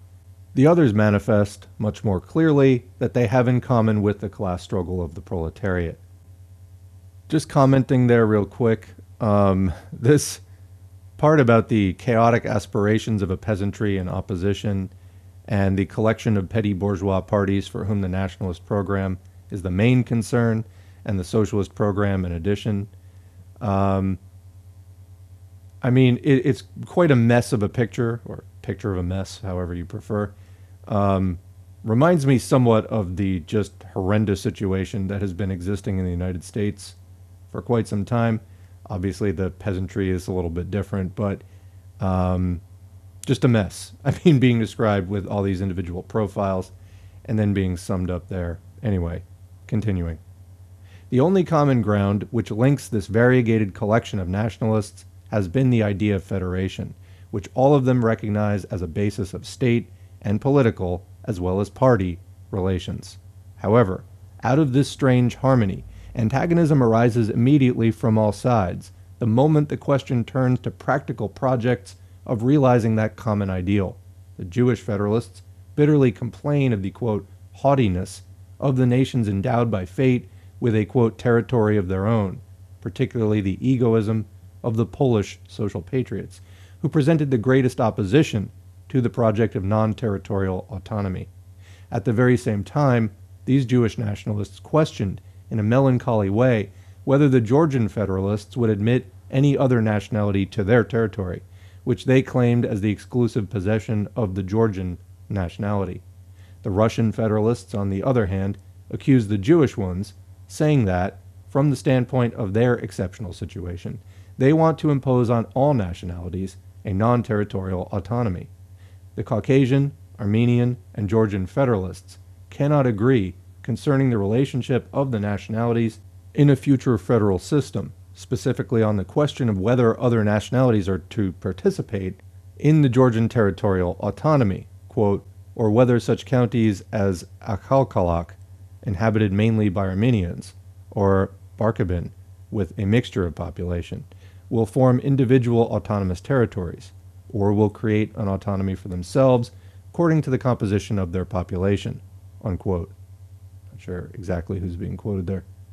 The Armenian Federalists, on their part, demand the exclusion of the city of Tiflis from the autonomous Georgian territory, inasmuch as it is a center primarily inhabited by Armenians. On the other hand, all the Georgian and Armenian Federalists recognize that at present, since the Tatar-Armenian slaughter, the Tatars must be excluded from the Federation of Autonomous Caucasian Peoples as a, quote, nationality immature from the cultural point of view. Thus, the conglomeration of nationalists agreeing unanimously to the idea of federation changes into as many contradictory interests and tendencies, and the, quote, ideal of federalism, which constitutes in the theoretical and superhistorical abstraction of anarchism the most perfect solution of all nationality difficulties, on the first attempt at its implementation, appears as a source of new contradictions and antagonisms. Here, it is strikingly proved that the idea of federalism, allegedly reconciling all nationalities, is only an empty phrase, and that among the various national groups, just because they don't stand on a historical basis, there is no essentially unifying idea, which would create a common ground for the settlement of contradictory interests. But the same federalism, separated from the historical background, demonstrates its absolute weakness and helplessness, not only in view of the nationality antagonisms in practice, but also in view of the nationality question in general. The Russian Congress had as its main theme an evaluation and elucidation of the nationality question, and undertook it unrestricted by any dogmas or formulae of the, quote, narrow doctrine of Marxism. What elucidation did it give to one of the most burning questions of present political life? Quote, over the whole history of mankind, before the appearance of socialism, proclaimed the representative of the Social Revolutionary Party in his speech at the opening of the Congress, quote, one may place as a motto the following words from the Holy Scripture, and they ordered him to say Shibboleth, and he said Shibboleth, and they massacred him at the ford of the river. Indeed, the greatest amount of blood spilled in international struggle was spilled because of the fact that one nation pronounced Shibboleth and the other Sibboleth, unquote. After this profound introduction from the philosophy of history, there followed a series of speeches maintained at the same level, and the debates about the nationality questions culminated in the memorandum of the Georgian Federalists, which proclaimed, quote, in primitive times, when the main task of people was hunting wild animals, as well as creatures like themselves, there were neither masters nor slaves. Equality in social relations was not violated, but later, when people came to know the cultivation of the soil, rather than killing and eating their captives, they began to keep them in captivity. What, therefore, was the reason out of which slavery arose? Obviously not material interests as such, but also this circumstance, that man was by his physical nature a hunter and a warrior. Parentheses from Luxemburg, exclamation point. And despite the fact that man has already long since become an industrial animal, he is to this very day a predator, capable of tearing apart his neighbor for minor material considerations. This is the source of unending wars and the domination of classes. Naturally, the origin of class domination was influenced also by other causes, for instance, man's ability to become accustomed to dependence. But undoubtedly, if man were not a warrior, there would be no slavery, unquote. There follows a bloody picture of the fate of the nationalities subject to czardom, and then again a theoretical elucidation. Quote, somebody may tell us that the bureaucratic rule rages not only in the borderlands, but in Russia itself. From our point of view, this is completely understandable. A nation subjugating other nations eventually falls into slavery itself. For instance, the more Rome expanded its domination, the more the plebeians were losing their freedom. Another example, during the Great French Revolution, the military victories of the Republican Army annihilated the fruit of the revolution, the Republic. Another parenthetical exclamation point from Luxemburg. The Russians themselves enjoyed incomparably greater freedom before they united in one powerful state, that is, at the time of the rule of the separate princes, unquote. Thus, the memorandum ends its historio-philosophical lecture. Freedom does not agree with the clatter of arms. Conquest was the main cause which brought into being both slavery as well as the rule of some social classes over others. That is all that the Federalists of the present time are able to say about the nationality question. It is literally the same phraseology from the standpoint of justice, fraternity, morality, and similar beautiful things which already, 60 years ago, was proclaimed by Bakunin.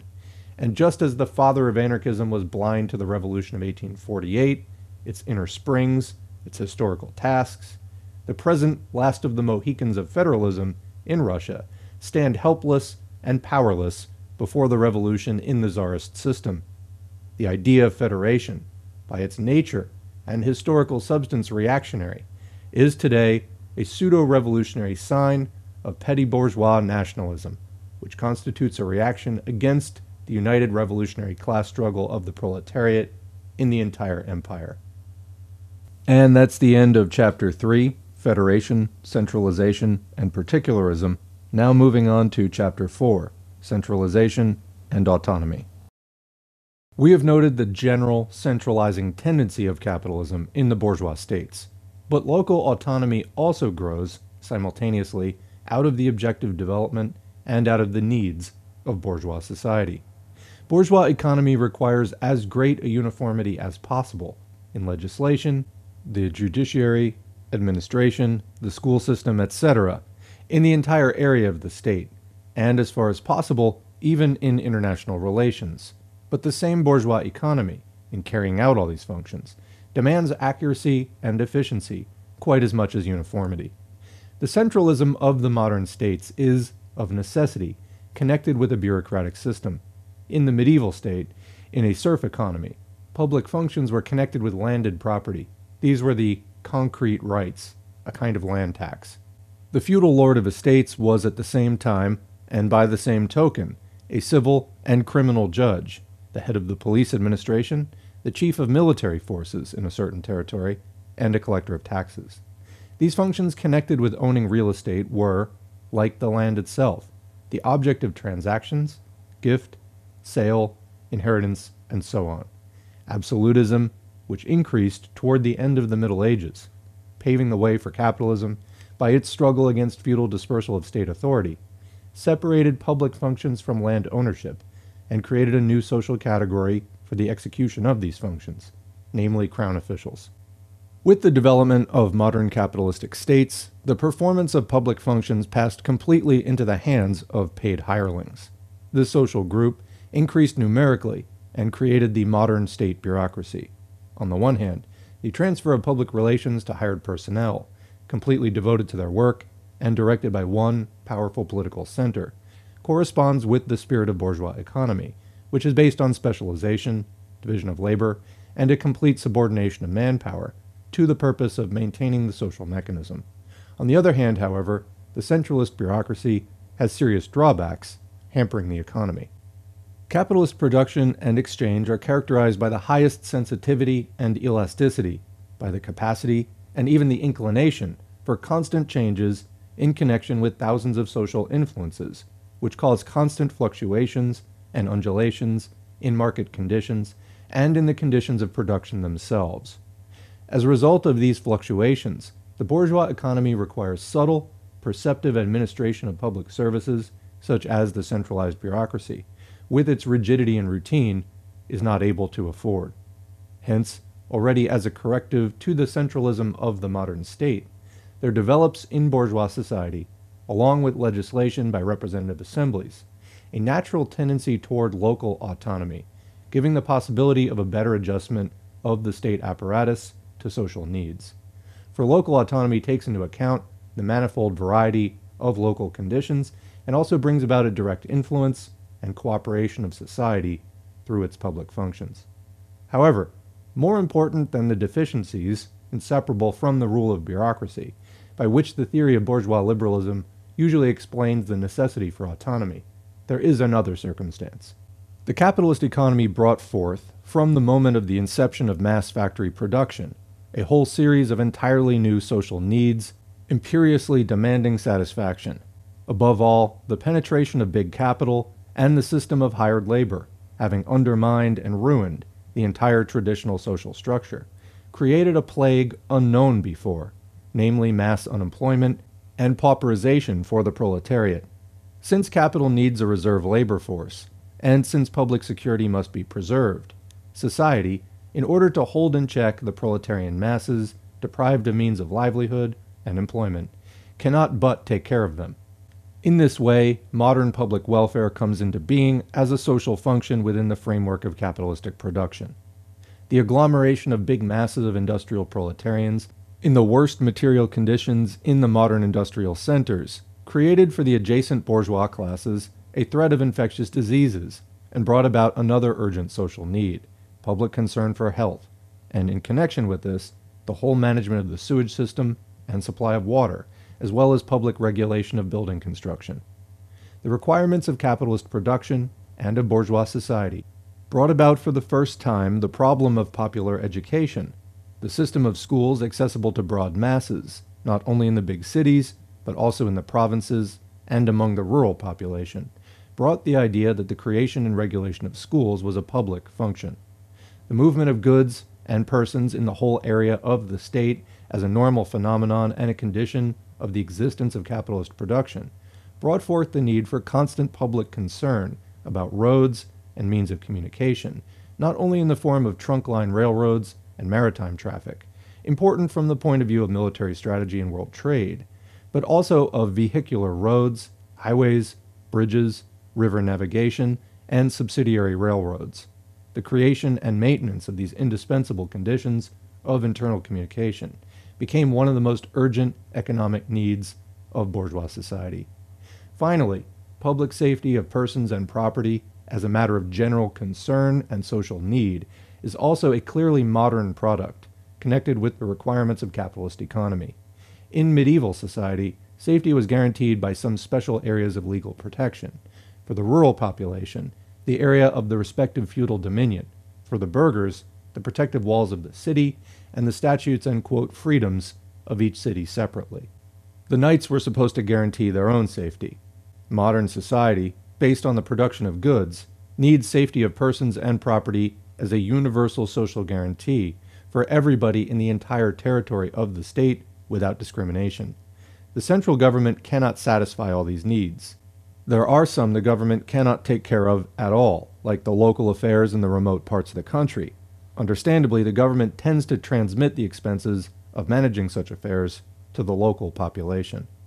Local autonomy therefore originates in all modern states very early, above all in the form of transferring the material burden of a series of social functions to the population itself.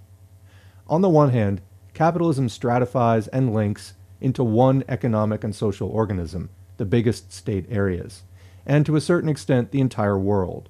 At the same time, however, in order to promote its interests, to perfect and integrate the bourgeois economy, capitalism splits the autonomous states and creates new centers, new social organisms, as, for instance, big cities and provincial regions, etc.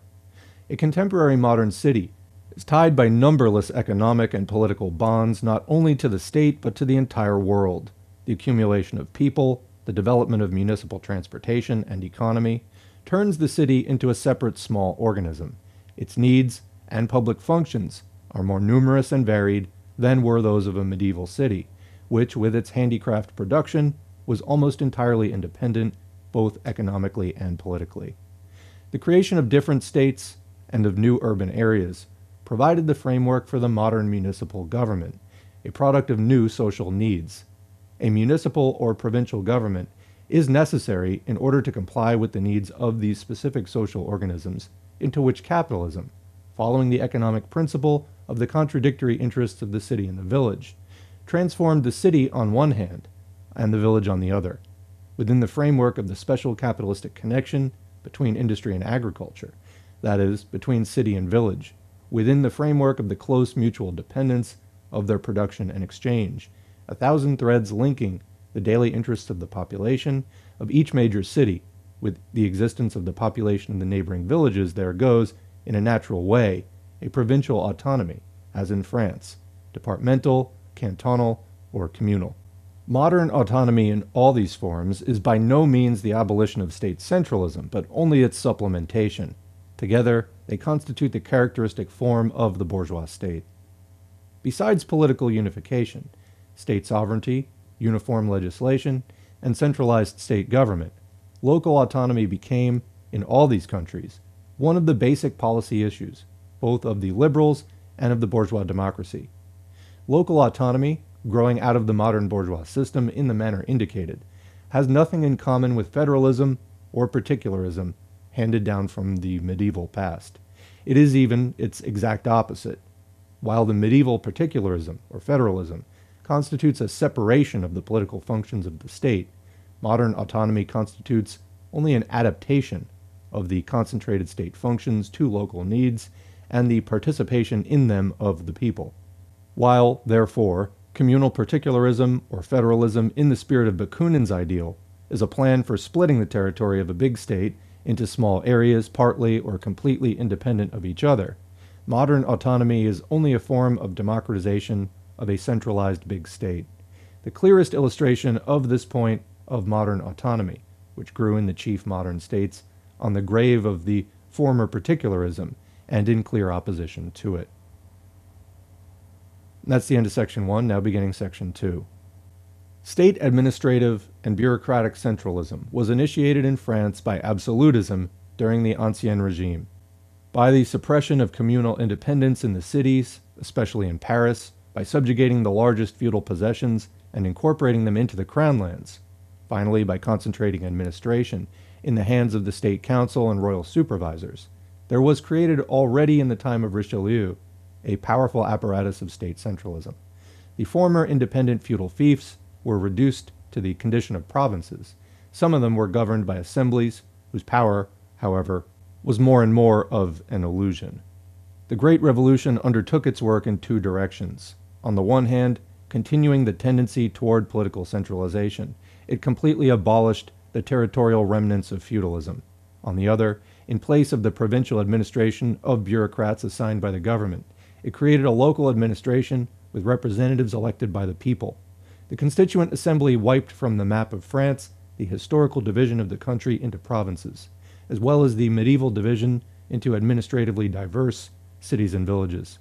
On the tabula rasa which was thus left, the Constituent Assembly, following the idea of Sieyès, introduced a new, simple, geometrical division into square departments. The departments, in turn, are subdivided into arrondissements, cantons, and communes, each governed by a body elected by public vote. The Constitution of the Directory of the Year 3 made certain changes in details, maintaining, however, the foundations of the great reform effected by the Constituent Assembly. It was this reform which had given to modern history an epoch-making model of modern autonomy, which grew up on the grave of feudal decentralization and was imbued with an entirely new idea, namely, democratic representation by election. There followed 100 years of change in the history of autonomy in France. This history, and the whole political fate of democracy in the country, oscillated in a characteristic manner between two poles. The slogan of the aristocratic monarchical reaction is, throughout this time, decentralization, in the sense of returning to the independence of the former historical provinces, while the slogan of liberalism and democracy is close adherence to political centralism and, at the same time, the rights of representation of the local population, especially in the commune. The first blow to the work of the revolution in that field was dealt by Napoleon, who was crowned by the so-called Statute of Pluviat 28 of the year 8, February 17, 1800, his coup d'etat of 18th Brumaire. This statute, taking advantage of the general confusion and chaos caused especially in the provinces by the counter-revolution during the time of the Directory, for which the democratic autonomy was blamed, hastily compressed the work of the revolution into the framework of bureaucracy. Maintaining the new territorial division of France in line with political centralism, Napoleon abolished, by one stroke of the pen, any participation of the people in local autonomy, and gave over the entire power into the hands of officials assigned by the central government, prefect, sub-prefect, and mayor.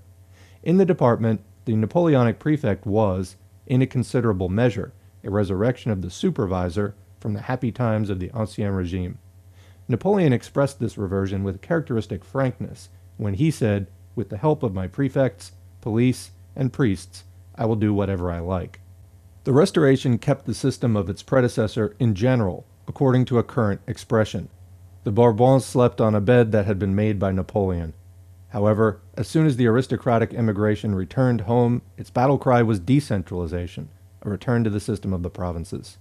The notorious Chambre introuvable had scarcely assembled when one of the extreme royalists, Bart le Bastry, at a meeting of January 13, 1816, solemnly announced the indispensability of decentralization. On many later occasions, the leaders of the right, Corbière, Le Bonal, Le Bourdonnais, de Viel, Duvergier de Oran, argued, quote, the impossibility of reconciling the monarchy with republican uniformity and equality, unquote. Under this standard, the aristocracy fought simply for a return to its former position in the provinces from the economic and political point of view. At the same time, it denounced political centralism as support for revolution, a hotbed of innovations and agitation. Here we already hear literally the same arguments under the cover of which the right, half a century later, tried to mobilize the provincial reaction against the revolutionary Paris Commune. Therefore, the first timid attempt at the reform of the local administration with application of the principle of election, that is, the project of Martignac, called forth a storm in the Honorable Pre-July Assembly and was rejected clearly as, quote, the beginning of revolution. The enraged representatives of the landed aristocracy demanded only the broadening of the competence of the prefect and subprefect, and making them dependent on the central authority. However, the days of the Restoration were already numbered, and the defeat of Martignac's project became the prologue of the July Revolution.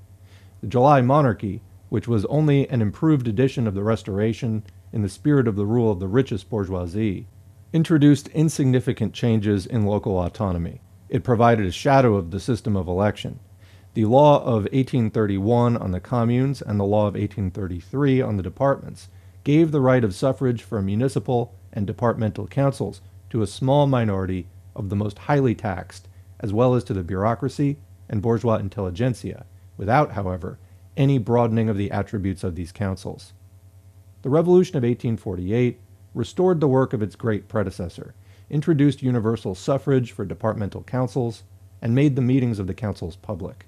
After the June days, the party of the aristocratic clerical right violently demanded the return to decentralization as a weapon against the hydra of socialism. In 1849 to 1851, the departmental councils unanimously demanded the extension of their competence and extraordinary powers in case of civil war for use against Paris. Thiers, at that time still a liberal, on the contrary, insisted on centralism as the most certain preventative means against socialism. The very same Thiers, it is true, in 1871 himself waved the banner of federalism and decentralization to mobilize the provinces against the Paris Commune. The Second Republic, in liquidating the work of the February Revolution, prepared in 1851 a project for the reform of local administration, which restored completely the system of Napoleon I with an all-powerful prefect, and in this way built here, as in general, a bridge on which Napoleon III entered. The latter undertook an even more thorough revision of the February achievements, put local administration even further back than the reforms of Napoleon I, and abolished the openness of the meetings of the departmental councils and their right to elect their own cabinet. From then on, the government appointed mayors quite arbitrarily, i.e. not from within the communal council. Finally, Napoleon III expanded the power of the prefects by the laws of 1852 and 1861 to such an extent that he made them completely independent of the government. These omnipotent departmental satraps, dependent directly on Louis Napoleon, became, by virtue of their function of directors of elections to Parliament, the main pillars of the Second Empire. The course of the above history, until the beginning of the Second Empire, was characterized by Marx in broad strokes in his The 18th Brumaire of Louis Bonaparte in the following way, quote, "This executive power, with its enormous bureaucratic and military organization, with its ingenious state machinery, embracing wide strata, with a host of officials numbering 500,000, besides an army of another 500,000, this appalling parasitic body, which enmeshes the body of French society like a net and chokes all its pores, sprang up in the days of the absolute monarchy, with the decay of the feudal system, which it helped to hasten. The seigneurial privileges of the landowners and towns became transformed into so many attributes of the state power, the feudal dignitaries into paid officials, and the motley pattern of conflicting medieval plenary powers into the regulated plan of a state authority, whose work is divided and centralized as in a factory. The First French Revolution, with its task of breaking all separate local, territorial, urban, and provincial powers in order to create the civil unity of the nation, was bound to develop what the absolute monarchy had begun, centralization, but at the same time the extent, the attributes, and the agents of governmental power. Napoleon perfected this state machinery. The legitimist monarchy and the July monarchy added nothing but a greater division of labor, growing in the same measure as the division of labor within bourgeois society created new groups of interests, and therefore new material for state administration. Every common interest was straightway severed from society, counterposed to it as a higher general interest, snatched from the activity of society's members themselves, and made an object of governmental activity, from a bridge, a schoolhouse, and the communal property of a village community, to the railways, the national wealth, and the National University of France. Finally, in its struggle against the revolution, the parliamentary republic found itself compelled to strengthen, along with the repressive measures, the resources and centralization of government power. All revolutions perfected this machine instead of smashing it. The parties that contended, in turn, for domination regarded the possession of this huge state edifice as the principal spoils of the victor. But under the absolute monarchy, during the First Revolution, under Napoleon, bureaucracy was the only means of preparing the class rule of the bourgeoisie. Under the Restoration, under Louis Philippe, under the parliamentary republic, it was the instrument of the ruling class, however much it strove for power of its own. Only under the Second Bonaparte does the state seem to have made itself completely independent.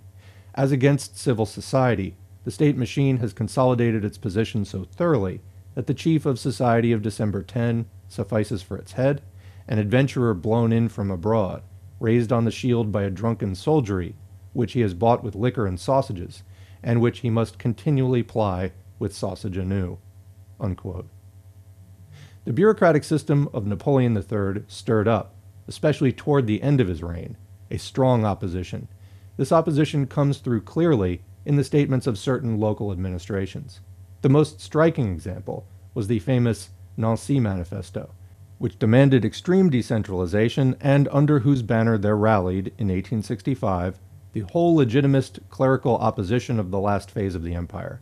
In the name of freedom and order, the manifesto demanded the liberation of the commune from the supervision of the prefect, the appointment of the mayor from among the communal councillors, and the complete elimination of the arrondissement councils.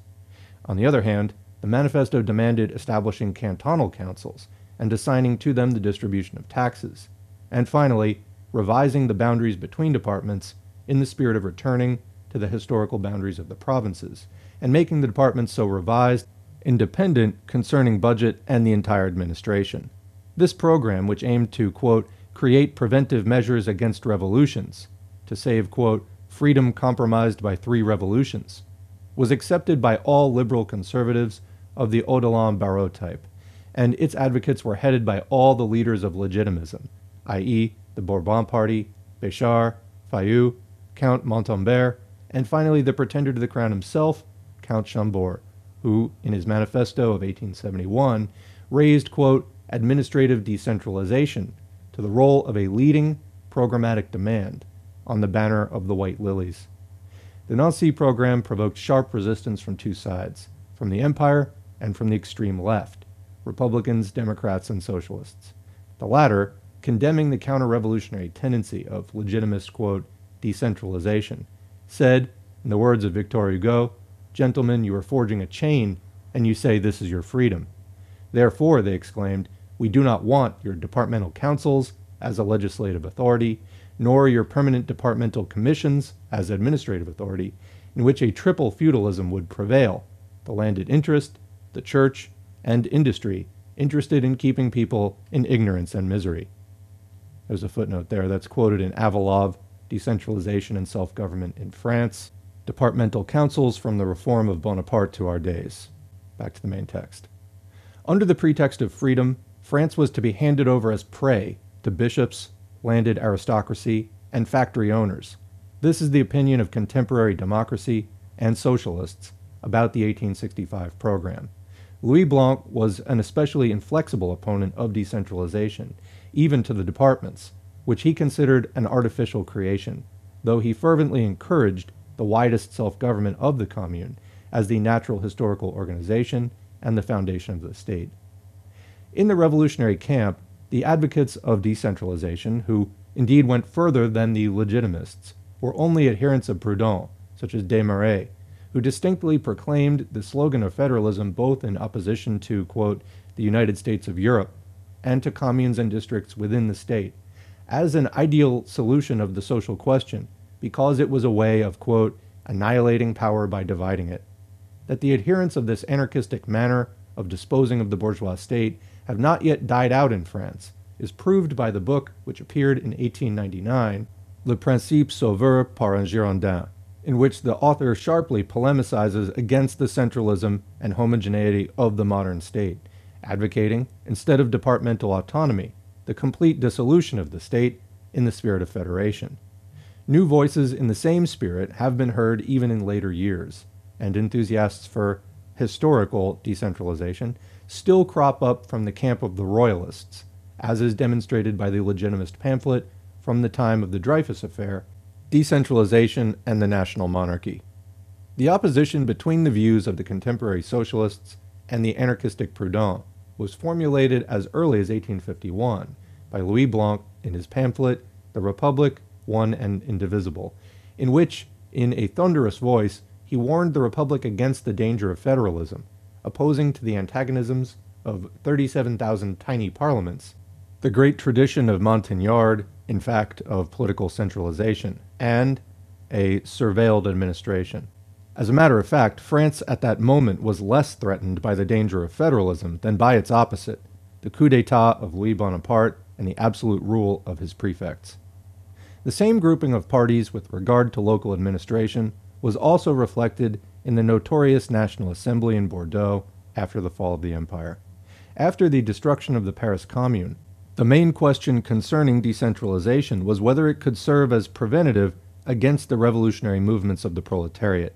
First of all, the Third Republic hastened to expand the competence of the departments, equipping them, in accordance with the leading idea of reaction since the time of the Restoration, with special powers against the revolution. The so-called Trevignac Law of February 15, 1872, bears the significant title, Law relative to the eventual role of general councils in the event of exceptional circumstances. On the other hand, the powers of the communes were, after a temporary expansion, again restricted, whereas in 1871 the communal councils had received the power of electing their mayor. After 3 years, they were again deprived of this right, and the government of the Third Republic appointed 37,000 mayors through its prefects, thus showing itself a faithful exponent of the monarchical traditions. However, in the foundation of the Third Republic, there occurred certain social changes which, despite all external obstacles, pushed the matter of local autonomy on to completely new paths. Although the independence of the urban and rural communes might have been abhorrent to the bourgeois reaction, intimidated by the great traditions of the Paris Commune from 1793 to 1871, it eventually became an indispensable need, especially since the inception of big industry under the wings of the Second Empire. It was then that railroads began to be built on a large scale. The artificially fostered and protected big industry not only flourished in Paris, but in the 50s and 60s it spread into the provinces and suburban areas, where capitalism sought cheap factory sites and cheap labor. Enterprises, industrial centers, financial fortunes mushroomed in the hothouse temperature of the empire, suppressing small industry and introducing mass factory labor of women and children. The Paris Stock Exchange occupied second place in Europe, together with this explosion of original accumulation, as yet unbridled by any protective law. There was still no factory inspection, or by labor organization and struggle, there took place in France an unparalleled accumulation of mass poverty, disease, and death. Suffice it to mention that there were cases when female factory workers were paid 1 sou, i.e. 5 centimes per day, in a period of general unparalleled high prices of the prime necessities of life. There's a footnote there. This fact is quoted by G. Weil, Histoire du Mouvement Social en France, 1904. Back to the text. The short period of this exploiting economy made bourgeois society painfully aware of the lack of any public activity to prevent glaring poverty, infectious diseases, danger to life and property on public roads, etc. As early as 1856, much was written and spoken about the necessity of an official inquiry concerning pauperism in France.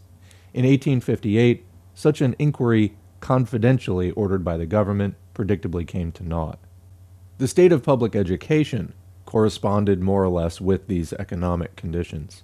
School courses for adults, subsidized by the government under Louis Philippe, by the tiny sum of 478 francs on the average annually, were, during the empire, deprived of this subsidy and neglected.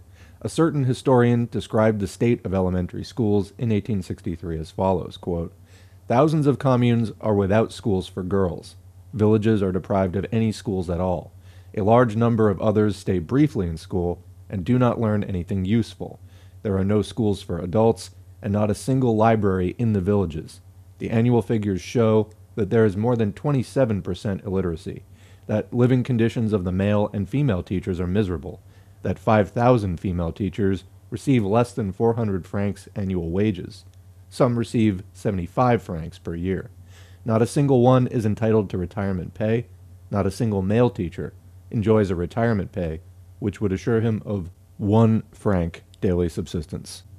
And there's a footnote that is quoted from the same source by G. Weil, unquote. Among the workers in Paris, the inquiry ordered by the Chamber of Commerce in 1860 ascertained that 50,000, i.e. about 13% of the working population, was completely illiterate.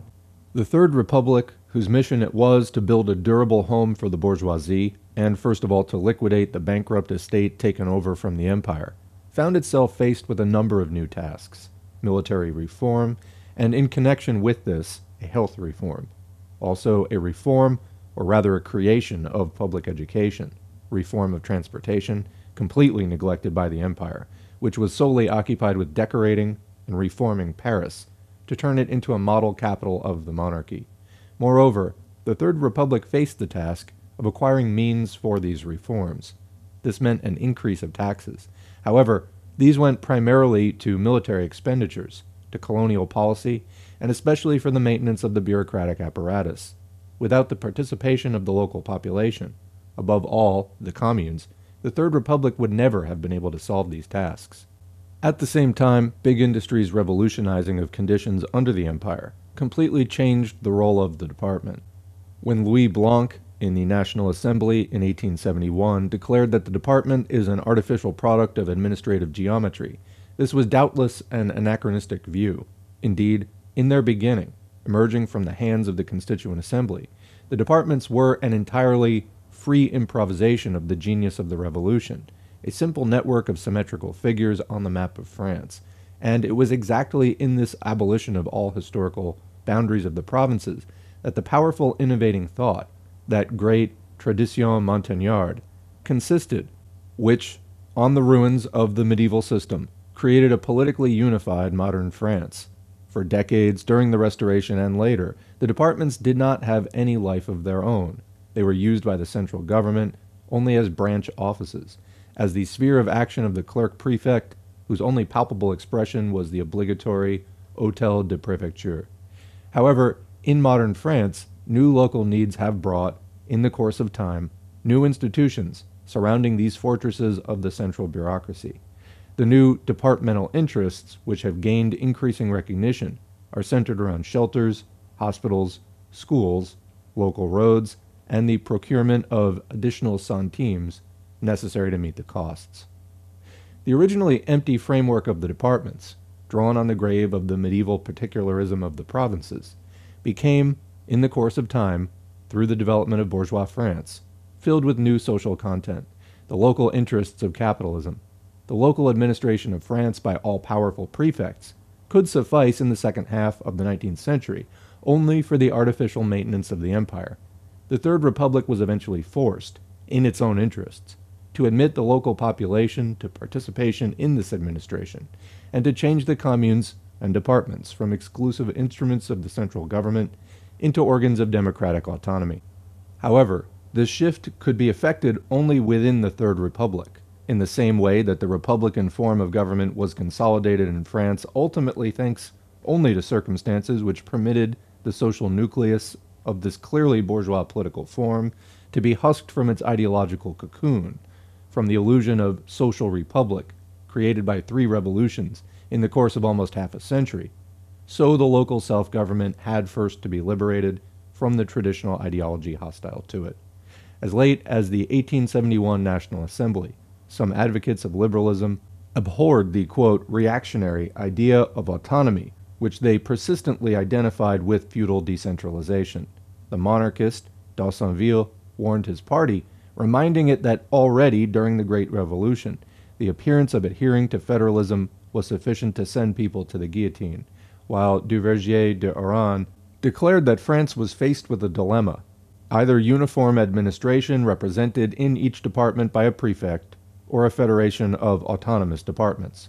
These were the last reverberations of an opinion which weighed on people's minds for 3/4 of a century. Only when, with the fall of the Second Empire and the triumph of the Third Republic, the attempts of the aristocratic clerical reaction were defeated once and for all, and the phantom of the federalism of the historic provinces was relegated to the realm of disembodied spirits, did the idea of the relative independence of the departments cease to give an impression of federalism, which frightened away bourgeois liberalism and democracy. And only when the last flicker of the Paris Commune revolutionary tradition died out in the cinders of the 1871 Commune, and under the withered lawn of the Confederates' Wall, Mur des Fédérés, at Père Lachaise, where the corpses and half-dead bodies of the Commune's heroes were dumped. Only then did the idea of communal self-government cease to be synonymous with social upheaval in the minds of the bourgeoisie, and the Phrygian cap ceased to be the symbol of the city hall. In a word, only when both departmental and communal autonomy were able to demonstrate their proper historical social value as genuinely modern institutions of the bourgeois state, growing out of its own needs and serving its interests, did the progressive development of local autonomy in France become possible. The Organic Statute of 1871, supplemented by the law of 1899, at last authorized representatives of departments chosen by general elections of the people to participate in the administration with a determining voice, and the Statute of 1884 gave a similar right to the communal councils, returning to them the power of choosing their own mayor. Slowly and reluctantly, and only in modern times, the modern autonomy of France has liberated itself from the iron bonds of bureaucracy. The history of self-government in England followed entirely different paths. Instead of the revolutionary changeover from medieval to modern society, we see here, on the contrary, an early compromise which has preserved to this day the old remnants of feudalism, not so much by the shattering of old forms as by gradually filling them with new content. Bourgeois England has carved out a place for itself in medieval England, and perhaps in no other area is this process so typical and interesting as in the area of local self-government. At first glance, and according to a commonplace expression, England appears as the country with the oldest local self-government, nay, as the cradle, the classical homeland of self-government, on which the liberalism of the continent sought to model itself. In reality, that age-old self-government of England belongs to the realm of myths, and the famous old English self-government has nothing in common with self-government in the modern sense. Self-government was simply a special system of local administration which originated at the time of the flowering of feudalism and bears all the hallmarks of its origin. The centers of that system are the county, a product of the feudal conditions after the Norman conquest, and the parish, a product of medieval ecclesiastical conditions, while the main person, the soul of the whole county administration, is the justice of the peace, an office created in the 14th century along with the 3 other county offices: the sheriff, conducting the elections to parliament, administering judgments in civil lawsuits, etc., the coroner, conducting inquests in cases of violent death, and finally, the commander of the county militia. Among these officials, only the secondary figure of the coroner is elective. All other officers are appointed by the crown from among the local landed aristocracy. Only landed proprietors with a specific income could be appointed to the office of Justice of the Peace. All these officers fulfilled their duties without remuneration, and the purely medieval aspect is further indicated by the fact that in their competence they combined judicial and executive power. The Justice of the Peace did everything in the county as well as in the parish, as we shall presently see. He ran the courts, assigned taxes, issued administrative ordinances. In a word, he represented in his person the whole competence of public authority, entirely in accordance with the feudal attributions of the landed proprietor. The only difference here was his appointment by the crown. The Justice of the Peace, once appointed, became an omnipotent holder of public power. Justices of the peace were entirely independent of the central government, and in general not responsible, because the old system of English self-government obviously knows nothing of another basic feature of modern administration: the judicial responsibility of officials and the supervision by the central authority over local offices. Any participation of the local population in this administration was out of the question.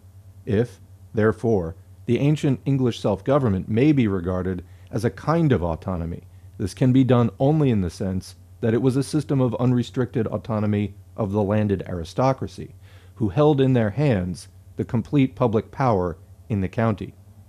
The first undermining of this medieval system of administration coincides with the reign of Elizabeth, i.e., the period of that shattering revolution in rural property relations, which inaugurated the capitalistic era in England.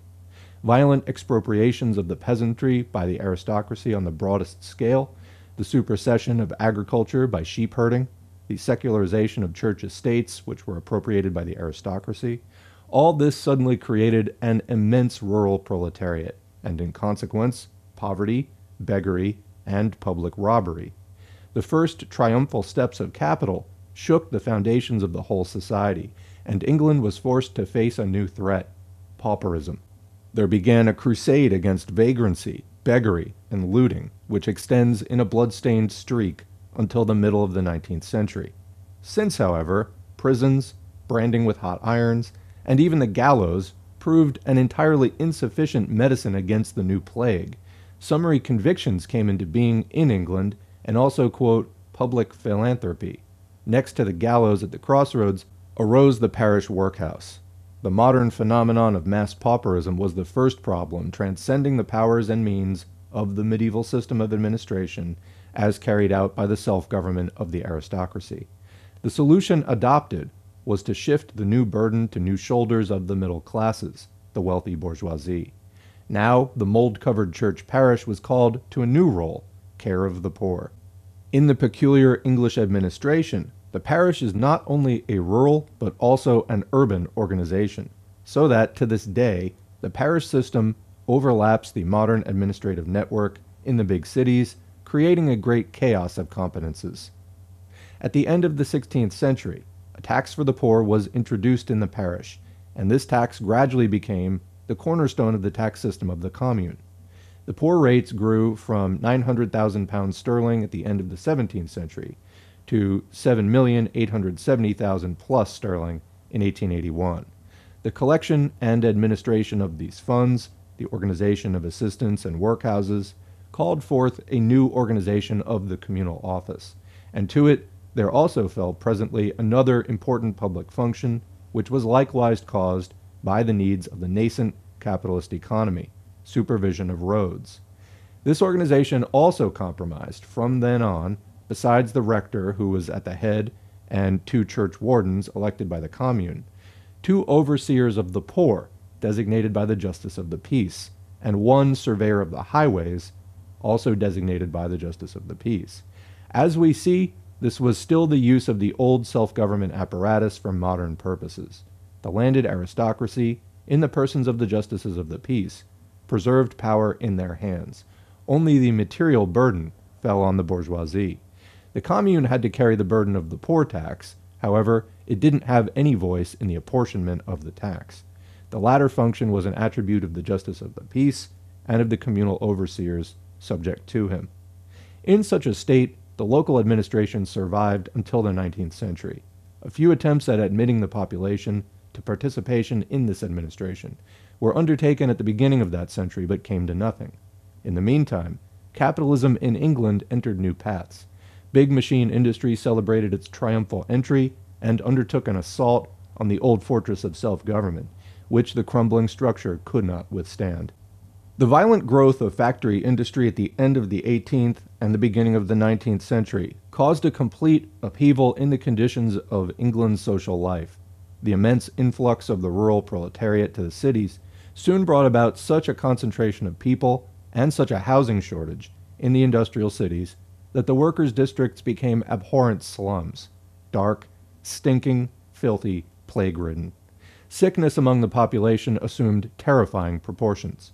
In Scotland and Ireland, an outbreak of typhoid took place regularly after each price increase and each industrial crisis. Comment there, what is an industrial crisis? This is the boom-bust cycle. So every time that capitalism throws people out of work and the economy grinds to a halt, this happens like at least once a decade.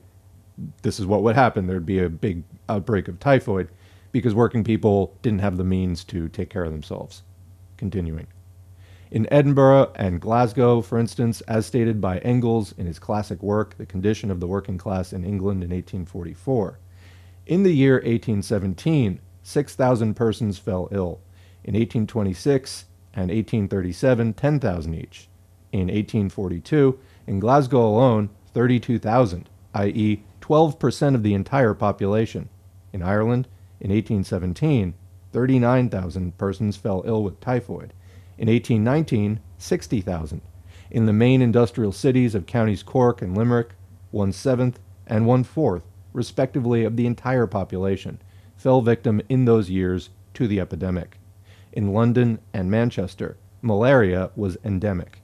In the latter city, it was officially stated that 3/4 of the population needed medical help every year, and mortality among children up to 5 reached, in the industrial city of Leeds in 1832, the terrifying figure of 5,286 out of a population of 100,000. The lack of hospitals and medical help, housing shortages, and undernourishment of the proletariat became a public threat. In no less a degree, the intellectual neglect of the mass of the people became a public plague when big industry, having concentrated immense crowds of the proletariat under its command, made them a prey of spiritual savages. The textile industry especially, which was the first to introduce mass labor of women and children at the lowest age, and which made impossible any home education, however rudimentary, made the filling of this gap, i.e. the creation of elementary schools, a public need. However, the state performed these tasks to a minimal degree. At the beginning of the 4th decade of the century, out of the budget of England amounting to £55 million, public education is allotted the ridiculous sum of £40,000. Education was left mainly to private initiative, especially of the church, and became mostly an instrument of bigotry and a weapon of sectarian struggle. In Sunday schools, the only ones accessible to working-class children, the latter were often not even taught reading and writing, as occupations unworthy of Sunday, while in the private schools, as was demonstrated by a parliamentary inquiry, the teachers themselves often did not know how to read or write. In general, the picture revealed by the famous Children Employment Commission showed the new capitalistic England as a scene of ruin and destruction, a wreckage of the entire antiquated, traditional social structure. The great social reform was accomplished for the purpose of establishing tolerable living conditions for the new host, i.e. for the capitalistic bourgeoisie, the elimination of the most threatening symptoms of pauperism, the provision of public hygiene, elementary education, etc., became an urgent task. However, this task could be achieved only when both in state policy and in the entire administration the exclusive rule of the landed aristocracy was abolished and yielded to the rule of the industrial bourgeoisie. The election reform of 1832, which broke the political power of the Tories, is also the date from which begins self-government in England in the modern sense, i.e., self-government based on the participation of the population in the local administration, and on paid, responsible officials in the role of executor of its will under the supervision and control of the central authority. The medieval division of the state into counties and parishes corresponded to the new grouping of the population and local needs and interests as little as the medieval offices of the Justice of the Peace and parish councils. But while the revolutionary French liberalism swept from the country the historic provinces and in their place erected a homogeneous France with new administrative divisions, the conservative English liberalism created only a new administrative network, inside, beside, and through the old divisions without formally abolishing them. The peculiarity of English self-government consists in the fact that, unable to utilize the completely inadequate framework of traditional self-government, it created a new kind of base, special communal associations of the population for each of the basic functions of self-government. Thus, the law of 1834 establishes new, quote, poor law unions, comprising several parishes whose population jointly elects, on the basis of a six-class electoral law, in accordance with the taxes paid, a separate board of guardians for each union. This body decides the whole matter of welfare, building of workhouses, issuing doles, etc. It also hires and pays the officials who carry out its decisions. The old office of the parish overseer of the poor changed from an honorary to a paid one, and was reduced to the function of imposing and collecting taxes assigned by the board. According to the same model, but quite independently, the law of 1847 created a new, broad organization to take care of public health and supervision of buildings, cleanliness of streets and houses, water supply, and food marketing. Also for this purpose, new associations of the local population, with representatives elected by it, were established. On the basis of the Public Health Act of 1875, England, with the exception of the capital, is divided into urban and rural sanitary districts. The organ of representation is, in the urban districts, the city council. In the boroughs, special local boards of health, and in the rural districts, health is supervised by the Board of Guardians. All these boards decide all matters pertaining to health and hire salaried officers who carry out the resolutions of the board. The administration of local transportation also followed the same lines, but independently of the two bodies mentioned above. For this purpose, highway districts were created, composed of several parishes whose population elects separate highway boards. In many rural districts, transportation is the concern of the local Board of Health, or the Board of Guardians, which administers both transportation and poor relief. The highway boards, or the boards of guardians, decide about transportation enterprises and hire a paid district surveyor as the official carrying out their orders, and so the office of the former honorary highwayman surveyor vanished. Finally, education was also entrusted to a special self-governing organization. Individual parishes, cities, and the capital form as many school districts. However, the Board of Education of the Council of State has the right to combine several urban parishes into one district. Every district elects a school board entrusted with supervision of elementary education.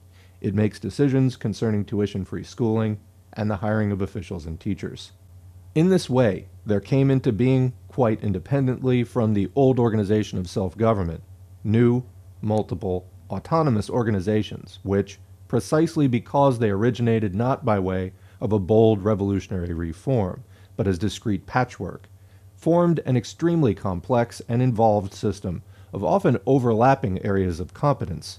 However, it is characteristic for the classic country of capitalist economy that the axis around which this modern self-government was crystallized, so far clearly on the lowest level in the rural commune, was the organization of public welfare, the organization for combating pauperism.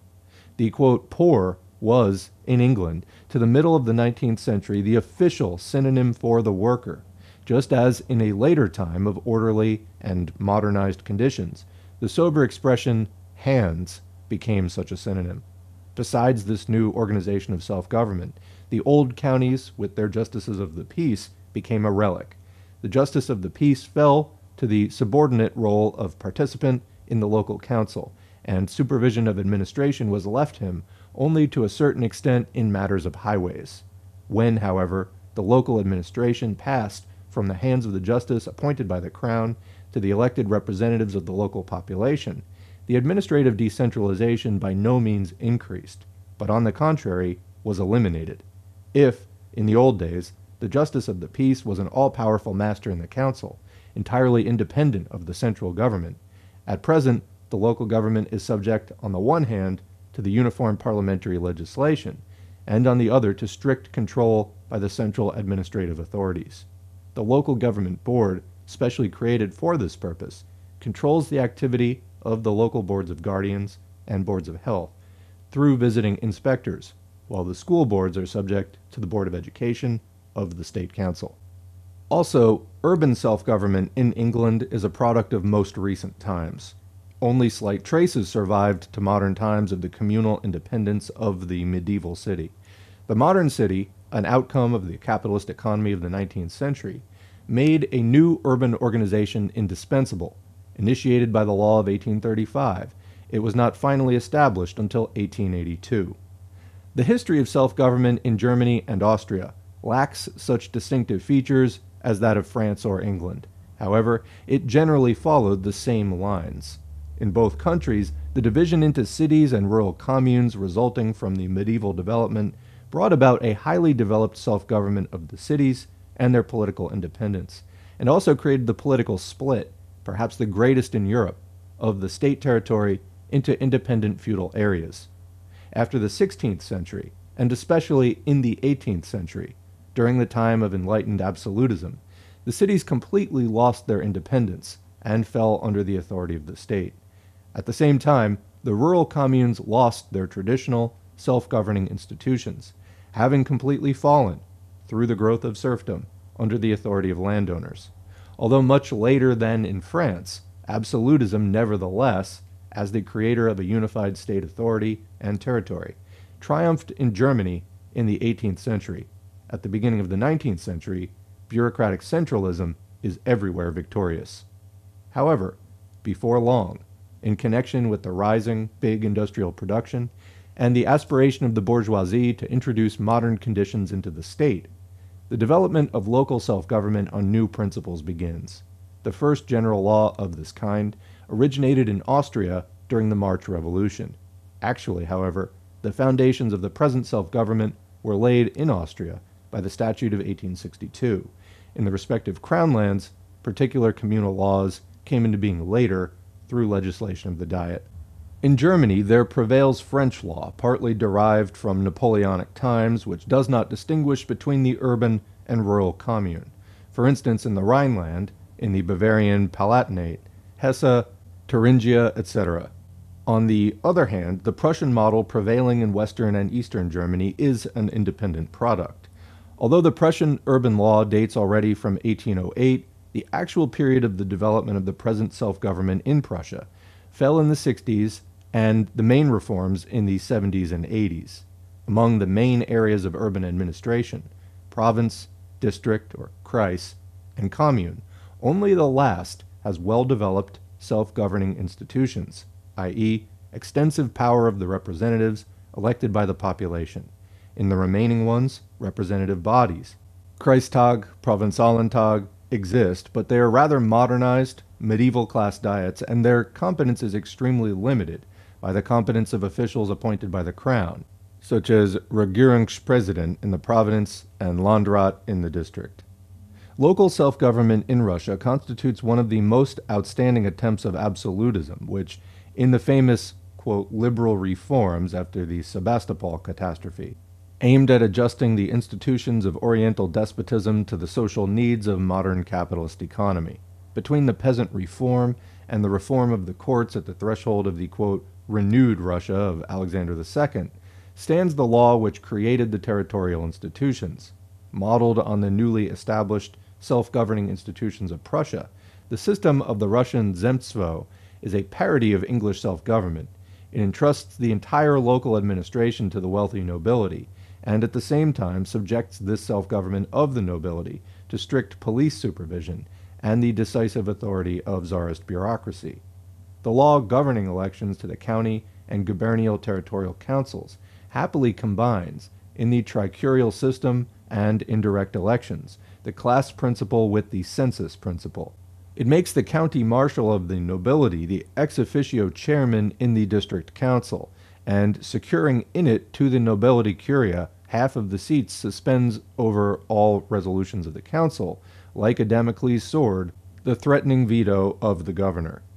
As a result of this peculiarity of Russia's social development, which, in the period before 1905, made not the urban bourgeoisie, but certain strata of the nobility, the advocates of, quote, liberal dreams, however pale, even this parody of self-governing institutions represented by the Russian Zemstvos has become, in the hands of the nobility, a framework for serious social and cultural activity. However, the sharp clash that immediately arose between liberalism, nestling in the territorial administration, on the one hand, and the bureaucracy and government on the other, glaringly eliminated the genuine contradiction between modern self-government and the medieval state apparatus of absolutism.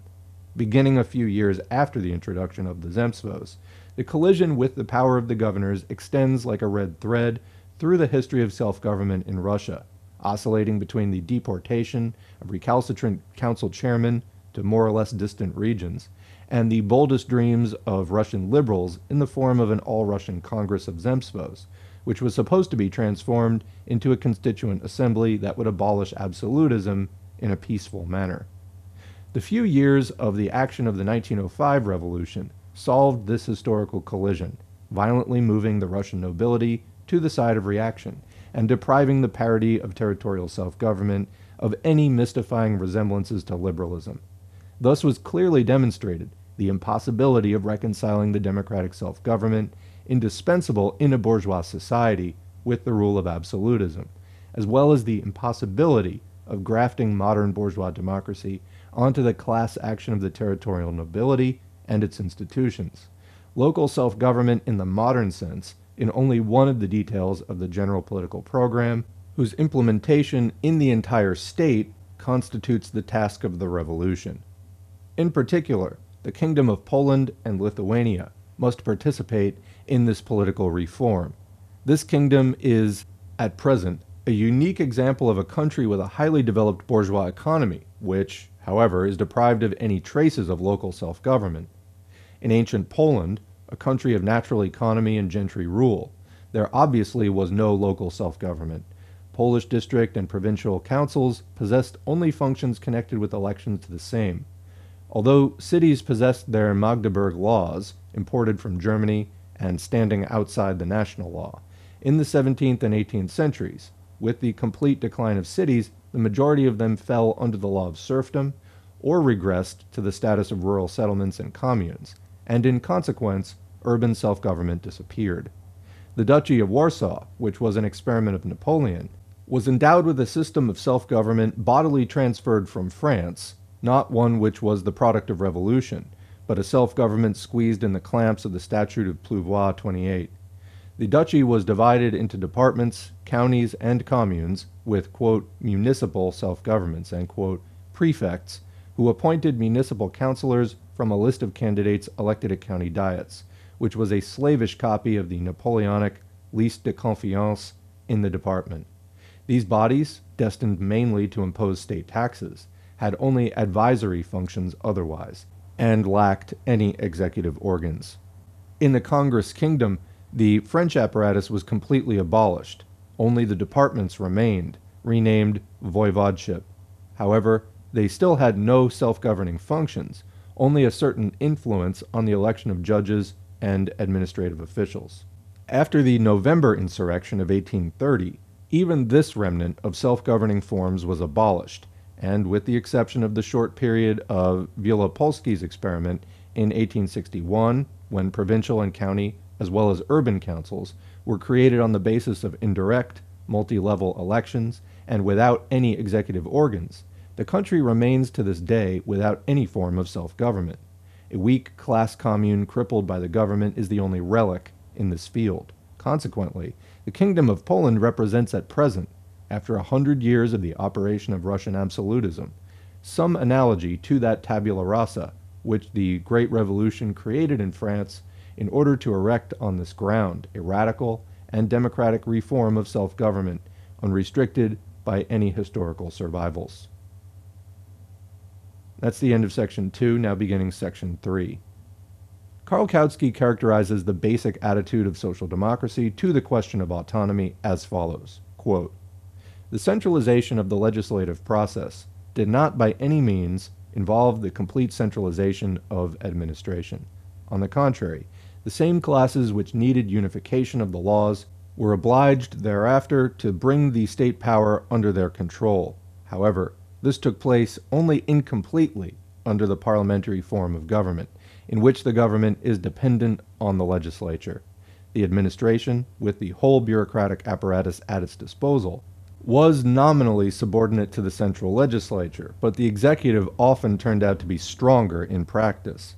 The administration influences the voters in the legislature through its bureaucracy and through its power in local matters. It corrupts the legislatures through its power to do them favors. However, the strongly centralized bureaucracy shows itself less and less able to cope with the increasing tasks of the state administration. It is overcome by them. The results are fumbling, delays, postponing the most important matters, complete misunderstanding of the rapidly changing needs of practical life, massive waste of time and labor in superfluous pencil work. These are the rapidly increasing shortcomings of bureaucratic centralism. Thus there arises, along with the striving for uniformity of legislation, after the several provincial legislatures have been superseded by a central parliament, a striving for decentralization of administration, for local administration of the provinces and communes. The one and the other are characteristic of the modern state. This self-government does not mean the restoration of medieval particularism. The commune, Gemeinde, and likewise the province, does not become a self-sufficient entity as it once was. It remains a component part of the great whole, the nation, here used as synonymous with state, and has to work for it and within the limits that it sets. The rights and duties of the individual communes as against the state are not laid down in special treaties. They are a product of the general system of laws, determined for all by the central power of the state. They are determined by the interests of the whole state or the nation, not by those of the several communes. If Comrade Stampfer will keep separate the centralization of administration and the centralization of the legislative process, he will find that the paths being followed by German and Austrian social democracy respectively are not diverging at all, but are going in the same direction as the whole of modern democracy.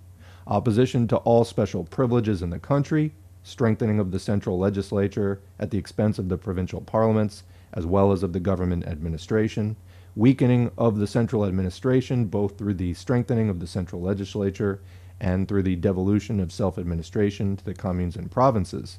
This latter process taking, in Austria, in accordance with its own local conditions, the form of self-administration of the nationalities, but a self-administration regulated for the whole country by the central legislature along uniform lines. That is, in spite of all historical and all other social differences. In Germany and Austria, the position of social democracy on the question of centralism and particularism. And that's the end of the Kautsky quote. Also, I just want to mention, Kautsky would later become a renegade, as Lenin would put it. There's a couple of good readings on the channel about that.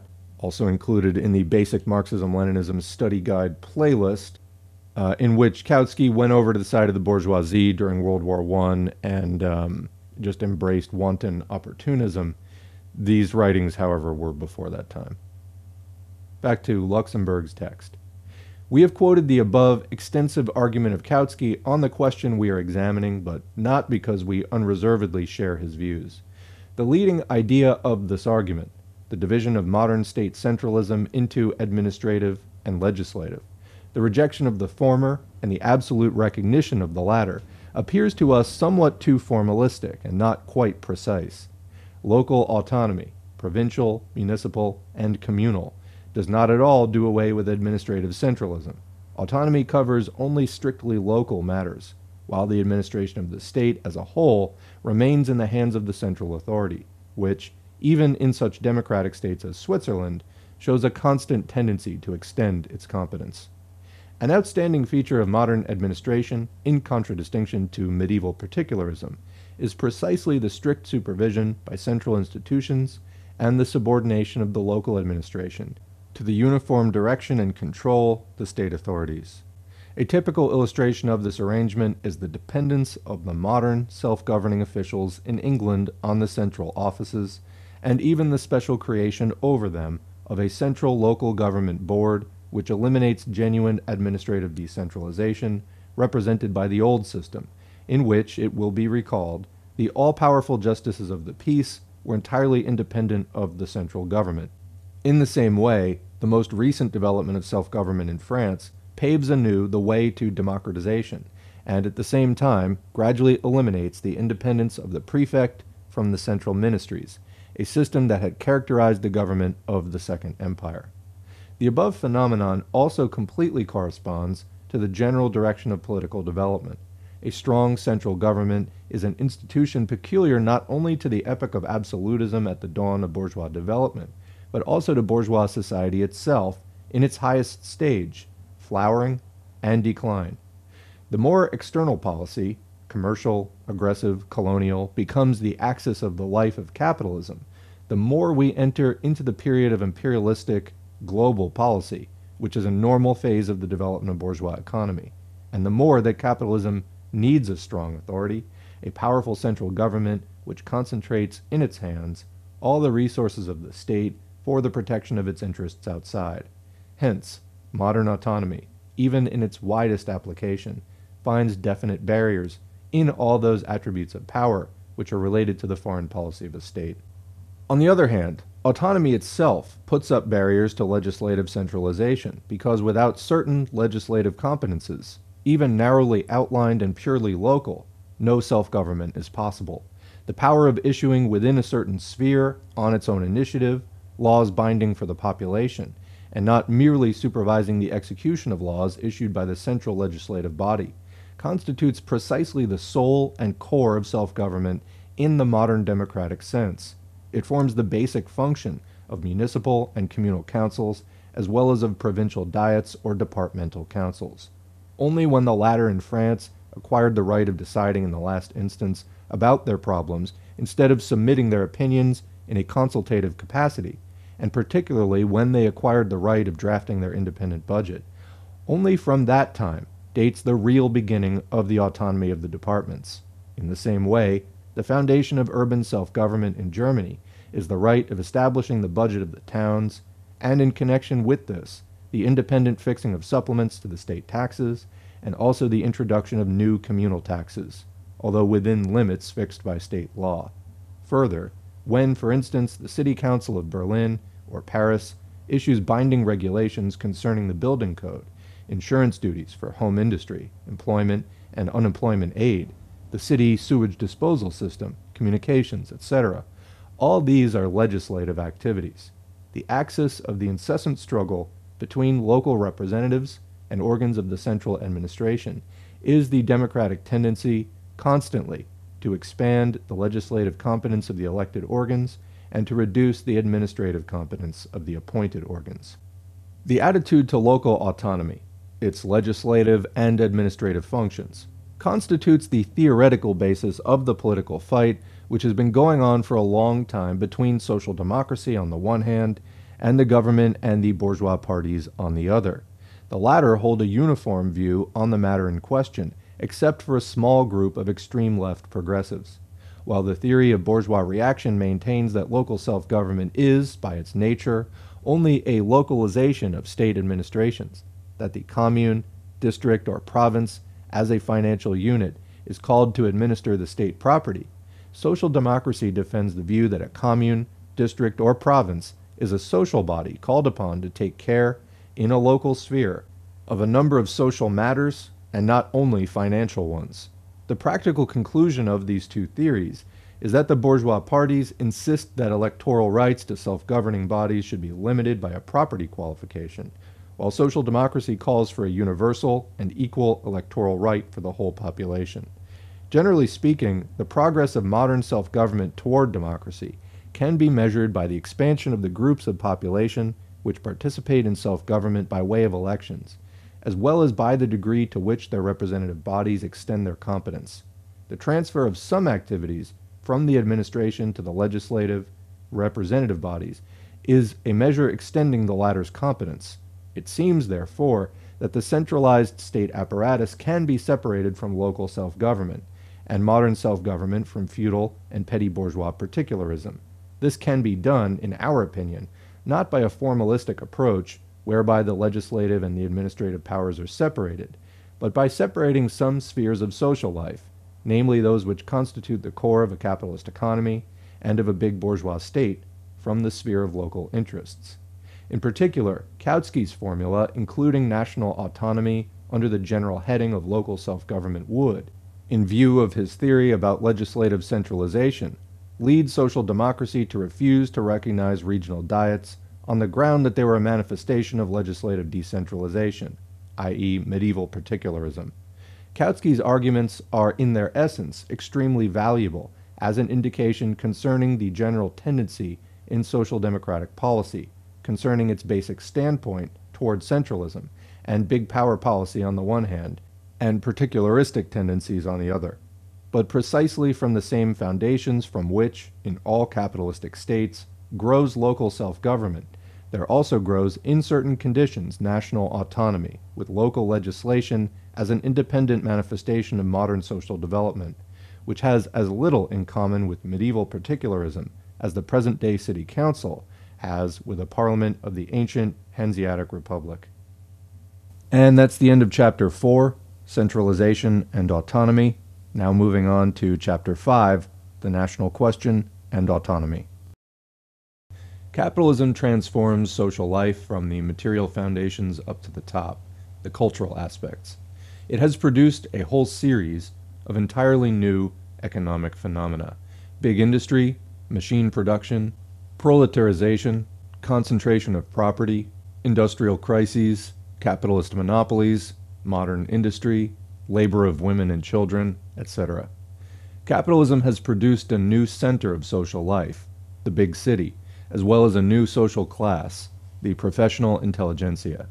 Capitalist economy, with its highly developed division of labor and constant progress of technology, needs a large, specialized staff of employees with technical training: engineers, chemists, architects, electricians, etc. Capitalist industry and commerce need a whole army of lawyers, attorneys, notaries, judges, etc.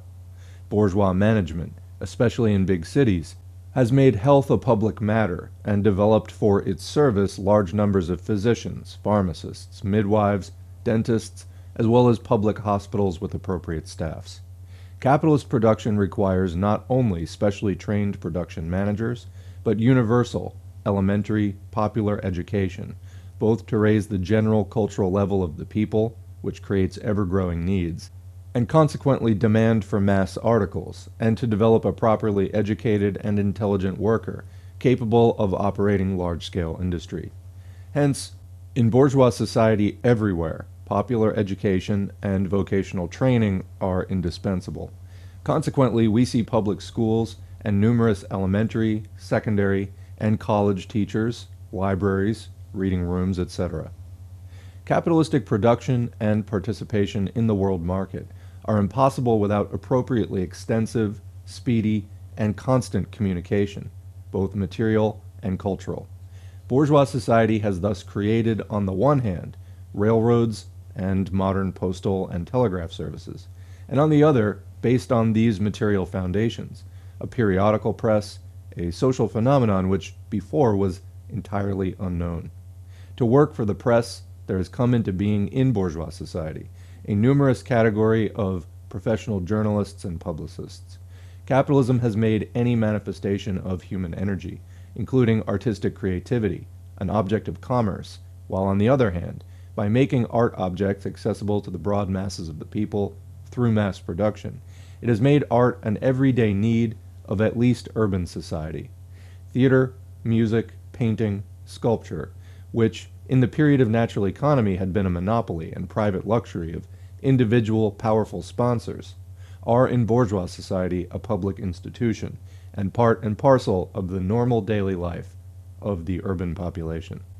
The worker's cultural needs are met in the taverns or beer gardens and by cheap book illustrations and junky ornaments.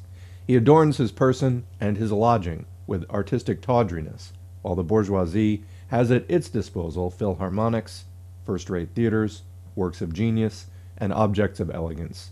However, the one and the other kind of consumption calls forth a numerous class of artists and artistic producers. In this way, capitalism creates a whole new culture: public education, development of science, the flowering of learning, journalism, a specifically geared art. However, these are not just mechanical appendages to the bare process of production or mechanically separated, lifeless parts. The culture of bourgeois society itself constitutes a living and to some extent autonomous entity. In order to exist or develop, this society not only needs certain relationships of production, exchange, and communication, but it also creates a certain set of intellectual relations within the framework of contradictory class interests. If the class struggle is a natural product of the capitalist economy, then its natural needs are the conditions that make this class struggle possible. Hence, not only modern political forms, democracy, parliamentarianism, but also open public life, with an open exchange of views and conflicting convictions, an intense intellectual life, which alone makes the struggle of classes and parties possible. Popular education, journalism, science, art, growing at first within the framework of capitalist production, become in themselves an indispensable need and condition of existence in modern society. Schools, libraries, newspapers, theaters, public lectures, public discussions grow into the normal conditions of life, into the indispensable intellectual atmosphere of each member of the modern, particularly urban society, even outside the connection of these phenomena with economic conditions.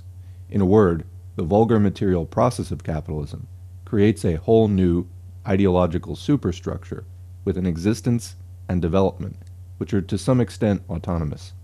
However, capitalism does not create that intellectual spirit in the air or in the theoretical void of abstraction, but in a definite territory, a definite social environment, a definite language, within the framework of certain traditions, in a word, within definite national forms. Consequently, by that very culture, it sets apart a certain territory and a certain population as a cultural national entity, in which it creates a special, closer cohesion and connection of intellectual interests. Any ideology is basically only a superstructure of the material and class conditions of a given epoch. However, at the same time, the ideology of each epoch harks back to the ideological results of the preceding epochs, while on the other hand, it has its own logical development in a certain area. This is illustrated by the sciences as well as by religion, philosophy, and art. The cultural and aesthetic values created by capitalism in a given environment not only assume a certain national quality through the main organ of cultural production, i.e. the language, but merge with the traditional culture of society, whose history becomes saturated with its distinct cultural characteristics. In a word, this culture turns into a national culture with an existence and development of its own. The basic features and foundations of modern culture in all bourgeois countries are common, international, and the tendency of contemporary development is doubtless toward an ever greater community of international culture. However, within the framework of this highly cosmopolitan bourgeois culture, French is clearly distinguished from English culture, German from Dutch, Polish from Russian, as so many separate types. The borderlines of historical stages and the historical seams are at least detectable in the development of an ideology. There's a footnote there by Rosa. Incidentally, this is the only reason why histories of philosophy, such as those of Zeller or Kuno Fischer, are possible, in which the development of ideas takes place in a void, with no relation to the prosaic history of society. Back to the text. Because the modern capitalist culture is an heir to and continuator of earlier cultures, what develops is the continuity and monolithic quality of a national culture which, on the surface, shows no connection with the period of capitalist economy and bourgeois rule. For the phrasemonger of the national democracy, or mindless sociologist of social patriotism, the culture of present-day Poland is, in its core, the same unchanged, quote, culture of the Polish nation as at the time of Bathory or Stanislaw Augustus, while Strasowitz, Swiatkowski, and Sienkiewicz are direct-line spiritual heirs of Ray, of Nagtowicz, Pasek, and Mickiewicz. In fact, however, the literature and the press in modern bourgeois Poland are appallingly trivial. Polish science and the entire Polish culture are appallingly poor. They belong in a new historical stage, completely alien in spirit and content to the old culture of feudal Poland, mirrored in its last monumental work, Pan Tadeusz. Present-day Polish culture, in all its destitution, is a modern product of the same capitalist development that chained Poland to Russia and placed at the head of society, in the role of ruling class, a rabble of heterogeneous money-makers without a past, without a revolutionary tradition, and professional traitors to the national cause. The present-day bourgeois learning, art, and journalism of Poland are in spirit and content ideological hieroglyphs from which a materialist historian reads the history of the fall of gentry Poland, the history of organic work, conciliation, national democracy, deputations, memoranda, up to the, quote, national elections to the Tsarist Duma under a state of emergency, and, quote, national teams to murder Polish socialist workers. Capitalism created modern Polish national culture, annihilating in the same process Polish national independence. Capitalism annihilated Polish national independence, but at the same time created modern Polish national culture. This national culture is a product indispensable within the framework of bourgeois Poland. Its existence and development are a historical necessity, connected with the capitalistic development itself. The development of capitalism, which chained Poland to Russia by socio-economic ties, undermined Russian absolutism, united and revolutionized the Russian and Polish proletariat as a class called upon to overthrow absolutism, and in this way created, under the Tsars, the indispensable preconditions for achieving political freedom. But within the framework, and against the background of this general tendency toward the democratization of the state, capitalism at the same time knit more closely the socio-economic and cultural national life of the Polish kingdom, thus preparing the objective conditions for the realization of Polish national autonomy. As we've seen, the requirements of the capitalist system lead with historic necessity in all modern states to the development of local self-government through the participation of the people in carrying out socio-political functions on all levels, from the commune to the district and province, where, however, inside a modern state there exist distinct nationality districts constituting at the same time territories with certain economic and social distinctions. The same requirements of the bourgeois economy make self-government on the highest, countrywide level indispensable.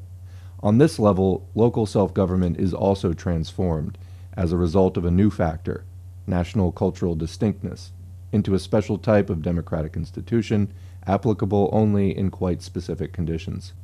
The Moscow-Vladimir Industrial District, with its economic achievements, local specific interests, and concentration of population, differs certainly as much from the vast Russian space surrounding it as does the Kingdom of Poland.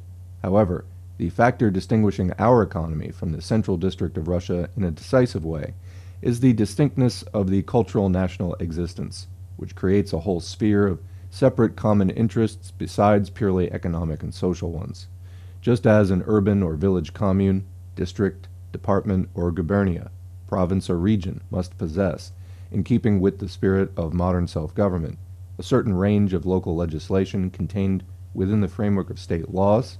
National self-government, in the spirit of democracy, must be based on the representation of the people and their power of local legislation within the framework of state laws to satisfy the national socio-economic and cultural national needs. The entire modern culture is, above all, a class bourgeois culture. Learning and art, school and theater, professional intelligentsia, the press, all primarily serve the bourgeois society, are imbued with its principles, its spirit, its tendency. But the institutions of the bourgeois system, like the capitalist development itself, are, in the spirit of the historical dialectic, twofold, double-edged phenomena. The means of class development and rule are at the same time so many means for the rise of the proletariat as a class to the struggle for emancipation, for the abolition of bourgeois rule. Political freedom, parliamentarianism are, in all present-day states, tools for building up capitalism and the interests of the bourgeoisie as the ruling class. However, the same democratic institutions and bourgeois parliamentarianism are, at a certain level, an indispensable school of the proletariat's political and class maturity, a condition of organizing it into a social democratic party, of training it in open class struggle. The same applies to the sphere of the intellect.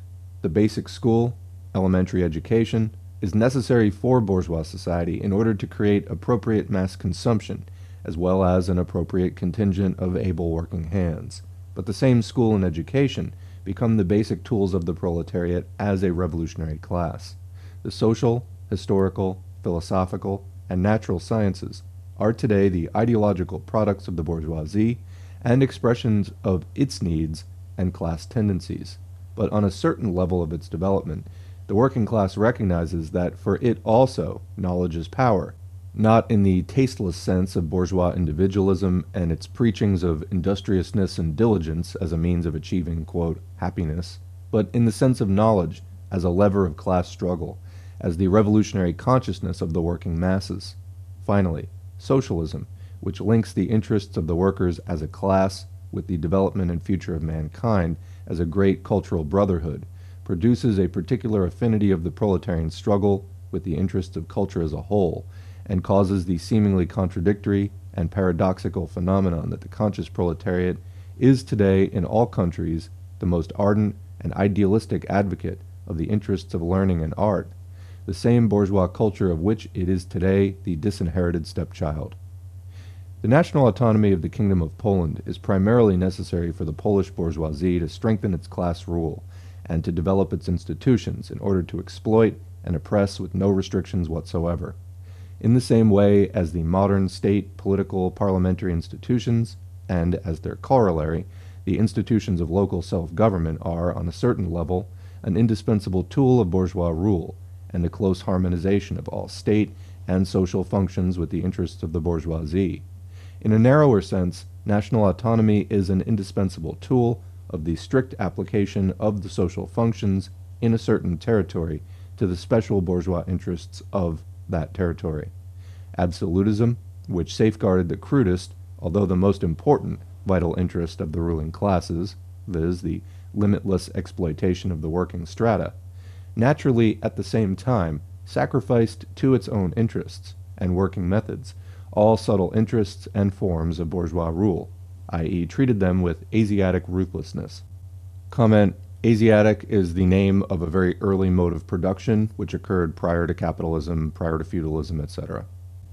Political liberty and self-government will eventually give the Polish bourgeoisie the possibility of utilizing a number of presently neglected social functions, schools, religious worship, and the entire cultural spiritual life of the country, for its own class interests.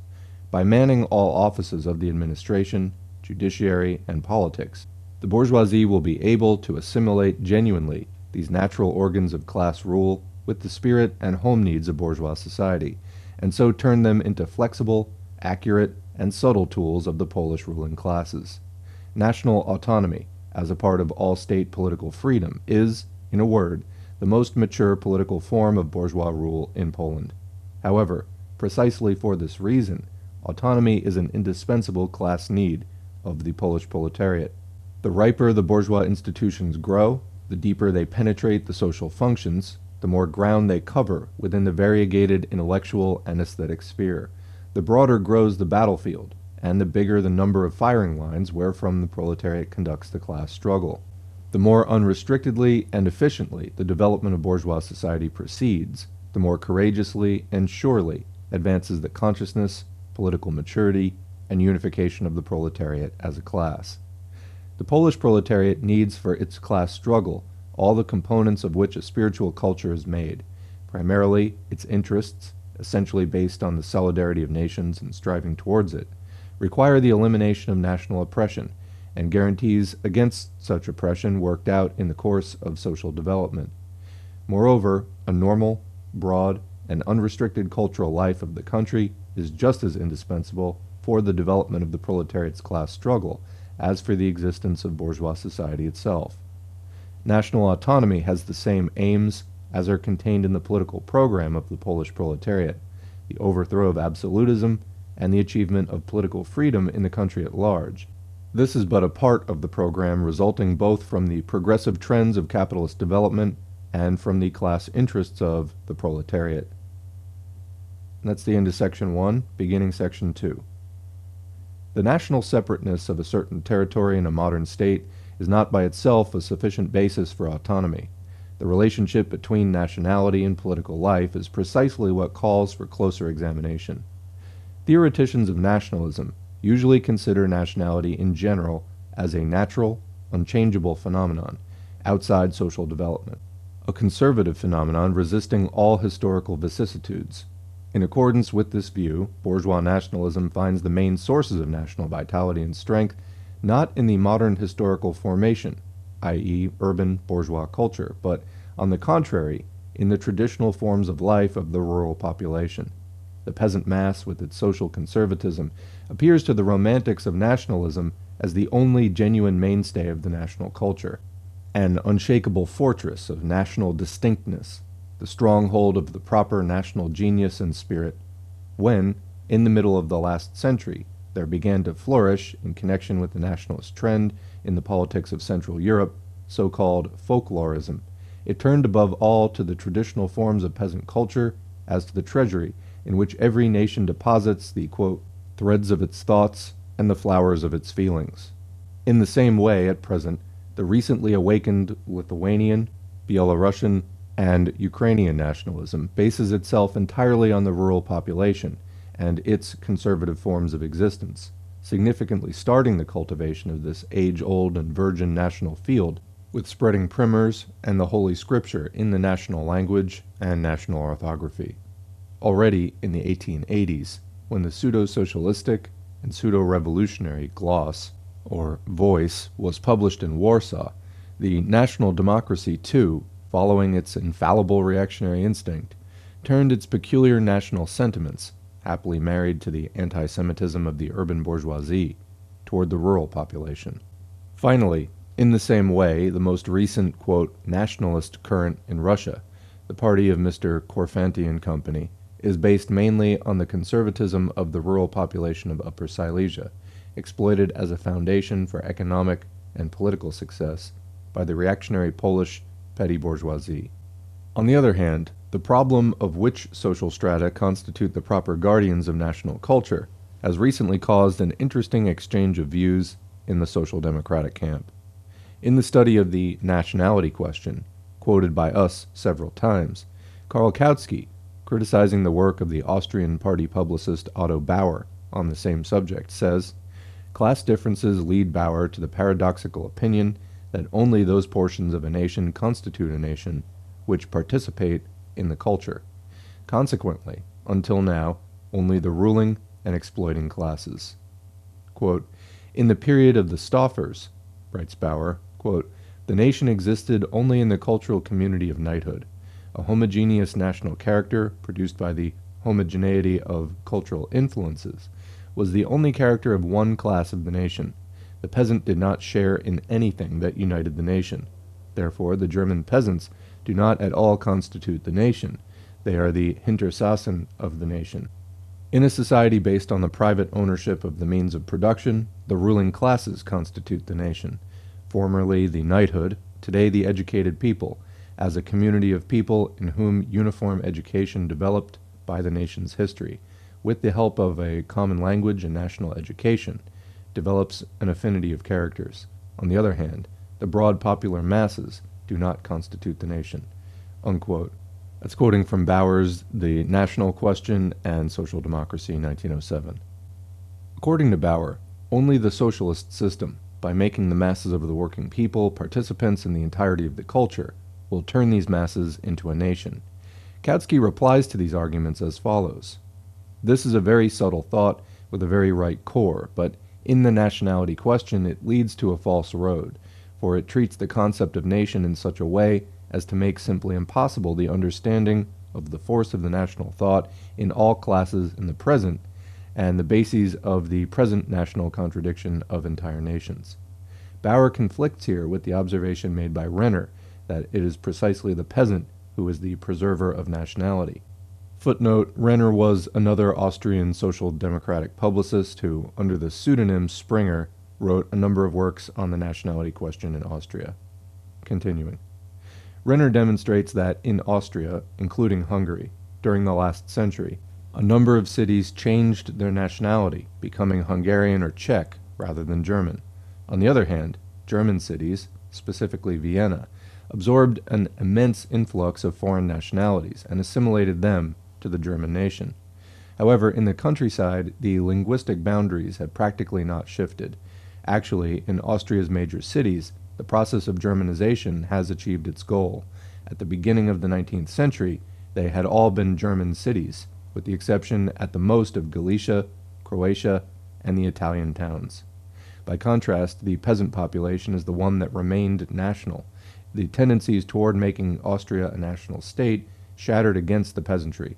The peasantry firmly adheres to his nationality as to any tradition, while the city dweller, especially the educated one, assimilates much more easily. It's the end of the passage that's taken from Kautsky's Nationality and Internationality. In the course of his study, Kautsky is forced to considerably revise his reasoning. Examining more closely the foundations of modern national movements, he points out that precisely the bourgeois development, calling into existence a new social class, the professional intelligentsia, creates in this form the main fact of the contemporary national idea and a pillar of national life.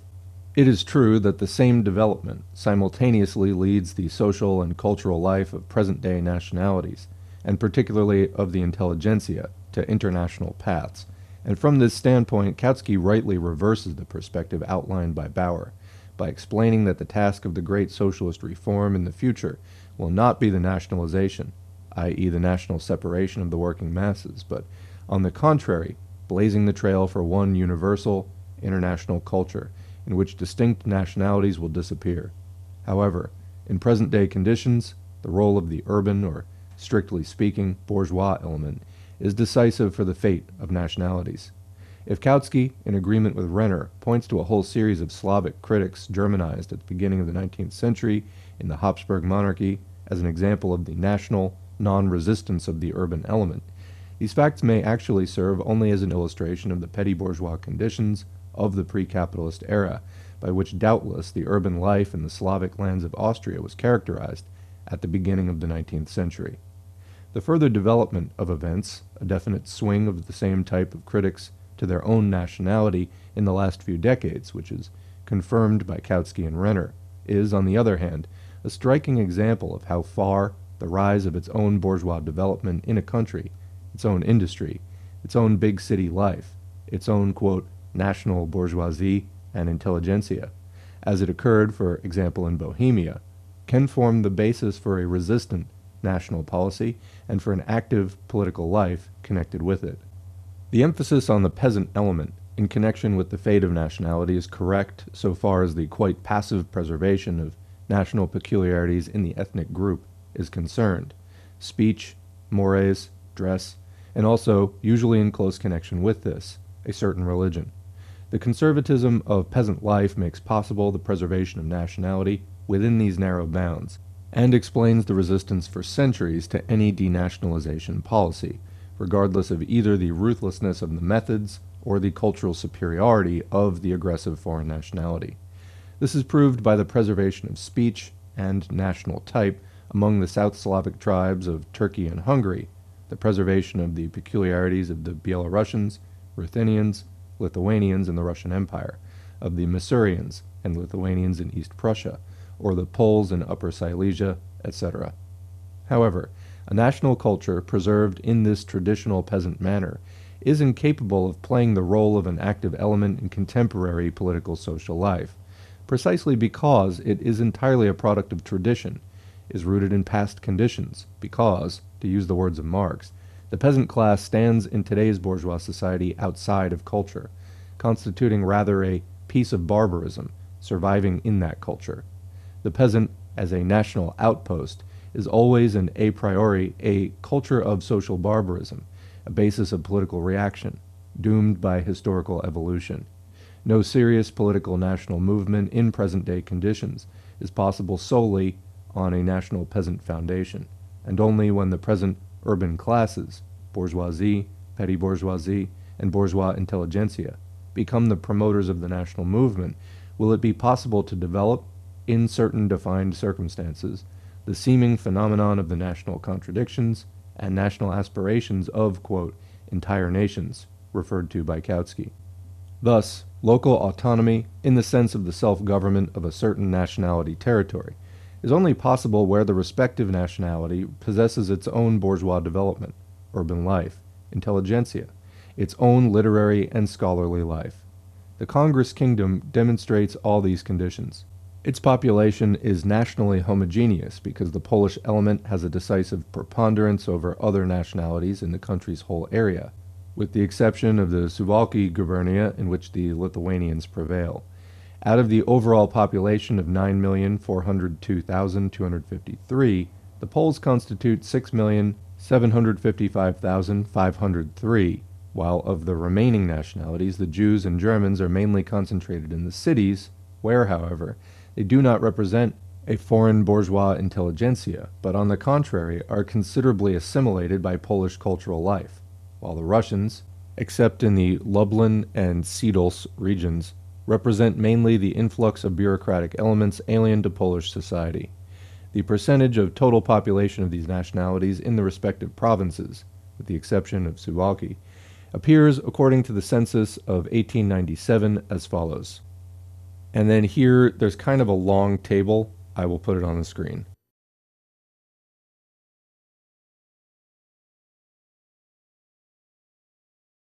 Thus, in all the gubernias except 2, and in the country as a whole, the Polish element constitutes more than 70% of the population. It is, moreover, the decisive element in the socio-cultural development of the country. However, the situation looks different when we turn to the Jewish nationality. Jewish national autonomy, not in the sense of freedom of school, religion, place of residence, and equal civic rights, but in the sense of the political self-government of the Jewish population, with its own legislation and administration, as it were parallel to the autonomy of the Congress kingdom, is an entirely utopian idea. Strangely, this conviction prevails also in the camp of extreme Polish nationalists, e.g. in the so-called revolutionary faction of the PPS, where it is based on the simple circumstance that the Jewish nationality does not possess a, quote, territory of its own within the Russian Empire. But national autonomy, conceived in accordance with that group's own standpoint, i.e. as the sum of freedoms and rights to self-determination of a certain group of people linked by language, tradition, and psychology, is in itself a construction lying beyond historical conditions, fluttering in midair, and therefore one that can be easily conceived, as it were, in the air, i.e. without any definite territory. On the other hand, an autonomy that grows historically together with local self-government on the basis of modern bourgeois democratic development is actually as inseparable from a certain territory as the bourgeois state itself, and cannot be imagined without it to the same extent as, quote, non-territorial, communal, or urban self-government. It is true that the Jewish population was completely under the influence of modern capitalistic development in the Russian Empire, and shares the economic, political, and spiritual interests of particular groups in that society. But on the one hand, these interests were never territorially separated, so as to become specifically Jewish capitalist interests. Rather, they are common interests of the Jewish and other people in the country at large. On the other hand, this capitalist development does not lead to a separation of bourgeois Jewish culture, but acts in an exactly opposite direction, leading to the assimilation of the Jewish bourgeois, urban intelligentsia, to their absorption by the Polish or Russian people. If the national distinctness of the Lithuanians or Belarusians is based on the backward peasant people, the Jewish national distinctness in Russia and Poland is based on the socially backward petty bourgeoisie, on small production, small trade, small town life, and, let us add parenthetically, on the close relation of the nationality in question to religion.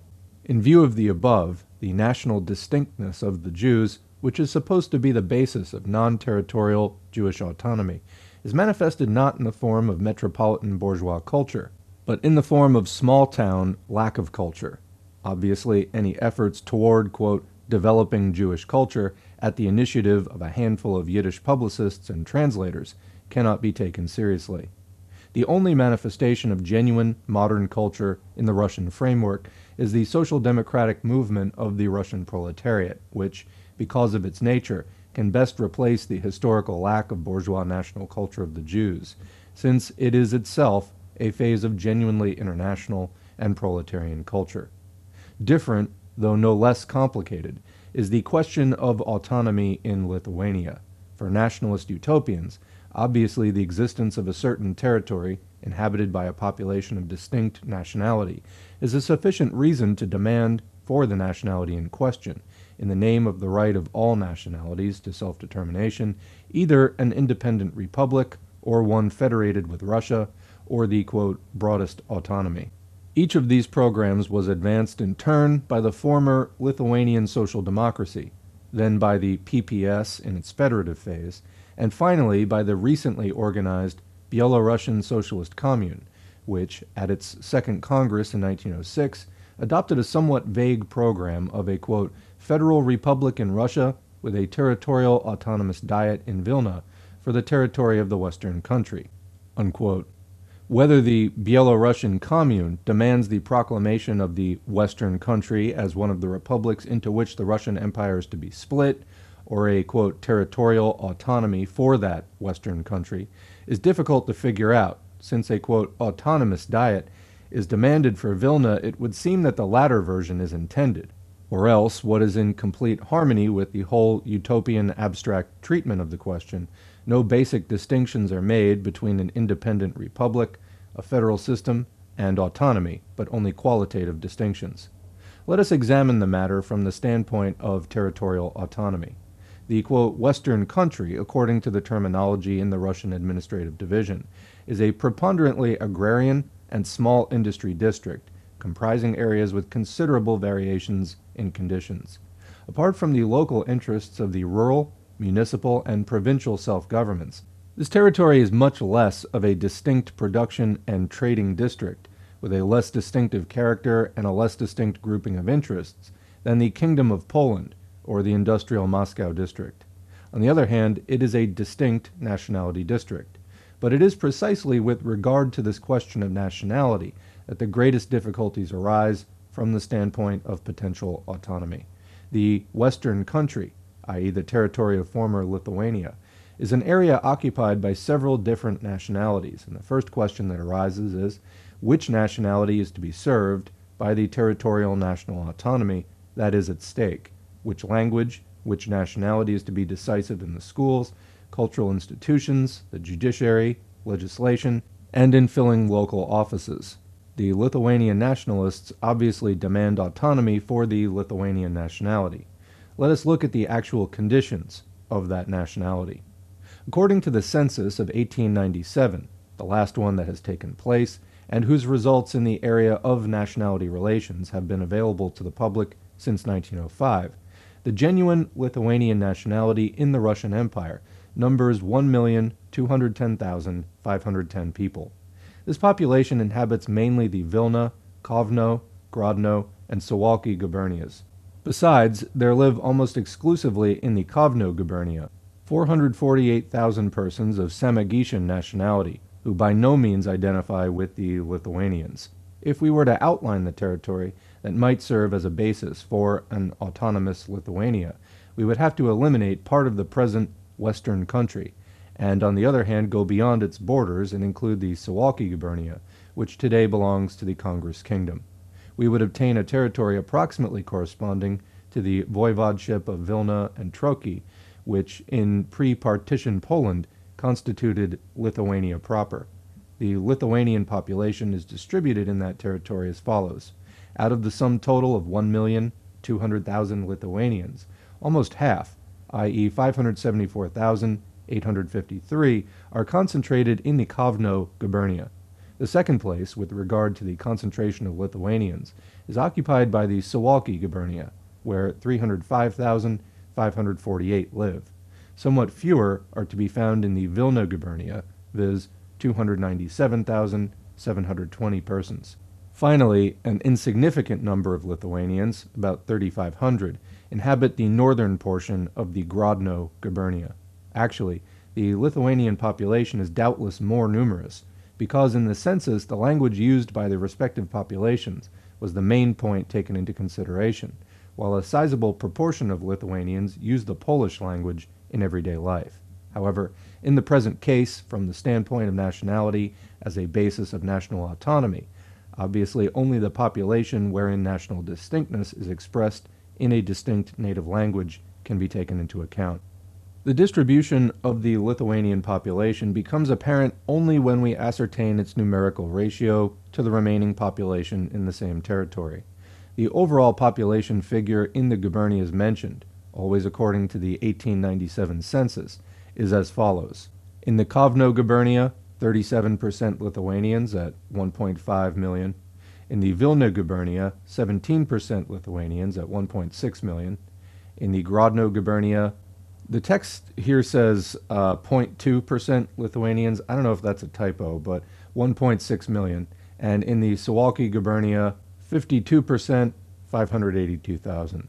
Out of a total population of 5,322,093 in that territory, the Lithuanians constitute less than 23%.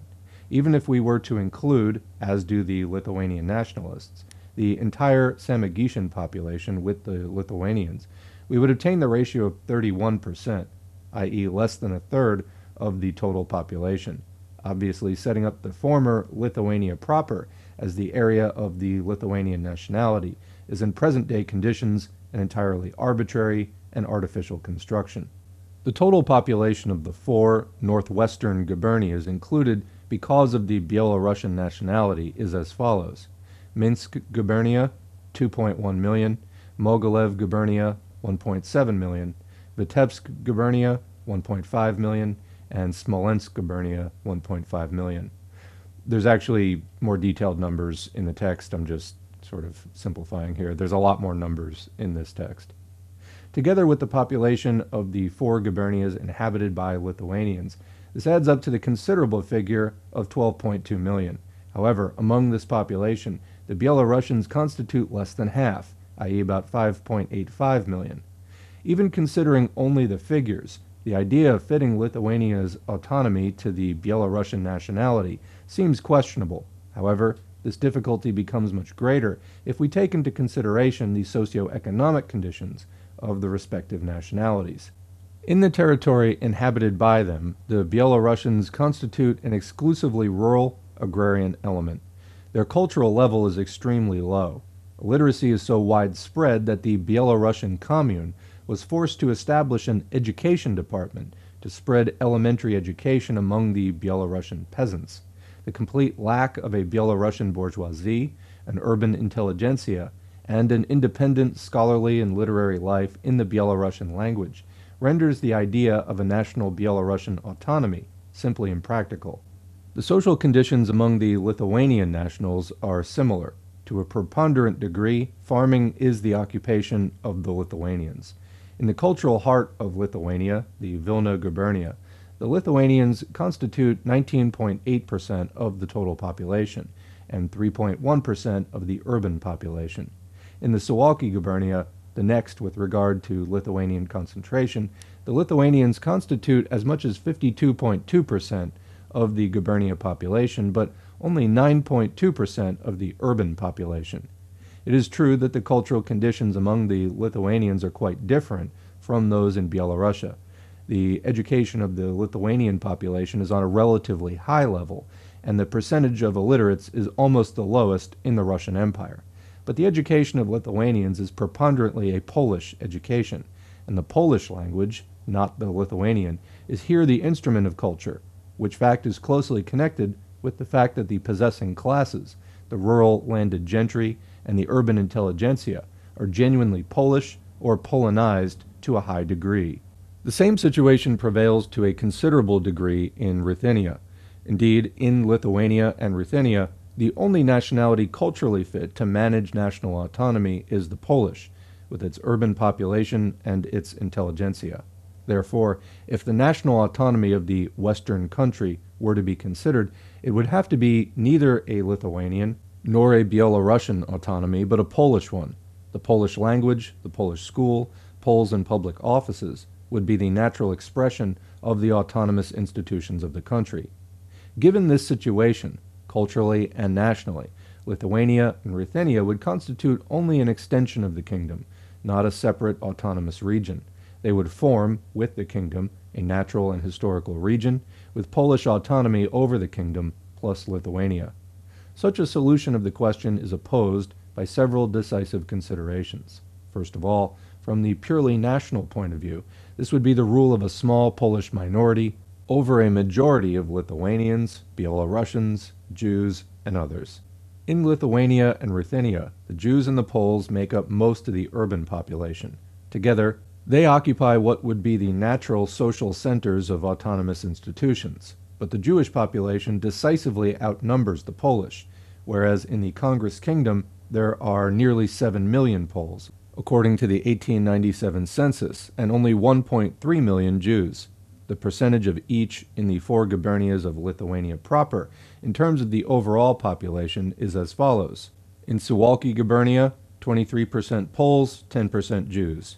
In Kovno, 9% Poles, 14% Jews. In Vilna, 8% Poles, 13% Jews. In Grodno, 10% Poles, and 17% Jews. Only in the Suwalki gubernia is the Jewish population smaller than the Polish, but even here this ratio is quite different. When we take the towns into consideration, then the Poles constitute 27% and the Jews 40% of the urban population. It should also be taken into consideration that Jews in the kingdom, if assimilated, more so in the urban areas, reinforce the Polish nationality, whereas in Lithuania the assimilation process, which is anyway much slower, occurs, when it does at all, among Jews who belong to the Russian culture. In both cases, confusion among nationalities grows, and the question of autonomy becomes more and more entangled. Suffice it to say that in the heart of Lithuania, and the seat of the planned autonomous Diet, Vilna, out of the 227 schools counted in 1900, 182 are Jewish. Another consideration, no less important, is the circumstance that the Polish nationality is in Lithuania and Ruthenia precisely the nationality of the ruling strata, the gentry, landowners, and the bourgeoisie, while the Lithuanian, and particularly the Belarusian nationality, is represented mostly by landless peasantry. Therefore, the nationality relationship is here, generally speaking, a relationship of social classes. Handing over the country's autonomous institutions to the Polish nationality would here mean the creation of a new, powerful instrument of class domination without a corresponding strengthening of the position of the exploited classes, and would cause conditions of the kind that would be brought about by the proposed autonomy of Galicia for the Ruthenians. Consequently, both for nationality and for social reasons, the joining of Lithuania to the autonomous territory of the kingdom, or the separation of Lithuania and Ruthenia into an autonomous region with an unavoidable preponderance of the Polish element, is a project which social democracy must combat in principle. In this form, the project of Lithuania's national autonomy altogether falls through as utopian, in view of the numerical and social relations of the nationalities involved. So that's the end of section 2, moving on to section 3.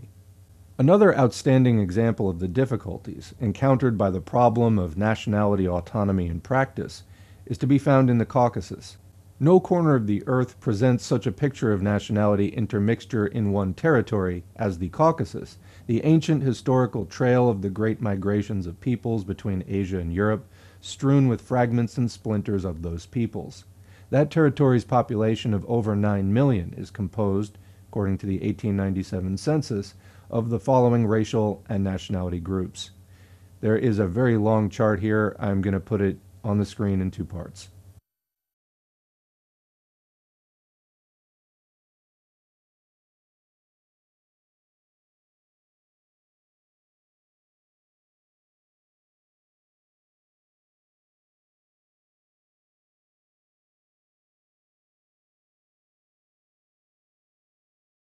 The territorial distribution of the largest nationalities involved is as follows. The Russians, who constitute the most numerous group in the whole Caucasus, are concentrated in the north, in the Kuban and Black Sea districts, and in the northwest part of Tursk. Moving southward, in the western part of the Caucasus, the Kartvelians are located. They occupy the Kutai and the southeastern part of the Tiflis gubernias. Still further south, the central territory is occupied by the Armenians in the southern portion of the Tiflis, the eastern portion of the Kars, and the northern portion of the Erivan gubernias, squeezed between the Georgians in the north, the Turks in the west, and the Tatars in the east and south, in the Baku, Elizabetpol, and Erivan gubernias. In the east and in the mountains are located mountain tribes, while other minor groups, such as Jews and Germans, live, intermingled with the autochthonous population, mainly in the cities. The complexity of the nationality problem appears particularly in the linguistic conditions, because in the Caucasus there exist, besides Russian, Ossetian, and Armenian, about a half-dozen languages, 4 Lezgin dialects, several Chechen, several Circassian, Mingral, Georgian, Sudanese, and a number of others. and these are by no means dialects, but mostly independent languages incomprehensible to the rest of the population. From the standpoint of the problem of autonomy, obviously only three nationalities enter into consideration: Georgians, Armenians, and Tatars, because the Russians inhabiting the northern part of the Caucasus constitute, with regard to nationality, a continuation of the state territory of the purely Russian population. The relatively most numerous nationality group besides the Russians are the Georgians, if we include among them all varieties of Kartvelians. The historical territory of the Georgians is represented by the gubernias of Tiflis and Kutai, and the districts of Sukhum and Sakatali, with a population of 2.1 million. However, the Georgian nationality constitutes only slightly more than half of that number, i.e. 1.2 million. The remainder is composed of Armenians, to the number of about 220,000, concentrated mainly in the Akalkalats county of the Tiflis gubernia, where they constitute over 70% of the population. Tatars to the number of 100,000, Ossetians over 70,000, Lezgins represent half of the population in the Sakatali district, and Abkhazis are preponderant in the Sukhum district, while in the Borchelin county of the Tiflis gubernia, a mixture of various nationalities holds a majority over the Georgian population. In view of these figures, the project of Georgian nationality autonomy presents manifold difficulties. Georgia's historical territory, taken as a whole, represents such a numerically insignificant population, scarcely 1.2 million, that it seems insufficient as a basis of independent, autonomous life in the modern sense, with its cultural needs and socio-economic functions. In an autonomous Georgia, with its historical boundaries, a nationality that comprises only slightly more than half of the entire population would be called on to dominate in public institutions, schools, and political life. The impossibility of this situation is felt so well by the Georgian nationalists of revolutionary hue that they, a priori, relinquish the historical boundaries and plan to curtail the autonomous territory to an area corresponding to the actual preponderance of the Georgian nationality. According to that plan, only 16 of Georgia's counties would be the basis of the Georgian autonomy, while the fate of the 4 remaining ones, with a preponderance of other nationalities, would be decided by a plebiscite of those nationalities. This plan looks highly democratic and revolutionary, but like most anarchist-inspired plans which seek to solve all historic difficulties by means of the will of nations, it has a defect, which is that in practice the plebiscite plan is even more difficult to implement than the autonomy of historical Georgia. The area specified in the Georgian plan would include scarcely 1.4 million people, i.e. a figure corresponding to the population of a big modern city. This area, cut out quite arbitrarily from Georgia's traditional framework and present socio-economic status, is not only an extremely small basis for autonomous life, but moreover does not represent any organic entity, any sphere of material life and economic and cultural interests, besides the abstract interests of the Georgian nationality. However, even in this area, the Georgians' nationality claims cannot be interpreted as an active expression of autonomous life, in view of the circumstance that their numerical preponderance is linked with their preeminently agrarian character. In the very heart of Georgia, the former capital, Tiflis, and a number of smaller cities have an eminently international character, with the Armenians, who represent the bourgeois stratum, as the preponderant element. Out of Tiflis's population of 160,000, the Armenians constitute 55,000, the Georgians and Russians 20,000 each. The balance is composed of Tatars, Persians, Jews, Greeks, etc. The natural centers of political and administrative life, as well as of education and spiritual culture, are here, as in Lithuania, seats of foreign nationalities. This circumstance, which makes Georgia's nationality autonomy an insoluble problem, impinges simultaneously on another Caucasian problem, the question of the autonomy of the Armenians. The exclusion of Tiflis and other cities from the autonomous Georgian territory is as impossible from the standpoint of Georgia's socio-economic conditions as is their inclusion into that territory from the standpoint of the Armenian nationality. If we took as a basis the numerical preponderance of Armenians in the population, we would obtain a territory artificially patched together from a few fragments. two southern counties of Tiflis gubernia, the northern part of Erevan gubernia, and the northeastern part of Kars gubernia, i.e., a territory cut off from the main cities inhabited by the Armenians, which is senseless both from the historical standpoint and from the standpoint of the present economic conditions, while the size of the putative autonomous area would be limited to some 800,000. If we went beyond the counties having a numerical preponderance of Armenians, we would find the Armenians inextricably mixed in the north with the Georgians, in the south, in the Baku and Elizabetpol gubernias with the Tatars, and in the west, in the Kars gubernia with the Turks. The Armenians play, in relation to the mostly agrarian Tatar population, which lives in rather backward conditions, partly the role of a bourgeois element. Thus, the drawing of a boundary between the main nationalities of the Caucasus is an insoluble task, but even more difficult is the problem of autonomy in relation to the remaining multiple nationalities of the Caucasian mountaineers, both their territorial intermingling and the small numerical size of the respective nationalities, and finally the socio-economic conditions which remain mostly on the level of largely nomadic pastoralism, or primitive farming, without an urban life of their own and with no intellectual creativity in their native language, make the functioning of modern autonomy entirely inapplicable.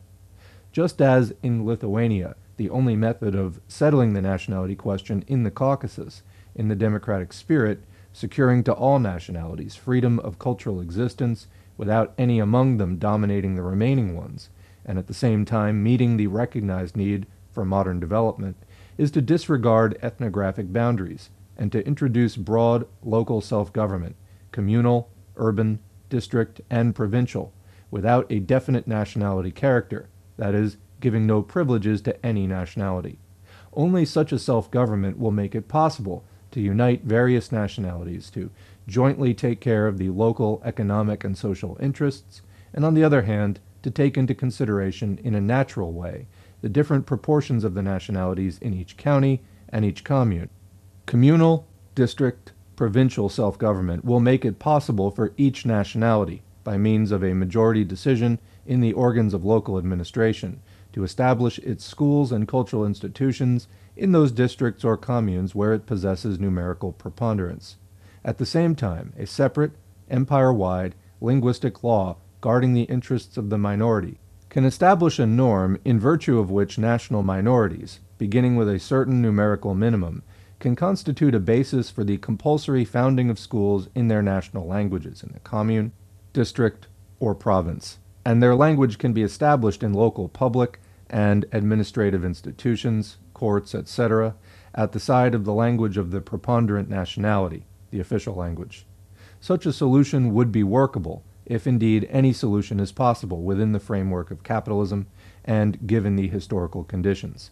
This solution would combine the general principle of local self-government with special legislative measures to guarantee cultural development and equality of rights of the nationalities through their close cooperation, and not their mutual separation by barriers of national autonomy. That's the end of Section 3, now moving on to Section 4. An interesting example of a purely formalistic settlement of the nationality question for the entire Russian Empire is provided by the project of a certain K. Fortunatov, published by the group Trudy I Borba, Work and Struggle, an attempt at a practical solution of the problem in accordance with the principles of the Russian Revolutionary Socialists. There's a footnote there. This is K. Fortunatov, not the well-known statistician A. Fortunatov, as apparently some other reviewers had surmised upon reading this.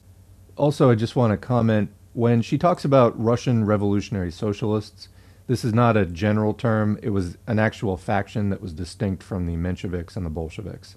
Continuing. On the basis of the census, the author first arranges a map of the empire according to nationalities, taking as a basis the numerical preponderance of each nationality in the respective gubernias and counties. The numerically strongest nationality is the Great Russians, who are preponderant in 30 gubernias of European Russia. They are followed by the Little Russians, who have a majority in the Ukraine, in the gubernias of Poltava, Podolia, Kharkov, Kiev, and Volhynia, and are represented also in the gubernias of Ekaterinoslav, Chernigov, Kherson, Kuban, and Taurida, while in Bessarabia, the Moldavians, and in the Crimea, the Tatars are preponderant.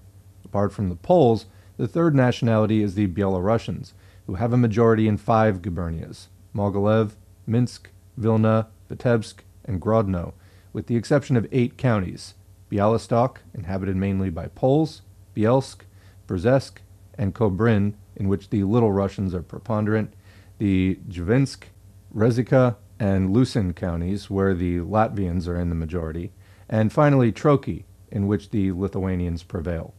Just want to comment again, I am not real experienced in any of these languages, so my apologies for the mispronunciations. On the other hand, the Krasny county of Smolensk gubernia has to be included in Byelorussia because of the preponderance of that nationality. The Lithuanians and Samogitians prevail in the Kovno and Suwalki gubernias, with the exception of the Suwalki and Augustov counties, in which the Poles are in the majority.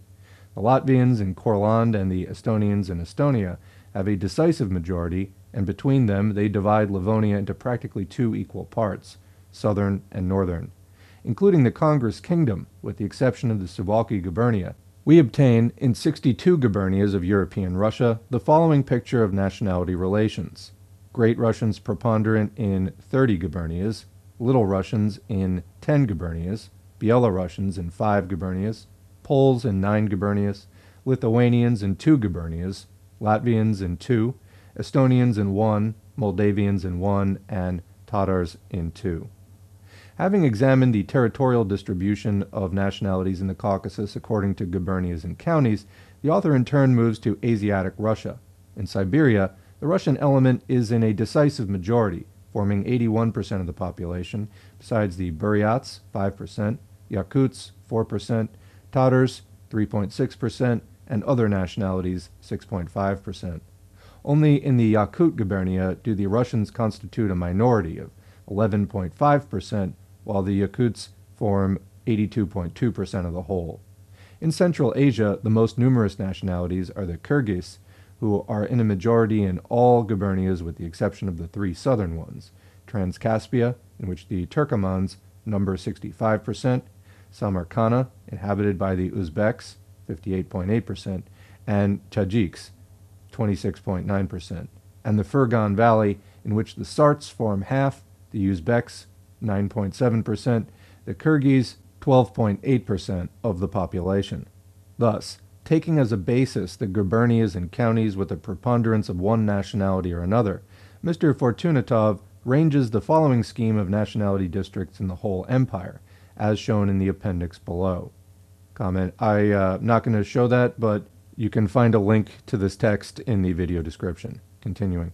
In this scheme, we are struck by great numerical differences, e.g. between the tremendous Great Russian and Little Russian districts, and such tiny ones as the Lithuanian, Estonian, or individual Caucasian, let alone the Yakut.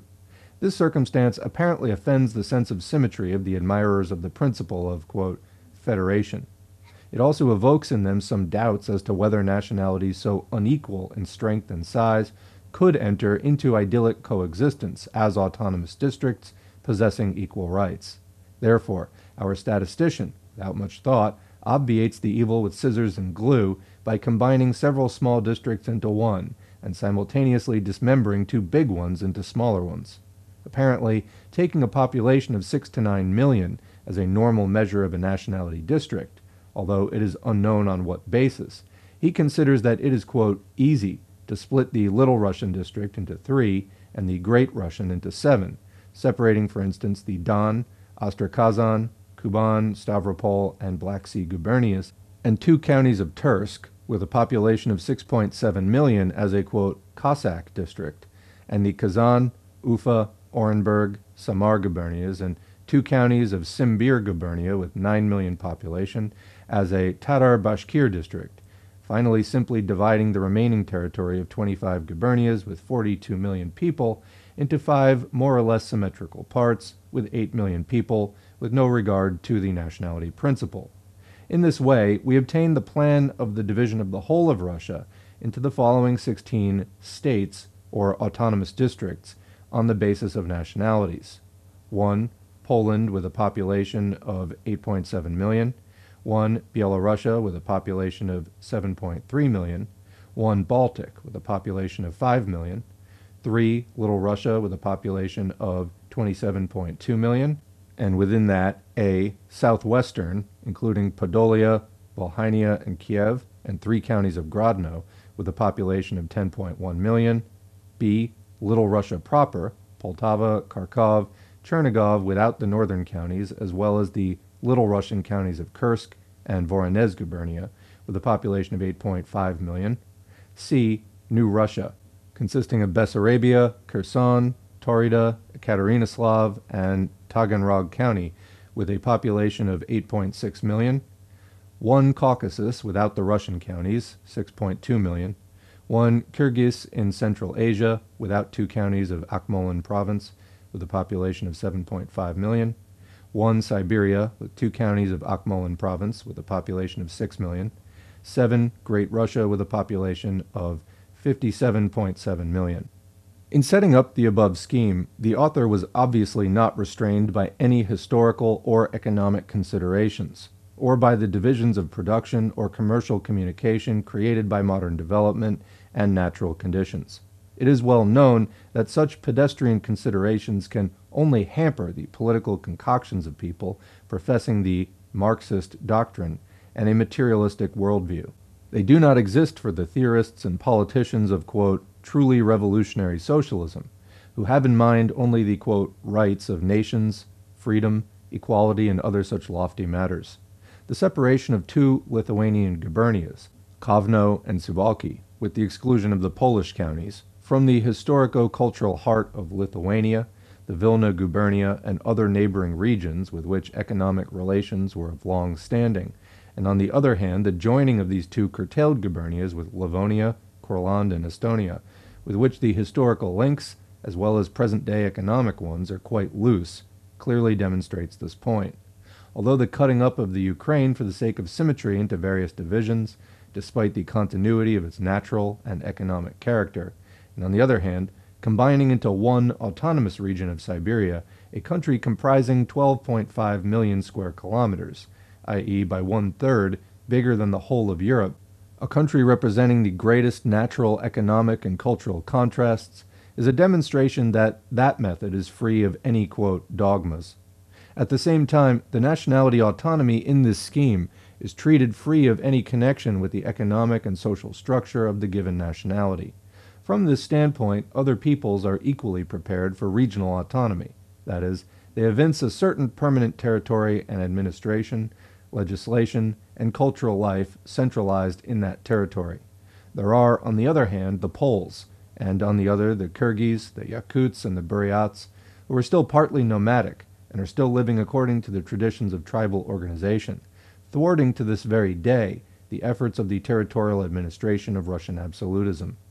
The autonomous regional construction, in accordance with the, quote, socialist revolutionary views, is thus entirely free, unconnected with any real bases in time and space, and all the existing historical, economic, and cultural conditions play only the role of material out of which, by means of revolutionary scissors, artful nationality plots are to be cut out. What is the result of this solely and exclusively ethnographic method of the political dismemberment of Russia? Mr. Fortunatov's scheme reduces the principle of nationality to an absurdity. Although the Lithuanians are cut off from the Polish nationality with which they coalesce culturally, they still are linked on the basis of ethnographic affinity into one, quote, Baltic nationality with the Latvians and the Estonians, with whom they identify as little as with the Poles. Thus they gravitate toward the completely Germanized cultural centers of Livonia and Estonia. Combining the Georgians, Armenians, Tatars, and a few dozen other tribes of the Caucasus into one Caucasian nationality smacks of a malicious satire against national autonomous aspirations. No greater regard for these aspirations is evidenced by the inclusion of the Moldavians, situated in Bessarabia, in the Little Russian nationality, of the Crimean Tatars in the very same nationality, and finally by the combining of Samoyeds, Ostiaks, Tunguz, Buryats, Yakuts, Chukchis, Kamchadals, and many other tribes, each living an entirely separate life, differing among themselves in the level of cultural development, language, religion, even partly race, with the Russian population of Siberia into one mysterious, quote, Siberian nationality with common legislative, administrative, and cultural institutions. Fortunatov's scheme is basically a simple negation of the nationality principle.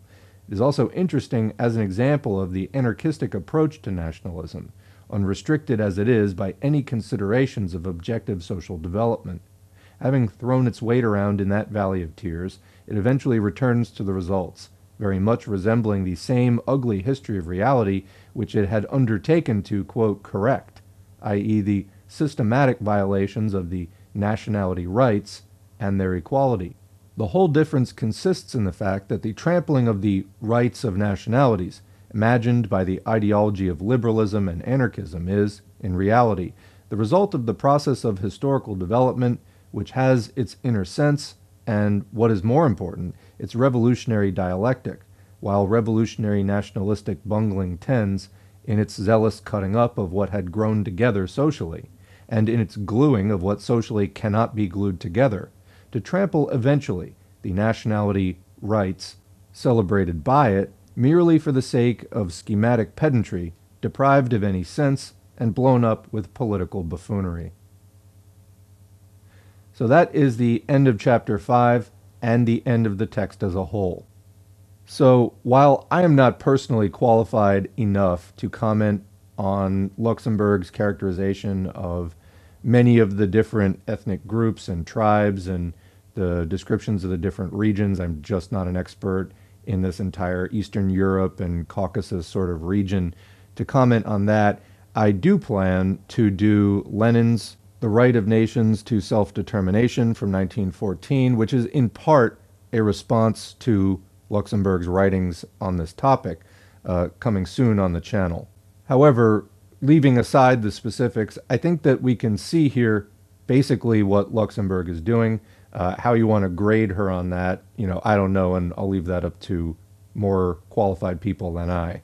But basically, the question here is, okay, so socialists are taking power and possibly redrawing national lines in order that, different nationalities can feel better represented and develop culturally in, the entire setting of world revolution and post-capitalism, leaving behind the social order, which includes national boundaries that the capitalists had drawn up. And as we go through socialism on the way to communism, setting up new boundaries where people, can develop the most efficiently, progress, meet their cultural and development goals in a way that does respect their rights, creates peace between different ethnic groups and nationalities, because that is very important and potentially the basis for many conflicts. For example, we saw in the breakdown of Yugoslavia, basically an ethnic civil war.